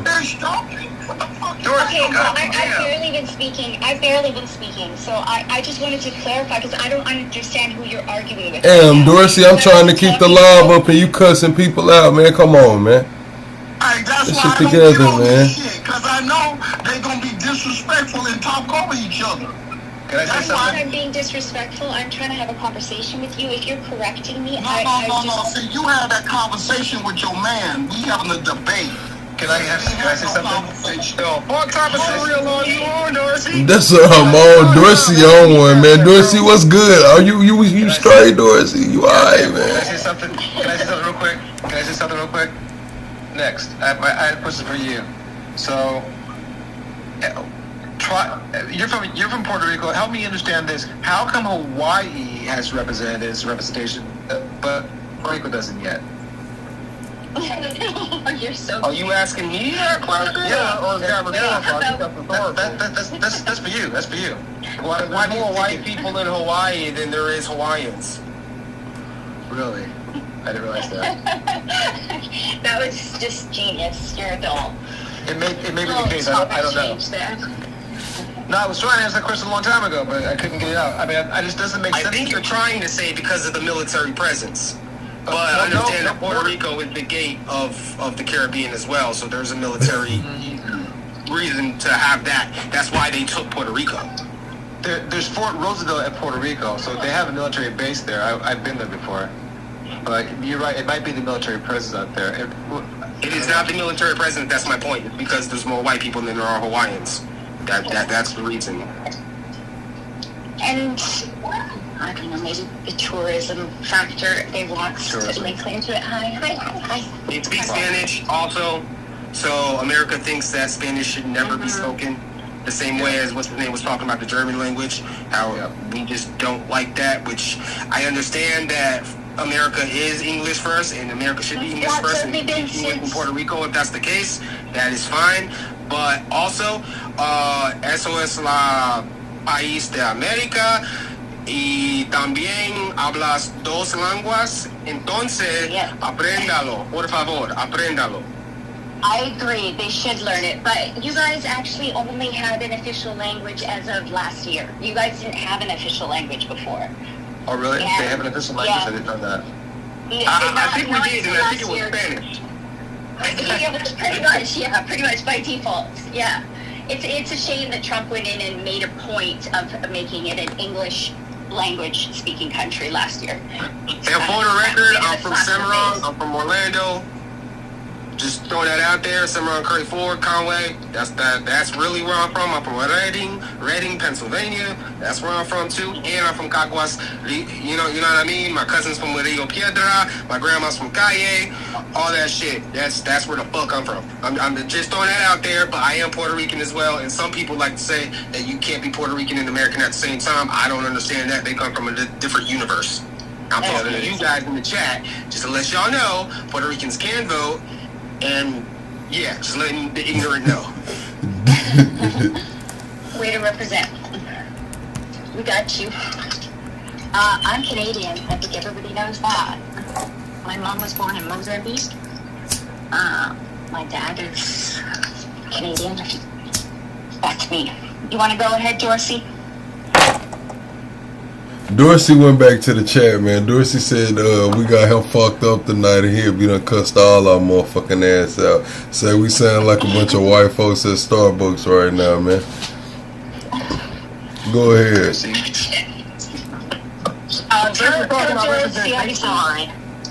I'm not, man. Dorsey, you are a cool dude, but goddamn though, old school, you also shot out. Yeah, you can't just. You listening, bro? Yeah, you can't cuss out. You can't. School be shot out though.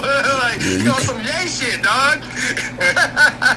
Like if he would have told a man, like if it would have been a man he told to shut the fuck up, I would have let it go on a little bit. You know what I'm saying? Like it is what it is. But it's like, damn, you know what I'm saying? Like, come on, Dorsey, you can't just tell him. I think it's funny. Honestly, I just think it's funny. It doesn't bother me at all. Like, I just think it's funny. So you don't have to Like, I'm good with it. Nah, it ain't even like that. I mean, we are defending you, I guess, but we're also defending ourselves and we're defending this chat. Hell yeah, I'm trying to keep this live up too, man. I'm trying to keep this live up too. You know what I'm saying? Yeah. Yes, exactly. I just don't need him to hate me now because, like, everybody's defending me. Because No if one's it get defending too me, crazy, I'm gonna have to delete it on the other channel too. And we've been live for damn 3-something hours on the other channel, and this one is 2 channels. I'm gonna have to delete both of them. Oh my god. I mean, I think we covered a bunch of things. Where's everyone else from? Did we do that? Where's next from? Oh, next, you're the Puerto Rican, right? Yeah. I can't even see the chat. Oh, you say that shit, dog. I love how you say that. Say it like that again. Hey, no, okay. One time I was living in West Virginia, right? So I got this white girl, bro, right? But you understand, you can tell by my accent that I'm American as fuck. You know what I mean? So I come up over there, and then she be calling me Poppy. That's like the craziest thing for a white girl to call me Poppy because I'm Puerto Rican. Because where I'm from, I'm the mutt, bro. I'm the white boy. You know what I mean? Like that is the craziest thing. So when you say Puerto Rican, I'm not picking on you, but it's like funny to hear it come out of a white woman's mouth. It's just your accent. It's ticklish. Hey, but what I would like to talk about, since we're talking about representation, I think a really good conversation to have is the filibuster in the Senate, because he was talking about the Senate and how the Senate had power. And since we're talking about like how Puerto Rico has more people than Iowa, and that's failure of representation, I understand the Senate and I understand the theory of the Senate, and I agree with that theory of the Senate. It protects us from mob rule. I understand that. But then when you add the filibuster on that, then that means 10% of the country's population can overturn anything that filibuster is allowed to overturn. That shit needs to go away. And when we shut down our government, nobody reported this, but I did catch it because I was watching it. And if anybody can fact check that, please do. But when we shut down the government last time, as soon as they started talking about the filibuster, that government got put right back open. As soon as they started talking about filibuster, that government got pulled right back open like in 2 business days. I mean, the filibuster, both sides, whoever's in power doesn't want to, like whoever's got the power of the uses the filibuster, doesn't want to overturn it. Every single, doesn't matter who's in power, it comes up every single term. Once again, Clinton and Bush do not like you, okay? Clinton and Bush do not like you. Neither the Democrats nor the Republicans want the filibuster to be gone. When they do, you know it's good. Or we're going somewhere positive. We're actually changing our ways. Maybe we can take money out of politics. That'll be the next step. But if we don't take that filibuster out, money will never leave politics. Because as soon as they say something about money leaving politics, 10% of the population will say no. And then they will filibuster that. And then that's that. We need to take that filibuster out. And if I can organize people, that'll be one of my first things on the agenda. Thanks, Shanita. Thank you, Shanita. Thank you to Honey Facts. You said why is Clinton ducking questions? Because his lawyer says it's unenforceable. So we can just start there. Clinton said lawyer said that the subpoenas are virtually unenforceable. So that's one reason, just going by what his lawyer recommended. Another reason is he said release everything. He's like, look, man, y'all already dropping pictures of me in the dress with the red heels, me swimming next to Ghislaine. You already got all these pictures and shit. Release everything. If it got me in it, if it got my wife in it, if it got anybody in it, release it. But I believe that's Clinton's, ace in the hole, because he knows there's no way that they release everything. And also, Jim Jordan was the one, that was dodging the subpoena last term too, so he's they're laughing in his face right now, right? What's good for the goose? So have any of you guys heard of this guy Sasha? Have you heard of this guy Sasha Plug? Oh yeah. This video? No. Sasha Riley, I think. You should look him up. This guy named Plug, and he did a video about JE, all these parties they had. A guy named Plug. I'm Plug. A guy named who? I said the guy named Sasha. Yeah, you said a guy named Plug. I'm saying like, what the fuck I did? Yeah, I love the comment. So he mentioned 2 people. He mentioned Lindsey Graham, and he mentioned Jim Jordan, like you just said. So in other words, these guys are not just linked to JE. They did some bad things at these parties. We need that's to up there look too. bad anyways. Yeah. Nah, hey man, if I could say about Clinton, all right.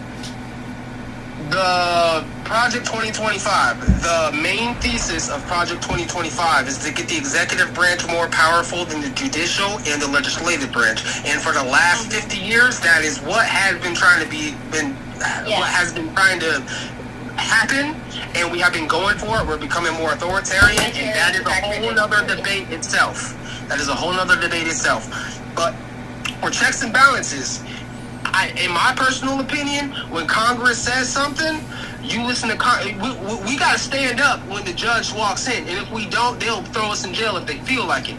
Congress surpasses that by a lot. We voted for that shit. So when Congress said, hey, yo, Clinton, get your fucking ass over here, you should, I understand that there's probably some legal explanation why not, because you can't arrest the fucking ex-president or whatever. Fuck that. We need that. Clinton needs to come, just like John Bannon or Steve Bannon or whatever the fuck. Like, nah, you can go to jail. By the way, shout out to Steve Bannon. I don't like him, but boy, that man held that shit down. But I will say that I disagree. I do agree morally. Yes, all parties should be held accountable. Everything should be brought forth. All the evidence.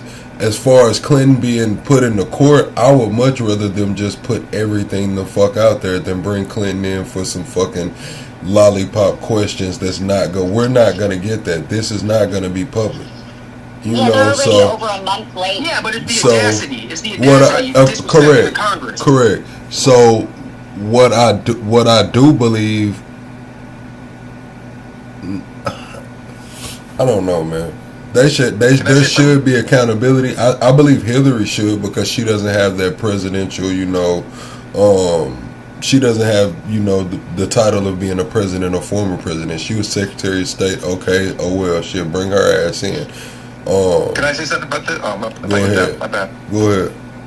All right, so people were like, so let's remember that when Clinton was in charge, he went before a hearing, and it had to do with the Monica Lewinsky thing. So Clinton completely complied. So that's not the issue. The fact is, we know for a fact that Donald Trump has more information there about him and Epstein than anybody else, and Donald Trump's not going to talk about it. We know for a fact that a guy named Senator Wyden and the Senate Finance Committee did an investigation on one file with $800 million in it, and a name came up, Leon Black. Let's call Leon Black before there. Let's call Les Waxman before there.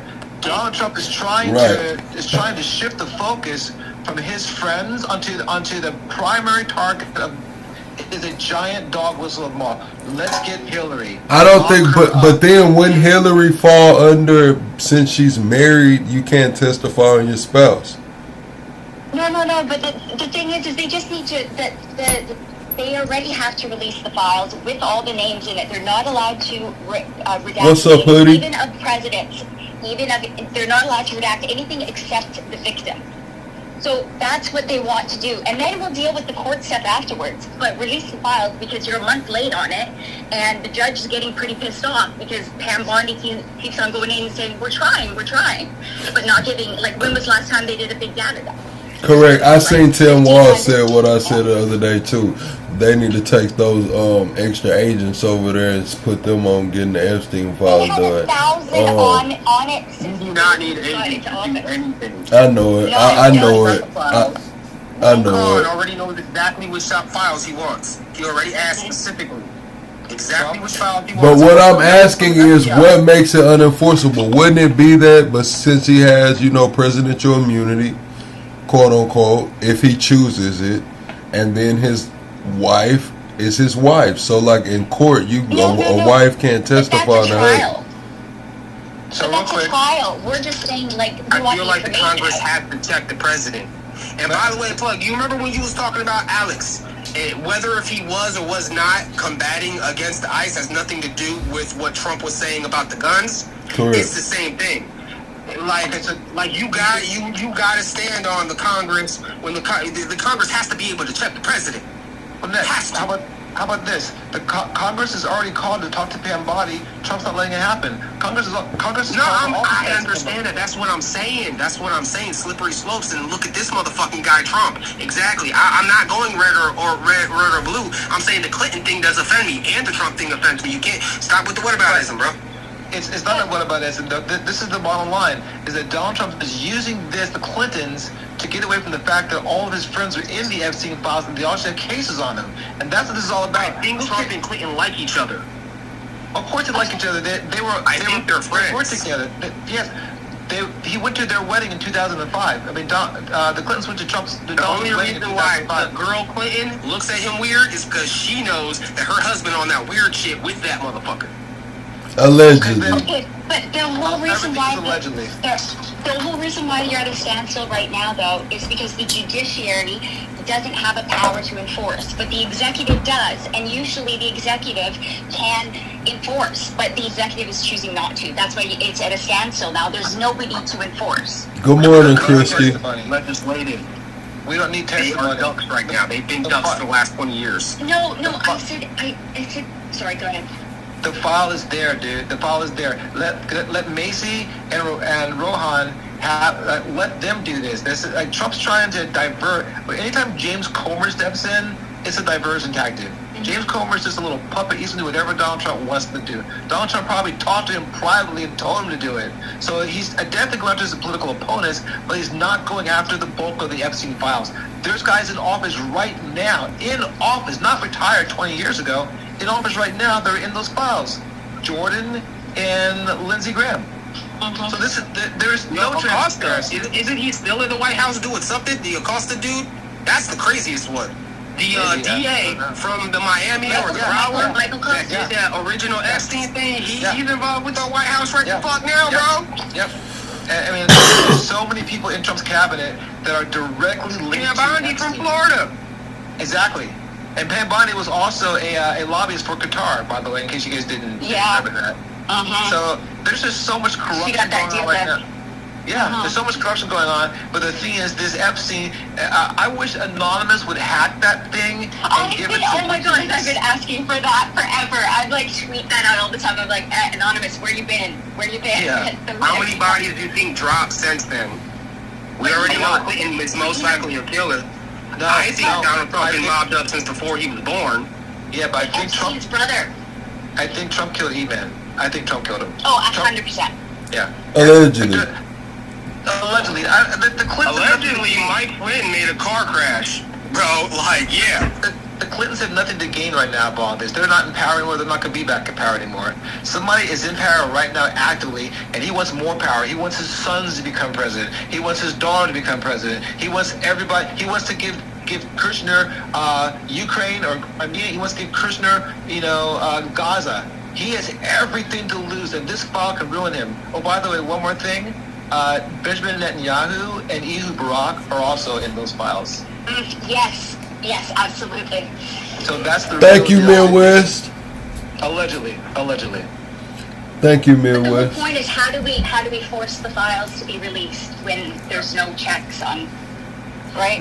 Like, who's going to do it? And that's exactly. I mean, again, Project 25. Project 25 says that he doesn't have to give up the files. Their goal, like the Heritage Foundation, is to make sure that he has absolute power, because absolute power corrupts. Absolutely. Yeah. And so if that's the case. But what do we do? There could be a chance that Vladimir Putin is also linked to all this. I don't think he's in the files. I think he controls a lot of it. He knew about a lot of it, and all the Russian banks that were sanctioned. I think Trump might control a lot of it. I mean, he owns the pageants.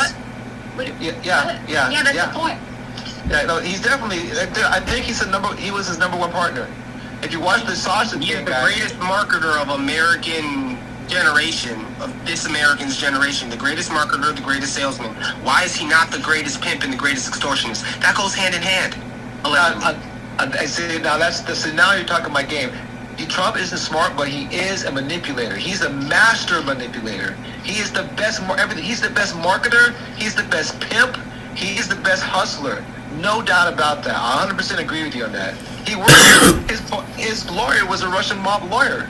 The Conan guy? That was a Russian mob lawyer. That's Trump's top His lawyer. property was purchased by the Russians, and that was back in the 80s. Back in the 80s, before he ever was thinking about what, back when he purposefully kind of made himself famous, kind of like he was like the first Kardashian, which shout out to him for that, because once again, the greatest marketer of this generation. But back in the 80s and stuff, everyone was like, ooh, he's a Russian mobster. It was like on tabloids and stuff. It was on newspapers about him being a Russian mobster and whatnot. Yeah, and he would pretend to be his own press agent and conduct interviews and shit like that. Yeah, he's a master marketer, master manipulator. Yeah. Genius. So one thing you can look at too, so there was this 2003 deal, like when him and E-Man had a falling out. The falling out had to do with a piece of property, right? Yeah, and so I looked into that. What happened is, so he finds a property, right? Gets a good deal on it. He's going to purchase it. He shows it to Donald. He's like, man, you're gonna love this property. Check it out. Donald turns around and he tells this other guy to buy it. You know who the guy was? The guy was the Russian mob. So some Russians bought the property, and that's what caused them to have that rift. He really kind of screwed his money on it, but Trump made some money on it. Though the guy gave him like a certain percent of some points on it. Yeah. And so that's what. And they always have a little combativeness over women and money, right? So yeah, it's always done. The two things. But that's the pimp. Just like Nick is saying, Donald Trump. How about that Kirk shit though? He's good at real estate. He's an expert at real estate. He's smart when it comes to real estate, but he's not smart when it comes to the economy. Have y'all read Art of the Deal? Politics. Yeah, I read the Art of the Deal. It's absolutely corny. It's the stupidest book ever. I liked it. Yeah, I tried to. It did have a corny flow to it, so I couldn't continue. I liked it. I don't think he wrote it though, do you? No, I don't think he wrote it, but still, I liked it though.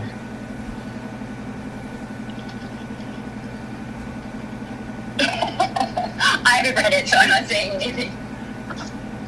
Well, talking about allegedly, what's that girl's name again?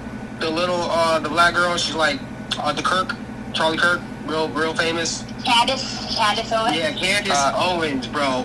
What about Candace Owens? No. All right. She just dropped the recordings of Erica Kirk, and Zoom calls and shit. I feel like she drops recordings, and like that episode was a filler episode. Some episodes be like, oh, she'll drop a recording and talk shit about people, but then the other episodes, she be dropping names, bro. She be name dropping like 30 deep. Crazy on some of it's a little bit messed up. It's like the movie Epstein and the whole thing. It's like the movie Triple X. It's like, yo, so she's wearing, so that's not real, and this whole fucking thing ain't real. Like, bro. And here's the thing that hurts me the most. So when is she going to get Alex Jones? If she doesn't get Alex Jones, then what the fuck does that mean? What do you mean? What do you mean? What's going on with Alex Jones? Why did Alex Jones lose all that money? What's up with my girl Candace? What's up with my girl Candace? What's up with her? Wait, there's nothing wrong with Candace. Hold on, Chad. I gotta get us back together.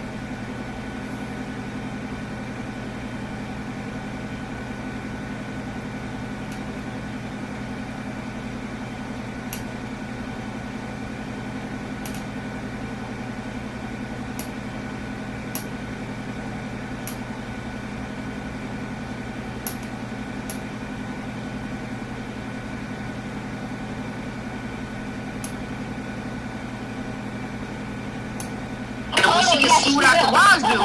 If she wins, boy, because apparently she wants to get sued. She be talking like she want to get sued. That woman wants to be sued. Talking like that. What are they going to sue her about? What are they going to sue her for? They're going to sue her. She's already being sued. Macron and his wife are suing her right now. I need that shit to get public. Because we all need to know if that shit's real or not. We all need to know just what's up with that. We need to pull that skirt. I can't hear her, bro. Hold on. What'd she say? Macron. The president, the French president, for calling his wife a husband. Thank you, John.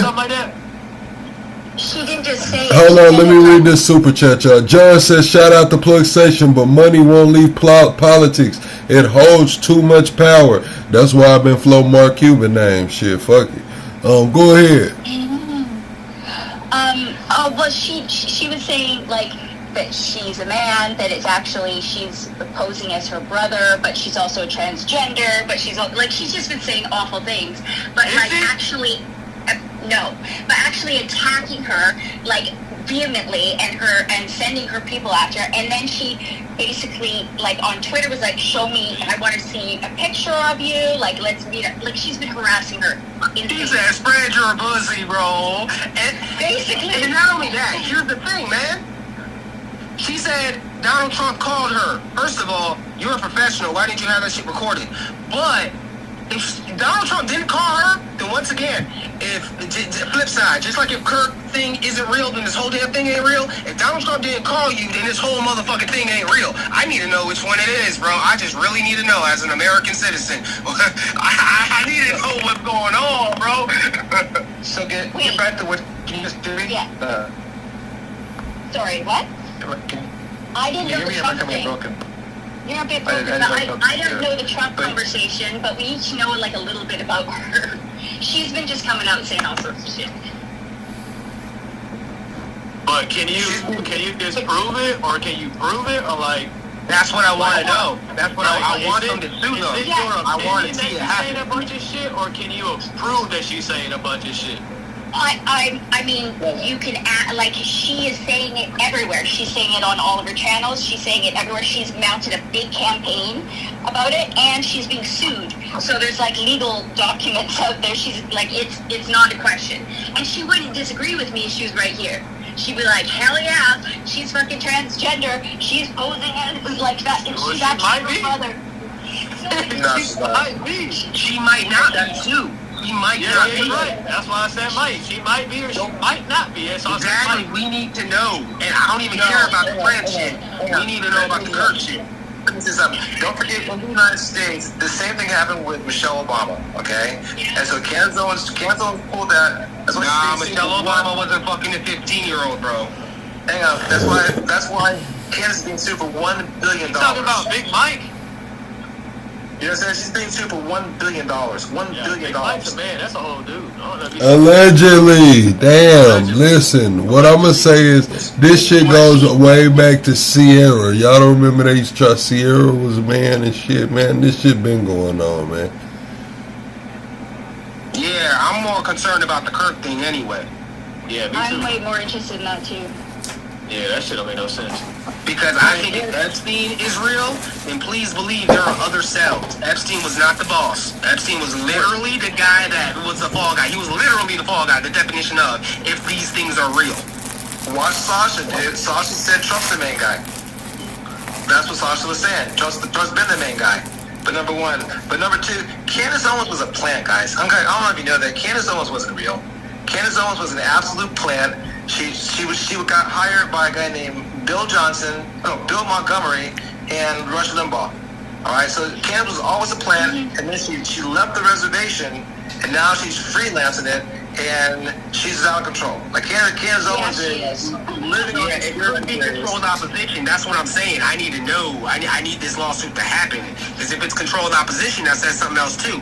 And I don't know how anyone else feels, but Tucker Carlson, he's KKK controlled opposition in my book. I like a lot of things that he says, but I know that the way he's saying it, he's propagating certain things. He says, oh yeah, I'm independent, and da-da-da-da. He literally says that he has dinner with people before he sits with them to talk about what they're about to talk about, and then when they talk about it, he says, this is the first I hear of it. So once again, if this shit ain't real, then the whole damn thing ain't real. So that little tiny lie, that means you're learning about the whole fucking interview. And your daddy is the CIA, I don't trust you. He's criminal. He's criminal intelligence. He left the reservation too. He worked for Vladimir Putin. He works for the Kremlin. That's how he's making. They gave him $1 million for over that. When he was doing that, like, listen, I'm gonna keep it honest with y'all, Chad. I'm gonna keep it honest with y'all. I would have went and interviewed Putin ass too, man. I would have went in them trenches, man. Hell yeah, shout out for that. Yeah, that's what I'm saying. To interview Putin, you can't ask him any tough questions. It has to be just, they give you the list of what to ask him. It's a controlled interview. You're not asking questions. You're just reading out the questions that he gave you. It's a controlled interview. You can't ask him why you did this or why you did that. There was one girl that did it before, she was on RT, she got kicked off, but then she came back again because they paid her money. So you weren't gonna, Plug, up to him, your way, I would pay for that interview. But they wouldn't let you talk to him that way, dog. You're not gonna talk that way. Questions to ask, like Tucker was given the questions to ask. Ask these questions, and he did it, and then he took a big old check from him. He is completely compromised. And so Candace is a different story. Candace right now, I mean, that's $1 billion deal that she's going against the French government. There ain't nobody on her side. Where Trump kicked her away, she's the one that's on her own, but she was paid opposition. I need them to run that shit. I need them to run that shit pronto. Who? Like, what are you talking about? I'm talking about that lawsuit. I need them to run it so we can all know what the hell's really going on here. It's on. The only place I for sure wouldn't go like is North Korea. I ain't going over there. I ain't fucking with Kim Jong-un, bro. I'll leave his ass alone. But like I'll pull up in China. I'll pull up in Ukraine, man. I have an interview with damn near any one of these world leaders. I'm just not going to no fucking North Korea, bro. That shit's out of there. Hey, Plug, if you want to go to Ukraine, we'll go together. Yeah, I'm not going to Ukraine. I'm not going to Sudan. I'm not going to Gaza. I'm not going there, bro. Go to all those places. I'll go to Ukraine. Oh yeah, I ain't going over there to the Middle East either. Gaza, I go to some places in the Middle East, but I'm gonna leave Gaza the fuck alone too. Right. I'll go to Gaza and I'll talk to Christian Palestinians. Man, listen, you in the trenches for real. I ain't in that deep yet. I believe Steve is military. That Gaza shit still an active war zone, man. Listen, when I say I go to Ukraine, I'm talking about going to the far side that's not, you know what I'm saying, into it right now, man. You talking about going in the trenches in Ukraine, kind of crazy. I just seen him blow up a Russian acting like he was a damn penguin. Not trying to go over there. If we go to Ukraine, we'll go to the capital, we'll go to Kyiv, it's beautiful. It's gonna blow your mind.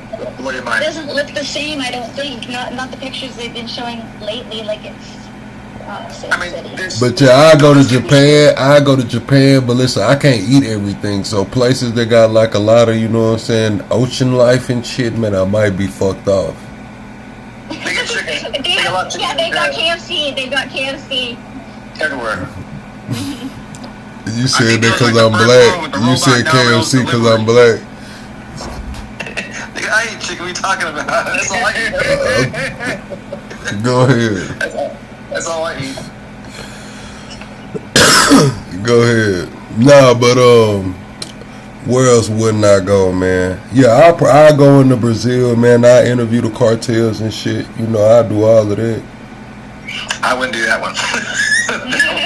That would not do. Man, did y'all see what the cartels have now? Did I show y'all?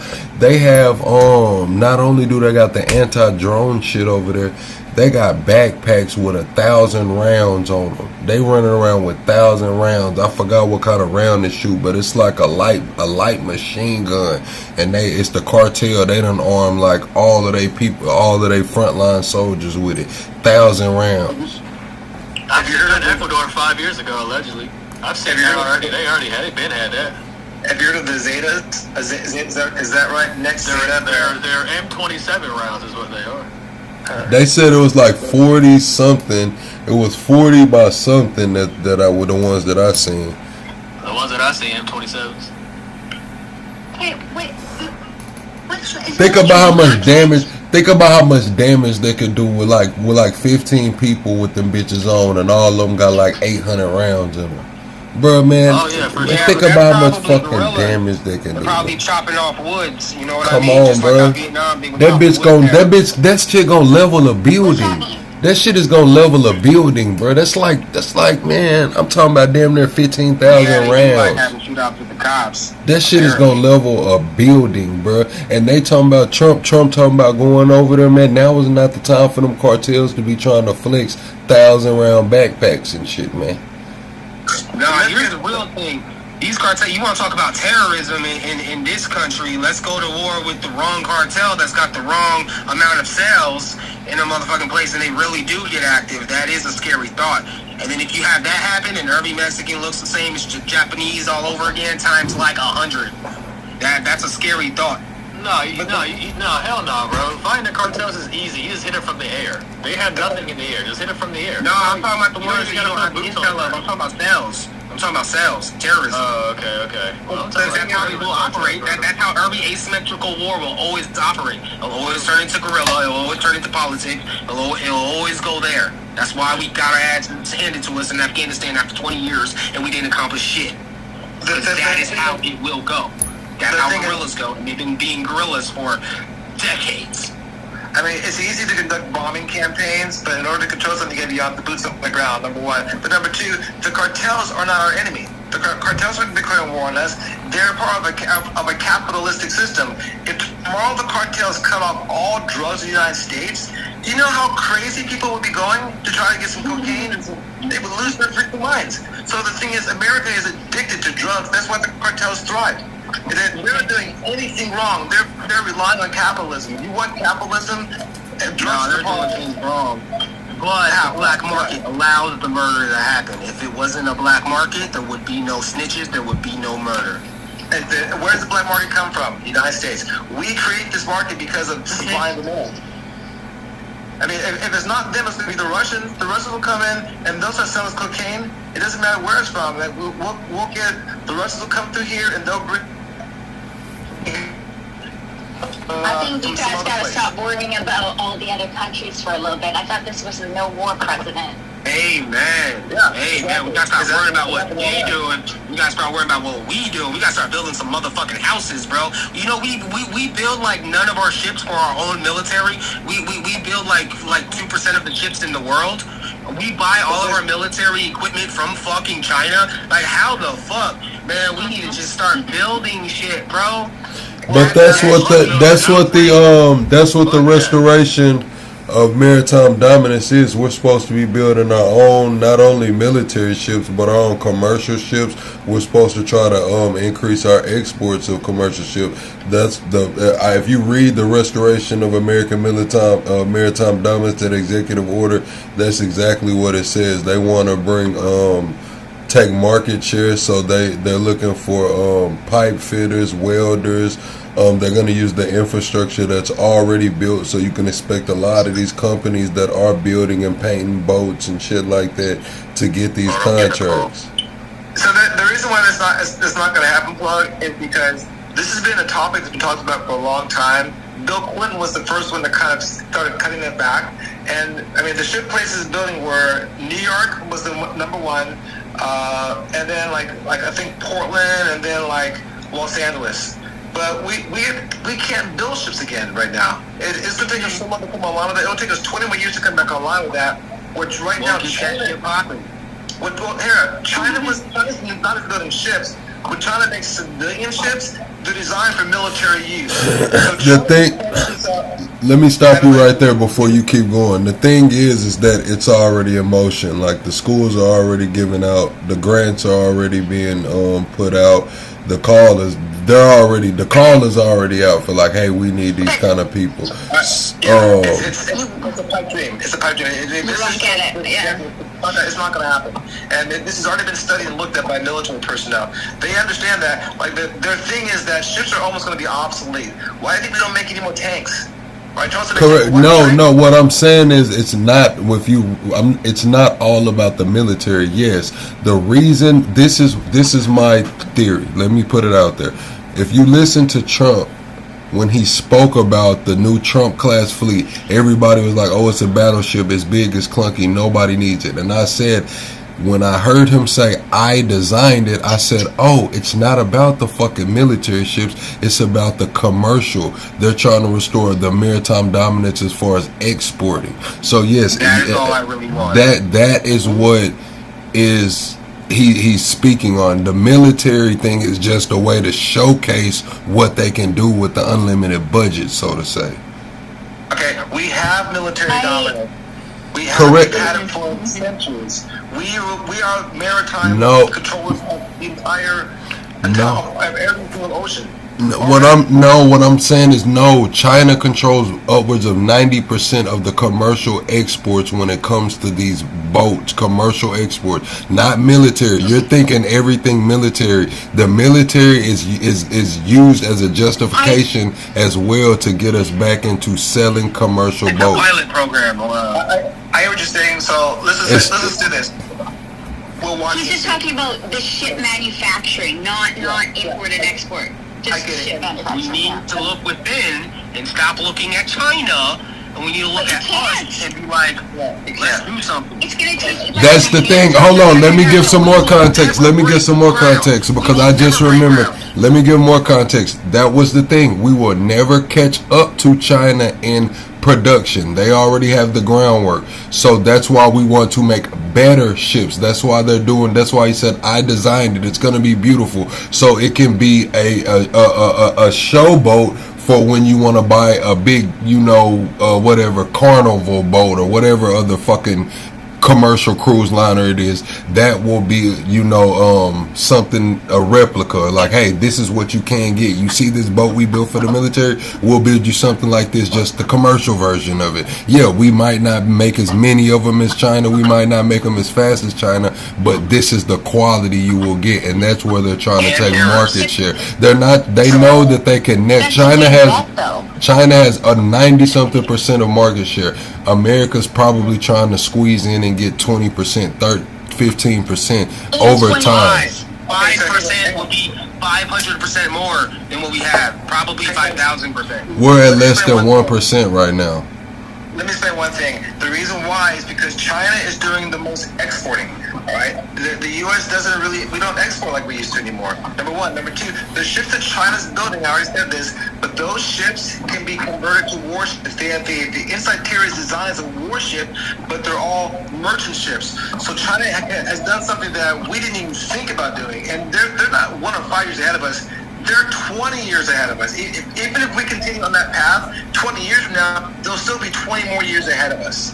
You see what I'm saying? So then what are we supposed to do? Stay behind? That's the thing. We're not talking about military. We're just talking about building things here. In general, I don't care what they do over there. Correct. This is my, and I'm with Nix. This is the logic. As long as there's water, there'll be boats. As long as there's water, there'll be cruise liners. If it takes 20, hold on. If it takes 20 years, we're talking about cruise liners. We're talking about motherfuckers getting on the boat, having fun, party liners. People will be going to space. They're not going to be going on a cruise. As long as there are boats, as long as there are water, there will be boats, and we need a part of that market share. We're not just gonna say. I mean, that's just where we stand at. I'm saying that Trump is tricking a lot of people. That's looking backwards. Just like she's saying, the next wave of travel is space. So meantime, we're still they're creating better rockets than us. Like everything Trump does is backwards. There's nothing and I'm gonna look into this more, because I've not heard that Trump is designing a ship, which Trump has no skill designing a ship whatsoever. But I want to take a look at that. Shout out to South Korea on that. South Korea has been actually our best ally. I hate that he picks on South Korea. South Korea has been the best with this tariff shit. South Korea said, matter of fact, we'll help you. Especially with the boat shit. Because South Korea is like the second biggest boat builder. Exactly. And they came to America and said, yeah, we'll show you. Yeah, we'll set up shop. And then Trump slaps more tariffs onto them and all types of dumb shit. I don't understand that one at all. I don't understand. That's what happened with Hyundai. Hyundai might have been a little bit different, but yeah, same feeling, same bad intent. Those guys came here with visas and passes to do one thing, to build the plant, because there were no Americans that could do that. None. There's no I don't think that we can go to work tomorrow to put up 4 different places where we're building ships on the East Coast and have those filled with jobs, especially without having migrant workers. That's another thing that a lot of people don't understand. We do not want to get into a war of attrition. We do not want to do that. Because if we do that, we have these missiles that do incredible things, but we can run out of them. And the things that we use those missiles for cost significantly less. We don't want to do that forever. the biggest missiles that we have, we just dumped into Iran for nothing. Like, a lot of people think that Iran ain't shit. It's like, I personally believe, from what I saw, the way Iran told us exactly what they were going to do and then did it and then said, okay, we're good, and all that, they were playing a different game than what I think a lot of America thinks that they're playing. They were just showcasing, hey, do you want to do this all day, or... And Iran didn't harm any Americans. Iran's not a threat to us. Iran's a threat to Israel, but they're not a threat to us. They're not even a threat to Israel. So I hate to say that I'm simping. I'm not simping. I always say this whenever I'm talking good about China or talking good about Russia or what. I always be like, hey, I'm not simping. I kind of sort of simp for Iran because I see what they're doing. They're actually, sometimes they look like the motherfucking good guy. Same thing with China. Sometimes they look like a good guy too. Russia be out killing people. China does not kill anybody, and Iran be kind of suspect. But like, let Iran sell their fucking oil, bro. What the hell is wrong with y'all? Like, god damn.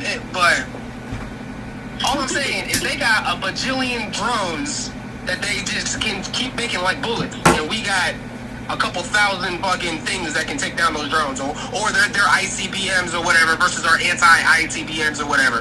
Like, there's a war of attrition. I don't know if I'm saying that word right. Attrition. We don't want to get into that. But the cool part is we can get in their capital way faster than they can get in our capital. We can get in their capital. That would be what we have to do. If ever that shit did go down with any one of these big countries, we have to get in their capital before we even get into some looking at our artillery and be like, how are we gonna play this? Now we got to get into that capital real fast. And the cool part is we can probably do that. No, we can't. I'll tell you this. I don't. Yeah. In the military, we did training. We did different training operations. We never once had a training we had one time where a training operation we beat Iran. But the problem is we can win in an air battle. We can bomb them, but we can't put boots on the ground. The thing that won the battle in Operation Desert Storm was they bombed for like almost a month, and then we put boots on the ground in 100 hours. All right, we can't do that in Iran. We can never control the ground in Iran, and that's not to include what if they decide we're gonna actually fight you back, and they attack our ships, they attack all our military bases, and worse off, they do terrorist attacks in the United States. Well, it look like it's finna get ready to go on because Trump's son got an armada led with they say a bigger fleet than he had outside of Venezuela headed over there now. And so he's spreading himself a little bit thin. He's spreading himself pretty thin. Mr. Peace President, and who's that's all. So it cost us $7 million a day, I believe, to operate outside of Venezuela. How much do you think it's going to cost? And it's another $100 million a month or something for whatever overhead. And nothing was gained in Venezuela. We can't get in Venezuela. We can't put boots on the ground in Venezuela right now. No. Nothing was gained. Nothing was gained. Something was gained, but it wasn't gained for us. Hey, though, talking about Venezuela, revolt against Trump's being in Venezuela. Nah, some Exxon executives are going to get kidnapped by the cartel, bro. What? We're going to have to pay the cartel just like we paid Taliban. That's what's exactly going to go on. We're going to pay the cartel just like we paid the Taliban to not kidnap our Exxon executives while they get this shit going online. Yep. They don't want to be down there, but I think that the Venezuelan vice president that's in charge right now just recently was like, we got to get the USA out of here. Like, she was yelling at a crowd of people. She's trying to there's going to be a lot of upheaval there. I don't think he's going to be there very long. And it's going to be 20 years or something for them to do what Trump wants to do in Venezuela. They don't want to. They're not interested in heavy oil. Anyways, it's not going to happen. Definitely not. It doesn't take 20 years if they were really about it. The thing is, they're not really about it. But the whole part with Donald Trump, though, it's horrible oil. It's not even good stuff. It's crude stuff. I mean, we're better to work on getting more oil from OPEC. We can get more oil from Saudi Arabia for much cheaper and it's cleaner. And we don't have to put chips on the ground. It costs us a lot less. No, that's not why we're there. We're not there to get it cheaper. I keep on telling everybody that. Nobody understands that. We're there to make sure that they can't sell oil to other markets that we don't. We don't want more oil on the market. We want to be the only weed man. We want us at OPEC to be the only weed man. And anyone else selling weed, we're gonna call the cops on them. How's it helping us out? How's it helping the United States out? It's not. It's helping ExxonMobil out. And because with our dollar, with our currency versus what the oil is, versus with the China's currency, with the oil that they buy, when we do our currency with our oil to our domestic people, as soon as it gets underneath, like, I don't know, $65, it becomes unprofitable. And then they'll start closing, and then now we got a recession going on. It is unprofitable, but they had to control the petrodollar because what happened. And by the way, that's my problem with capitalism.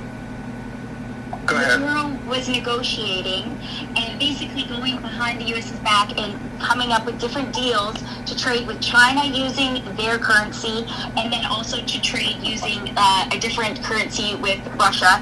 And the U.S. was gonna, if you lose the petrodollar, you lose basically your everything, because that's all the fuck we are. All we are is mercenary and dollar bill. So Maduro wouldn't stand down and agree not to continue that, which is why Trump had to go in and all right, so pull him out. Here's my take on this. Shepard was already there. We were already, like the Biden administration already made a deal with Venezuela, so we were getting oil from Venezuela. Now, Trump thinks that he's going to break up this Brexit, or BRICS, as it's called, and he's not. He's not breaking up BRICS at all, because it has involved his buddy Putin. So as long as Putin's... By the way, where did that oil go, by the way? They didn't tell you that. It didn't come to the U.S. It was sold on the market to China. It's the money's in Qatar, right? No, that's where the money went to. No, he's talking about Biden. No, I'm talking the oil that Trump stole went to Russia and to China. So don't kid yourself. And then he stole the money and he put it into Qatar. Not a drop of oil came here. Not one dime came to America. Now it's not America first. It's imperialism first. Trump says we're gonna make Venezuela great again. He said that because he's not a serious actor. He's not smart. He doesn't realize that we record these things and we hear him say it out loud. But if nobody checks him on it, he keeps on doing it. But it's all going to fall apart pretty soon because he's just pissing everybody off. He's got no friends left. That's the thing. That whole Venezuela thing ain't going nowhere because we've been doing that since after World War II, bro. This was the game plan. A lot of people don't understand that that's why we don't like Iran. That's why we don't like Russia. That's why we don't like Venezuela. It's because of we want to be the monopoly, and they say no. Free market, or they don't even say free market, they just say, hey, no, us too. You know what I mean? Because I don't know what their politics is with free market, but they say us too, and we say, fuck that. Okay, well, that's always the problem. It transcends Trump. Go ahead, Bob. You should listen to Carney's speech from Davos. Yes, awesome. Exactly. Amazing. We're done. I mean, I don't think you're done. You guys just have to share. So understand this one thing. If you look at what's going on, Obama had a treaty with Iran not to produce nuclear weapons, A, and B, that we were going to buy off their enriched uranium to France. So that was a done deal. What happened to that deal? Trump tore it up. Okay, Biden's now in office. He has a deal with Venezuela. We're going to get oil from them with good relationships. What happens to that deal? Trump violates it and he attacks them. So I understand what you're saying next, but there's a problem with it. Donald Trump is not on the same path of America as the rest of America is. He's on his own path, and it's for his own personal gain. And if he doesn't make money on it, he just tears up those deals. Like, remember, there was already a deal called NAFTA. Trump not only tore it up, he created a new deal with Mexico, a new NAFTA. And then what he did, he violated that. It's just not a serious issue. Coming up. Kuzma's not going to go well. That's happening, I think, this week, right? Or next week? What is it? Kuzma, I think you guys call it something else, but like with Canada, Mexico, and the U.S. Kuzma. Is it? I haven't been following that down. I have no idea neither. I've never heard of this, and I don't know anything about it. Trump went back on it.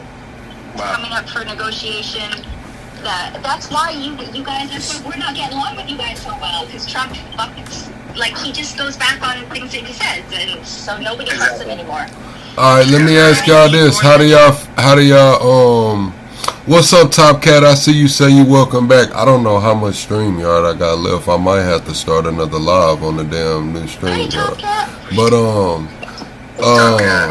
what I was gonna say, how are you guys feeling about the ICE enforcement at the Super Bowl and Bad Bunny, you know, wearing a dress and, you know, singing in Spanish with the ICE enforcement coming? I mean, my thought on it is, I mean, it's our Super Bowl. It's supposed to be a great time for people, and all they're doing is saying fascism is here. We're going to make it uncomfortable for people. We're going to try to harm people, arrest people at a great event. Just like there's no need for ICE to be in Milan at the Olympics. All right. Yeah. But That was stupid. That's my thought. Like it's obviously stupid. And Trump's only if two teams that he considers white won, and if there had been a white guy playing there, Trump would be cool about it. But second, it was Bad Bunny. All of a sudden now it has to be, let's go after Puerto Ricans and Latinos because they're not real Americans, and let's terrorize them. So yeah, I think terrorizing Americans is always bad. Always. Hey, I want to hear your take on this for sure next. I would definitely hear your take on this. yeah, my take on this, shout out to Jay-Z, shout out to Kaepernick. Matter of fact, shout out to the NFL. I don't think they're as bad as we thought they were. I think they're better than the NBA, apparently. I think they're going to stay in New York now that I think about it. They got the right attitude. They probably like, yeah, man, what's up? Is all wrong? Wink, wink. Man, shout out to Jay-Z. Shout out to Kendrick Lamar. Shout out to Bad Bunny. Shout out to them motherfuckers. They're doing something. They're like, oh, yeah? And, all right, let's get the popcorn out, bro. You know, you want to act stupid. Let's see what's up, you know? Like, Jay-Z's been doing some moves that it's like, you know what? I don't think you on the Diddy shit. You move too nice. He moves way too nice. And shout out to Kaepernick, man. He's the one that got that shit started. That's what I got to say about that. So I really hope nothing bad does happen, and I have a feeling there might be a death if it goes the way Trump says it's going to go. There might be a death. I don't go to sporting events. I don't go to fucking parades for those type of reasons. I think it might turn bad in reality, but shout out to Kaepernick, shout out to Jay-Z, shout out to Bad Bunny, shout out to Kendrick Lamar, shout out to all of them. Okay, I'll give my opinion. And Green Day. I believe this is gonna mark a fundamental shift, sort of the way that the NBA lockout did over the bathroom situation. Nothing was kind of ever the same in regards to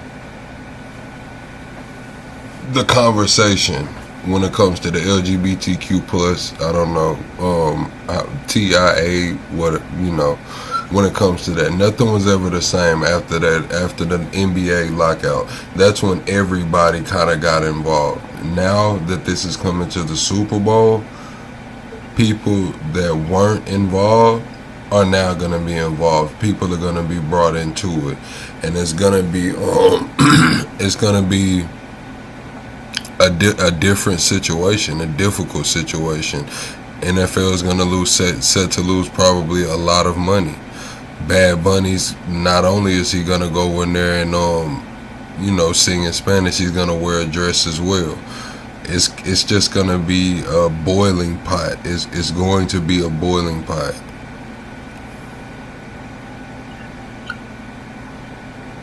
Go ahead, boss. I do not want that man to wear a dress. God damn, I don't want him to wear a dress. But yeah, man, if you wear a dress, just remember, he says, yo, bring out the popcorn. I think that's what I'm looking at. I think that's what I'm looking at. But also, that gay shit, I mean, chill about it. I don't think he is gay. If he is gay, then please tell everyone that you're fucking gay. He's not. What does gay have to do with clothing? Right, and let's keep some decorum. Let's keep some decorum before we have to take the live down. You can say what you feel, but just, you know, we could. Yeah, what, the G word ain't good? No, I'm just saying it's a fine line between hate speech. When they come in here and they get mad, you know, they'll report the fuck out of you. Okay, I'll try to keep it like that. I mean, right. Like I just said, if he is that word, then no, you can say gay. I mean, you can say gay. You can say gay. Why don't you say it? Can I say something on this? Like, he does nothing to say. Because you are a superstar and people are looking up to you. Do not confuse people's Unless sexuality. they're trying to sleep with him, they don't need to No, know. I completely disagree with that. Do not come wearing a Speedo in front of my kids in the middle of a Walmart. Like, no, I'm going to look at you weird. If you say something weird, then I'm going to be even more weird. Next, so let me explain something real quick on all this. So, Bad Bunny's a troll. Okay, that's what he does. Exactly. That's what I think I'm looking at. And shout out to that. Yeah, but the fact that it triggers you is the whole purpose of it. And so Listen, Steve, exactly. You just took the words out of a MAGA person's mouth about Trump. Yeah. That's the exact fucking thing that they say. Bad Bunny, if you're listening, do not rage bait. Let me explain the difference. Do not rage bait. Let me explain the difference. Bad Bunny is a celebrity actor, a performer. Trump is the president of the United States. So if Trump wants to be an actor, he can go back to acting. I'm not talking about Trump. I'm talking about Bad Bunny on this one. I know, but he's talking. Bad Bunny's trying to provoke a change, he's trying to provoke conversation about it. Yeah. No. Let's provoke conversation about it. About Puerto Rico. Like, I don't. So all I'm saying is don't rage bait. Don't be something that don't confuse people. He's going to be If that is your artistic preference, then you gotta say, yo, man, that's my artistic preference. Don't be confused. Don't be confused. He's going to be rage bait. Yes, he does. He is the leader. He is the leader. He's going to be rage. He's going to be rage. Yeah. The other thing is going to be in Spanish, okay? That's rage baiting out Puerto Rico, okay? The thing is going to be he'll be wearing more Puerto Rican. No, because there's way more Puerto Ricans. And by the way, this will... you make a point there. He is on stage. He is on stage. You make a point there. You make a solid point there. He is on stage and he is rage baiting on stage. But then you gotta call your books. That's all I'm asking for. Call your books. Make it simple. I don't mind funny things happening on... This is what I'm saying. This is going to show the fucking world what's going on. That's what I mean. This is going to be a fundamental shift. That's the argument I'm saying. The Super Bowl is the most watched event in America. It's the most watched event. 100. Hold on, let me finish. Can I finish? 135 million eyes watch the Super Bowl. Bad Bunny is here. We know the world, the top language in the world is, Spanish. So a lot more people are going to tune in. I'm thinking, third. I'm expecting a lot more people to tune in because of that. Maybe not as many Americans, but this is an opportunity to broadcast this shit to the world for the good, the bad, and the ugly. And what I'm saying is it's a fucking firecracker. It's a damn gas can that's about to get lit on fire. You'll lose Olympics, you'll lose FIFA, you'll lose any of those events. Oh, who's that? Top Cat, welcome in. Your mouth is too close to the phone, though. We can't hear you. I predict the Super Bowl will be the most watched Super Bowl in history. And I think they'll hit over 200 million. I think it's gonna, because again, Jay-Z's point is they're trying to expand out to the rest of the world, trying to increase demographic. And I think, like Tom said, it's gonna be everywhere. As Plug was saying, it's gonna be everywhere, all throughout South America. You cutting out, Steve. You cutting out again. Yeah, you cutting out the whole time. It'll be all about not just South America, but all about Spain and Europe and every place else. It'll be the biggest Super Bowl ever watched. Can you hear me? Yeah, and that's what's gonna be broadcast. It's gonna be ICE being broadcast. They're gonna tell. We know what this administration does. We know what the other side does. They're gonna spin it both ways and amplify this shit, and it's gonna be amplified globally. And that's what we're gonna hear. Oh, the money's coming from this country, and that country. Then it's gonna be underlined rumblings, and then it's just gonna. This is gonna be the pivotal fucking moment. We seen it happen in Nepal. We've seen it happen in Iran. I tell you guys all the time, the timeline is accelerated. Whatever they want to happen is they're going to try to make it happen before midterms, for the good, the bad, and the ugly. This will be a catalyst. Hey, y'all. Just my opinion, I don't think he should be performing, period. And this is just my gangbang U.S. part of me. Ain't no other countries just doing that. If he performs, he should be performing under somebody, under somebody else. Like, if we look at how this is flopped, remember Bruce Springsteen, Born in the USA, that was performed at halftime. So now we're going from that to a dude that we wonder if he's going to wear a dress or not. I don't think he's an American. But he's a huge star, and they're trying to get a new audience. Yeah, It's the biggest star in the world, and it's American. it's a financial decision, you guys. Under somebody else and under how things is right now. If you're not going to get up there and press only United States music and sing in English, it's kind of hard for you to be pressing the Super Bowl like this. I'm not saying it's a bad idea. How is he not American? Well, no, he's not going to be promoting the American dream ethic. It's not going to be that point of it. Like he's not just hopping up there and the only thing he's thinking about is red, white, and blue. No. Well, that's what it should be. Top, if he does not wear a dress, he will be 100%. This is what America is. It's the America that other people don't see. Other people refuse to give it any. Depending on where you go, they're going to say if he wears the dress. Been in America for 5 generations. Any Puerto Rican, there's millions of Puerto Ricans. I know that you're a West Side guy, but there's millions of Puerto Ricans, millions of Dominicans. There's more Dominicans who've been in this country for generations. Let me stop you right here next. Because we seen this playbook.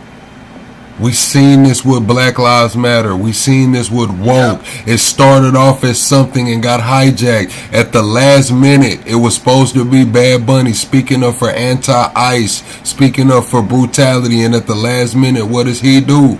Throw some other shit in there too. We've seen this playbook. I just...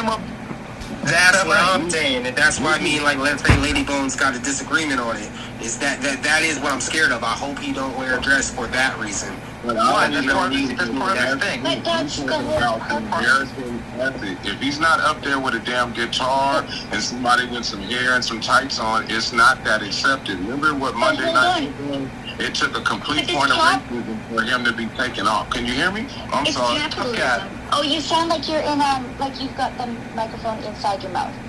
Nah, when somebody else talks and Top Cat talks, that's when you get muffled for some weird ass reason.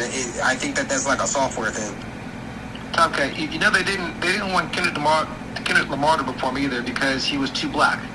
And now this guy's too Puerto Rican. This is totally different. That's what you say because you don't see that angle, though.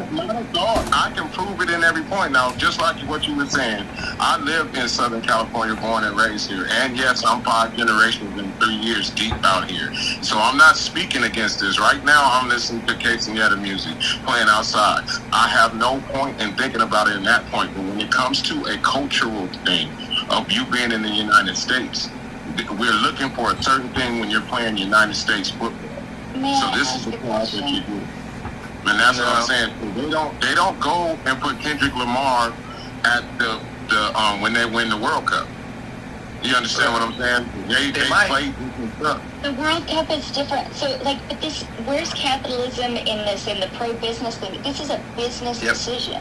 Exactly. Don't you think that a business should be able to make what they think is the best for themselves? Like they made a financial decision, and you guys think the government should be able to tell them to do something else? No, it definitely, no, I'm going to say this. It definitely is a business decision. We know Jay-Z is a businessman. We know over the last few years, the NFL has been going global. We've seen games in Brazil. We've seen games going just globally. The NFL is expanding, going globally. We have sports betting, all of that shit. Sports betting, by far and large, makes more money during football season than it does any other sport. But at the same time, that's a separate situation than the conscious decision to come out and say, hey, Bad Bunny on his behalf to say, hey, I'm only speaking in Spanish. Bad Bunny on his behalf to say, hey, I am gonna wear a dress. The Trump administration to say, hey, we are gonna enforce border enforcement there. All of that shit is outside of the business decision of the NFL to name him the performer. And that's exactly what we're talking about. I'm sorry. Go ahead. No, I'm just saying, don't you think that they have a say in what the performer chooses to do and to wear? Of course they do. They're okay with it because they're letting Bad Bunny be who Bad Bunny wants to be because he's going to bring you guys the biggest audience around the world that you've ever had. Correct. But we can't, but what I'm telling, exactly. But what the confusion comes in is that is the comparison I made before, is that this is supposedly anti-immigration is what he's pushing forward, and now he's sprinkling other shit in. That's where the message becomes confused. Do we know that he's going to do that for a fact? He said it. He said it. He could be trolling. He could be lying. Yeah. He said it. He said that he's only rapping in Spanish. Can I finish? Can I finish? Yeah, my bad. Can I finish, Top Cat? He said that he's gonna rap in only Spanish. He said that he's gonna wear the dress. What I'm saying is, a black American that's seen the quote unquote woke movement, a black American that's seen the Black Lives Matter movement. I seen it come to the NBA 2K with the BLM and all of those shirts and shit, all the way to the video games. The movement was hijacked. A lot of black people were upset that it started off as something and then they sprinkled other shit in it. The people that agree with, the people that are cool with other shit being sprinkled into it are more than likely part of that community. The black community, not just police brutality, but all of that shit. When you combine it, there was police brutality, black movement, and then they sprinkled in some other shit on the back end. That's what I see happening now. That's what I see happening now. Oh, we don't speak English. It should be seasoned. That's the problem. That's the problem with American food. Yeah, I feel that with Spanish language. Yeah, good. I mean, I think he has the right. If he's from Puerto Rico, he's representing Puerto Rico. That's the part you guys keep missing out. He has the right to speak his native language, which is from Puerto Rico, and that's American. I don't even have a problem with that. It's more the dress. It's really for me. It's more the dress. In America, and Ladybugs, can I give you my 2 cents on the dress? It's like this. If I go to Disney World with my kids, NFL is a family thing. NFL is a sport. NFL is that, right? It's an event for the family to go watch on TV and whatnot. It's a rated E for everyone situation. You can't go to Disney World with a Speedo and then jump inside. And it's not just a man thing. It's also a female. The female can't go to Disney World in a Speedo. Let's be appropriate. I don't understand. Remember Janet Jackson showing her boob? Have you ever watched a Tyler Perry movie? Yeah, but nudity is a little bit different. Nudity is different than... Yes. We're not talking about nudity. We're talking about a piece of... All right, y'all, can I say something real quick, man? It's just the point of what I was trying to explain. Well, this is an American event. He's American. Listen to what I'm saying, dear. Everybody that comes from America, because we're so multicultural, you still have a representation of your culture. And if it comes from a different place, you're going to be representing that in some cases. That's why no other sporting events have a halftime like this. This has been something that is American. It's supposed to be artistic. Now, this is always been. This is not artistic when you have to reference your morals because somebody's getting up there. We're expecting a representation of the United States. This is our culture. What's the moral? Top Cat, can I ask you a question? Top Cat, can I ask you a question? Okay, so should we stop watching all Tyler Perry movies? What has that got to do with football? Hell yeah, I've been quit watching them Tyler Perry movies. Tyler Perry wears dresses, okay? No girl wears dresses. Dresses have nothing to do with the Express. Boy George done stuff, all kinds of people. I'm talking about the point of it being all American. This is an American event. That it should be represented in American style for the whole world to see. There's more Americans that speak Spanish fluently than there are the black American population in America. And I'm speaking about American citizens. They want American culture. This is what I'm trying to tell you. You're saying that's American, but it's not American culture if it goes on somewhere else like that. They're not accommodating the American culture when you're here speaking in that different language. You're honoring your culture. So as an American culture. It is American culture right now, and it will continue to be American culture, and it will grow into more American culture. We are not the Protestant from England. Culture. In the Spanish. But what if somebody is trying to learn how to speak English? All right, y'all give me one. They don't really know how all the way, but they're trying to learn though. 1 second, Erica. 1 second, Erica. Hey, 1 second, chat. Hey everybody on Plug Station, I'm about to end this live on Plug Station, so head over to Debate Nation. If you want to continue watching the rest of this panel, head over to Debate Nation. It's the pinned comment. I'm dropping it in the chat, or you can go to my post and there's a clickable link, man. Head over to Debate Nation with 2 N's, and I'll see y'all on the next one, Plugzation. What's up, you? That gives me mana, just to know that. Shit, we got like 50 people between the chats right now. I think when people are always complaining about